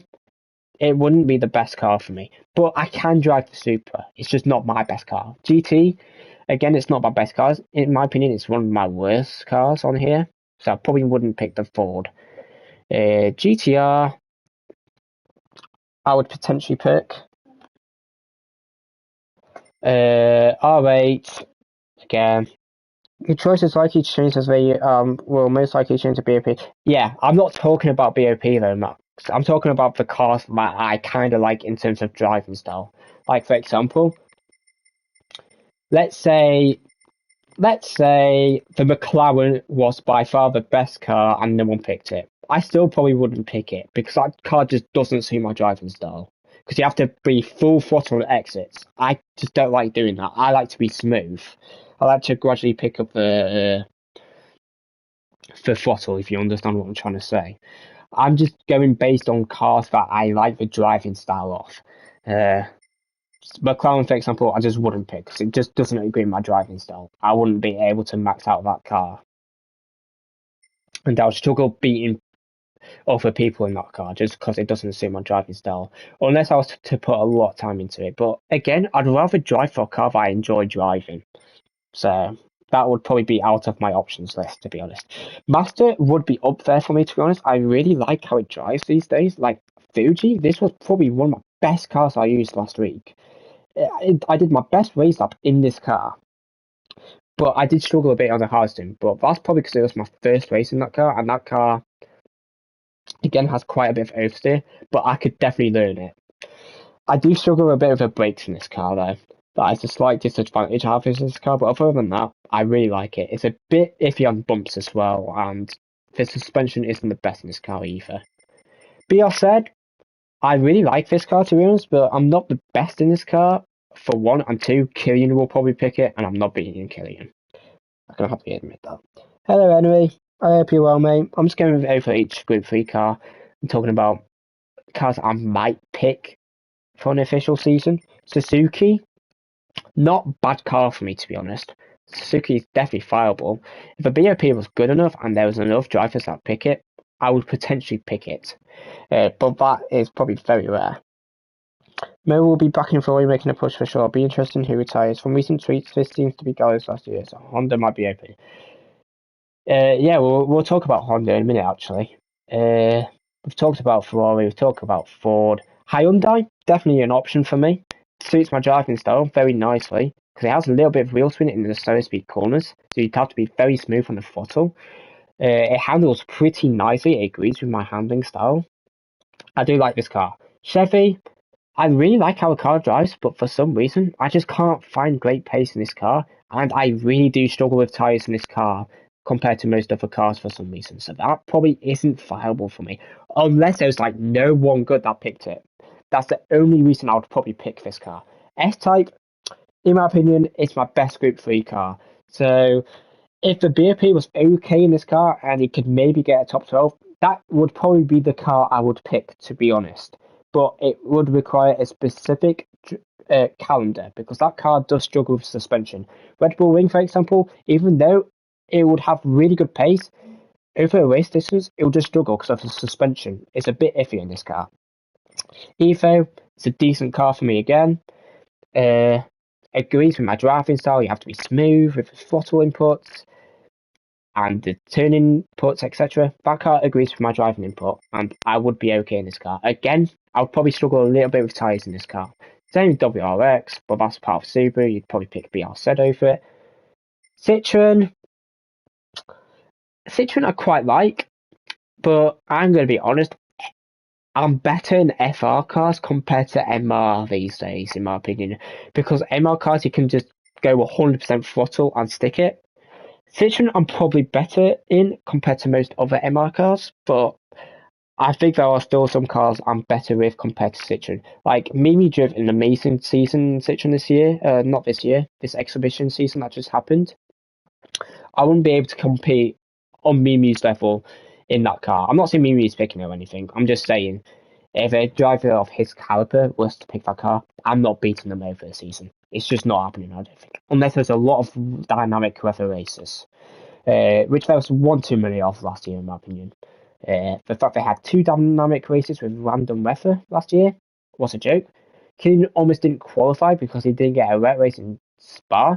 The only reason he got really good points is because he drove an amazing Lord's race. He didn't even get rain in that race either. He just drove a very good race.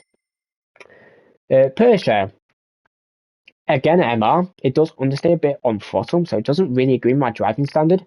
But I'm not bad in that car, so it is definitely viable. But people don't tend to pick Porsche. Like, if you looked at official season this year, EMEA, you had Turismo, I think you had Quinton do a couple of races, did you? They picked Porsche. I could have probably beat them over the season, in my opinion. Problem is, no one from any other region picked that car because no one really likes the Porsche. It's more like an outlier sort of car, if you understand me. So not really people pick that car. 4C.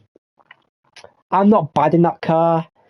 It's not my best car though. I'm not bad in it though, so it's definitely fireable. But again, it would require a specific calendar with not much bumps because I really struggle on curbs in this car. That's probably my biggest weakness.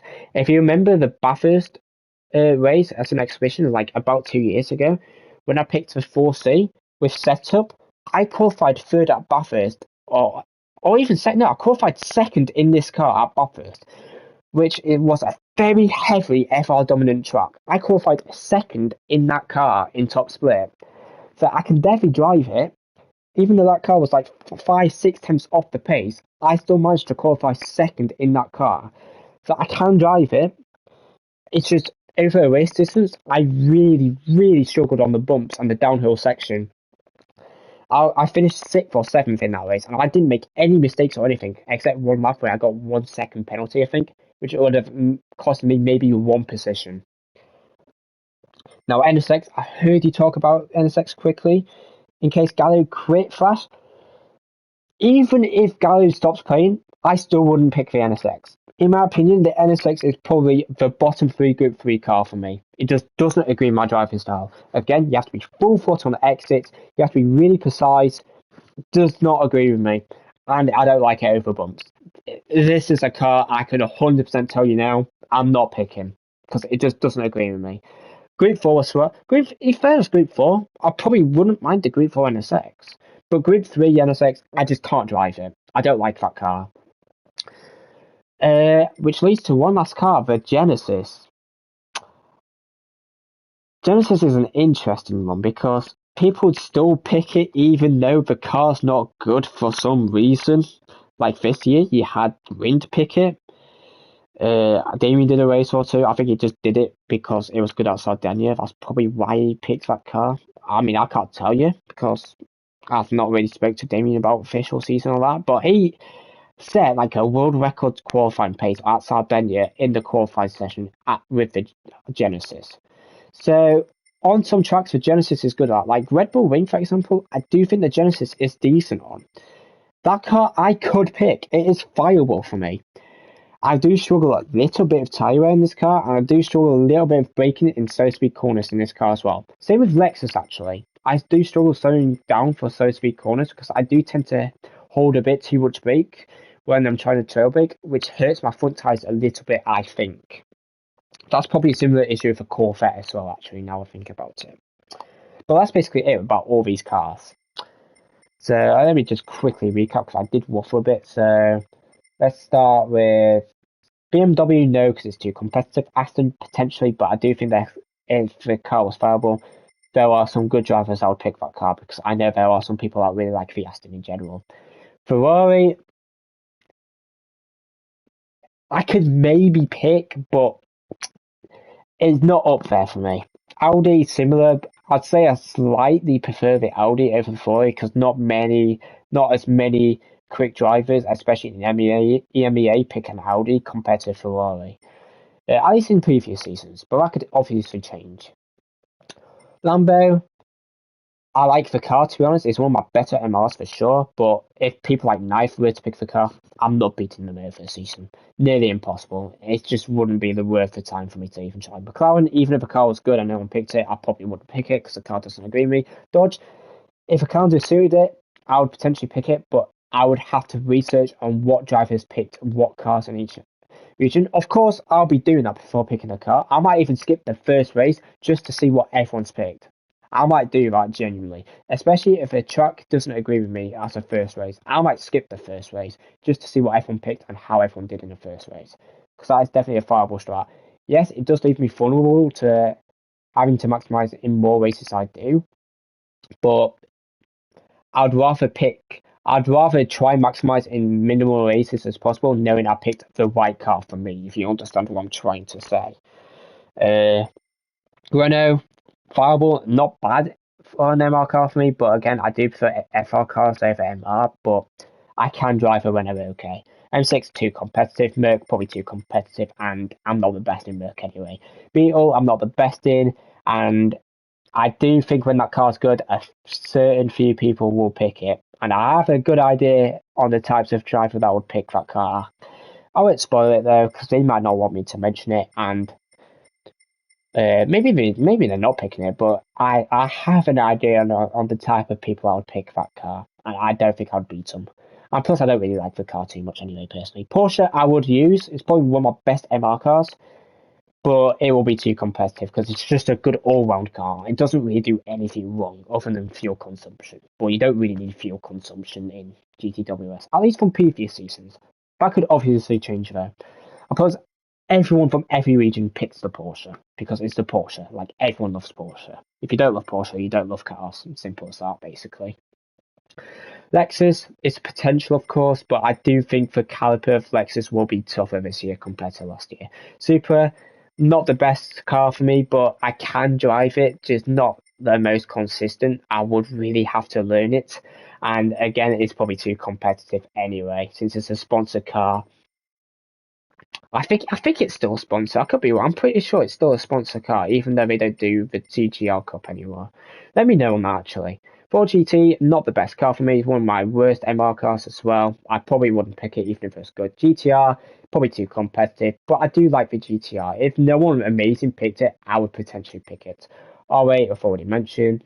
Master, again, it's probably too competitive, but I do like the car. So if no like top drivers picked it, I could potentially pick it. We've talked about Merc Subaru, very similar to other cars. I do like the car. I can drive it quite well. Like in the official season this year, I did do really well in Subaru in a few rounds. However, in a couple rounds, I didn't do great in qualifying, which would be a big issue in higher split lobbies. I would be competing in compared to the other season this year. I was in split 4, split 3 mostly.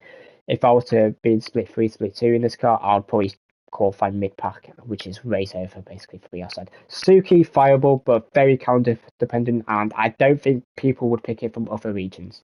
So it's very unlikely. I would have to do big research into that car. Hyundai, definite possibility. It suits my driving style, but again, similar to Suzuki, I don't think many people will pick it from other regions. Chevy, I like the car. I just really struggle with tires on it for some reason. But if it was good and not many people picked it, definitely viable. F-Type is probably my best car in terms of driving style. It totally agrees with the way I drive because it rotates as you put the throttle down. I love that.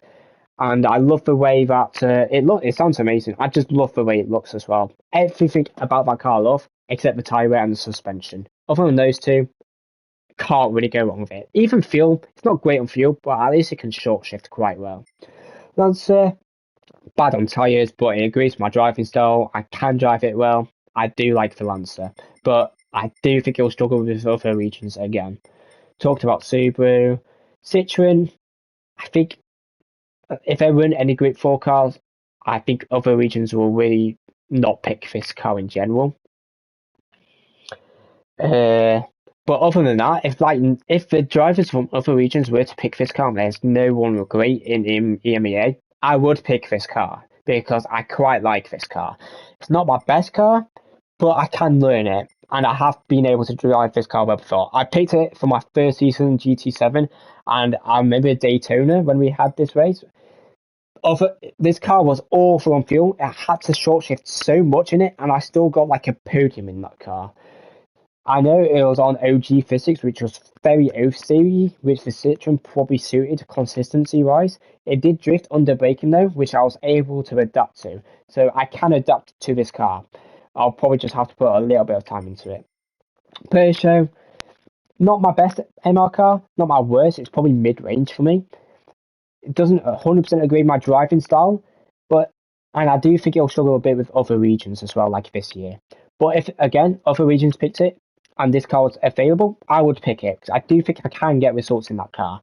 4C, pretty similar to RCZ. I do think I'm slightly better in the 4C than the RCZ just because of the gearing. With this car, you tend to exit in third gear in this car, whereas in the RCZ you exit in lower gears. I tend to like to I tend to like to exit corners in higher gears, which is why I think the 4C is slightly better for me. However, I would really struggle on any track that relies on a lot of curb usage in this car, because this car's not good on curbs. And on top of that, with a controller, that's just a bad combo. NSX, even if no one picked it in EMEA and everyone else picked it in other regions, I still wouldn't pick it because I just don't like the car. No point me picking it because I just struggle.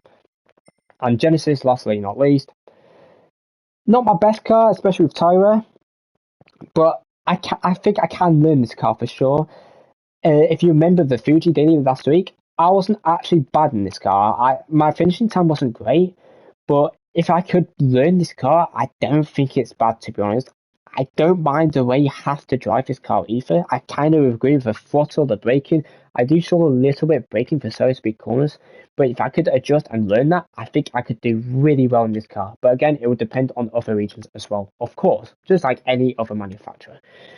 So that is it in terms of cars.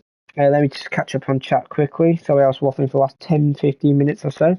I just thought it'd be interesting for you to hear my thoughts on each car and my driving style of each car, whether it agreed with me or not, and the potential favorites, I should say.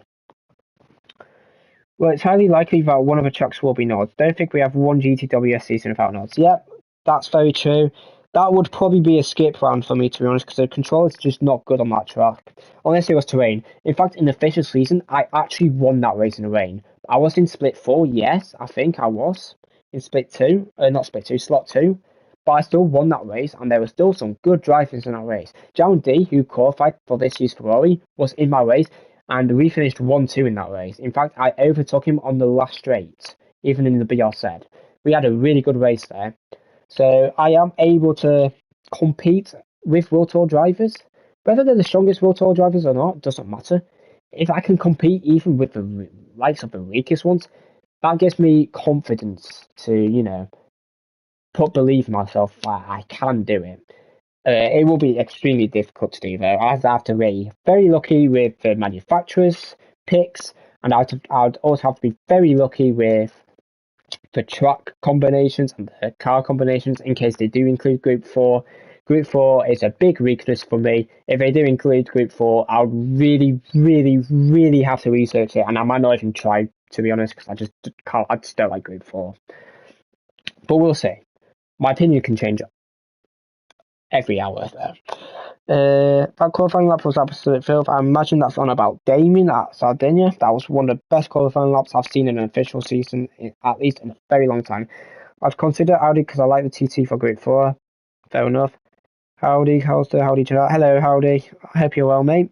Sorry I didn't say hi to you earlier. I was too busy waffling. I just watched the GT World Series playback on my Water Series. I didn't like it, to be honest. I thought it was, for driving standards, wasn't great. I thought the penalising wasn't great, and some race setups was interesting to say the least. The way you were talking for a second, it sounded like you were going to pick nothing. Yeah, I do tend to hate most cars, to be honest, Pedro. But yeah, who's going to be picking Citroen this year? God knows, honestly. It depends on the BOP at the end of the day, and what offers pick. I think Citroen will be very quiet there, just because people from other regions tend to not pick Citroen, even if that car's very good. Like, if you just looked at the last exhibition season, yes, you had America. Who picked Citroen in Asia, actually? I don't remember Asia in Citroen, to be honest. My money's on Sam, assuming he can win it on such short notice. When you say Sam, do you mean Quartz? We are in different regions, remember. Well, there you go, Flashlaw. Yes, but Joe, maybe you missed. I was saying to Costa that early San Joe may catch some people off guard. It's very good I know about that, so a huge thanks for letting me know. I had no idea. Yeah, Sam Kindle, yeah, I thought you were on about Sam Kindle. Of course he would pick Master, but if Polora was to pick Master again, there's no way I'm picking Master, because Polora is one of the best drivers. I'm not beating Polora. He's a top 5 EMEA driver, in my opinion. He's top 5, at least. He very rarely makes mistakes as well. Yeah, I saw the announcement last night. January starts insanity. It's stupid, if you ask me, personally. People needed to find the car they like yesterday. Luckily for me, it doesn't matter. One advantage I have over everyone else is, even though I drive my main account on dailies, I don't care about my DR. So I'm able to pick any car I want for a daily, and I don't care how well I do in that car. So I've got experience of every single car on this list. I know exactly how every car on this list drives. Maybe except the FT1 and even the Mustang I know how it drives. Like, sorry, I accidentally pressed it.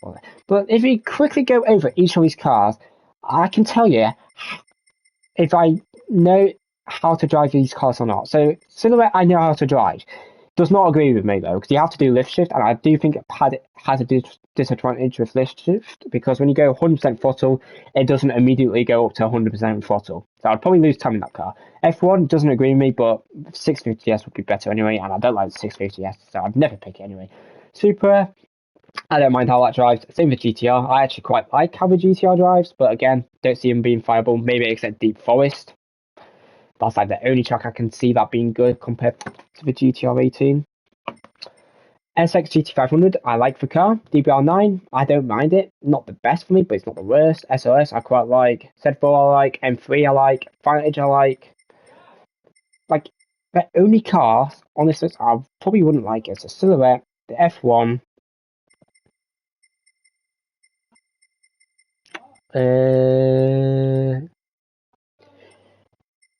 Actually, yeah, I know how every single car drives on this list. Maybe except FT1, because I just haven't used FT1 enough.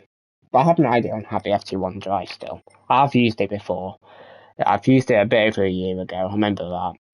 But yeah, I know how every single car works on this list, so I know what car works for me, and I know what car doesn't work for me. I think I can confidently say, with 99% of the top caliber drivers, they can't say the same for me. Because they don't do every daily. Well, I don't do every daily either, to be fair. But like, they don't test every car. They don't put the time and graft into testing each car out in each daily. I don't obviously test every car for each daily track every week. But like, I have used all these cars before, so I can say whether I agree with that car for my driving style or not. That is one advantage I have over most people, I would say. But other than that, unless you guys have any other questions, I'm probably going to end stream here, to be honest. I can very quickly talk about Group 4, actually, in case there is Group 4 in the calendar. So, 145, I've barely ever driven. Megane Trophy, I don't mind. TT, I don't mind. Cayman, I like. Super, I like. V8 Vantage, not my favourite, but I can drive it. GTO, I hate. Hyundai, I've not driven enough to give an opinion, but from memory, has terrible suspension. Mustang, I don't mind. I quite like the Mustang. 4C, not my best, not my worst. I probably wouldn't pick the Alpha because for Group 4 there. I don't really like. I'm not really good in the 4C. SLS, I don't mind. Scirocco, not my best. M4, not my best, but it's my favourite Group 4 car to drive, so I wouldn't mind putting the time to learn that car. Car pick, fair one, of course. Chevy, I don't mind the Group 4 as much. Citroen, not my. I don't like the Citroen in Group 4, to be honest. I can drive it, of course, but not my favourite car, to be honest. Dodge Viper, I don't mind. N6, I don't mind. F-Type, I like. Huracan, I quite like. I do struggle a bit under braking in the Huracan, though, so I'll definitely have to learn with that car. Maybe I'll just go more towards the front brake points in the Huracan, though, compared to other cars. RCF, I would struggle with tyres. I know that. I've not really driven enough to have an opinion on it either. From what I've seen, I think I can agree with the driving style of that car, though. Turns out I don't like. McLaren, not my favourite, but I do like it over bumps, so I can learn that car. Lancer, I don't like. RC said, I quite like, but again, I've not really driven it enough to have a good opinion on it. Bugatti is similar. I've barely ever driven a Bugatti in either Sport or GT7, so I don't really have an opinion on that. WRX is probably one of my favourite four-wheel drives in Group 4. Saying that, I still don't like it because I just don't like four-wheel drives in Group 4. I'm not good in them.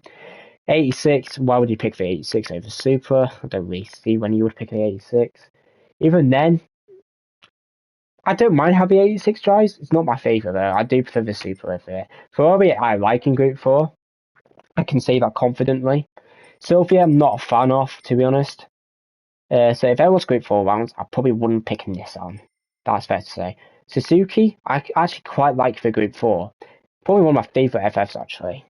Because you have to be pretty gentle on the throttle still, even in that car. Because otherwise you just understeer too much. Genesis, I hate in Group 4. But I would potentially learn that car. Because I quite like the Group 3 car, to be honest. I know most people hate that car. Honestly, I'm not a fan of a Group 3 Genesis either, but I know I can drive a Group 3 Genesis. So I would be happy to try to learn the Group 4 car. And the Master 3 I can drive as well, but I don't like the Atenza. So if the Master 3 isn't good on some Group 4 tracks, probably wouldn't pick the Master. So without further ado, guys, I'm probably going to end stream. Good evening to you, Michael. I'm afraid I'm about to end it, mate. So I'm sorry. But I'm going to end it now. So I hope you've enjoyed the stream. I hope you like my thoughts and inputs through the cars I've talked about today. I hope you enjoyed the Powerpack earlier today. I hope you enjoyed the weekly challenges I did earlier today. But without further ado, let's pick a car just to have a good background to end the stream. Porsche is one of the best looking cars of all time. So I'm going to end the stream now, guys. Thanks for watching. I will be live on Monday evening, probably, if the dailies are good. And I'll hopefully make a guide for the daily as well, if the daily combo is good.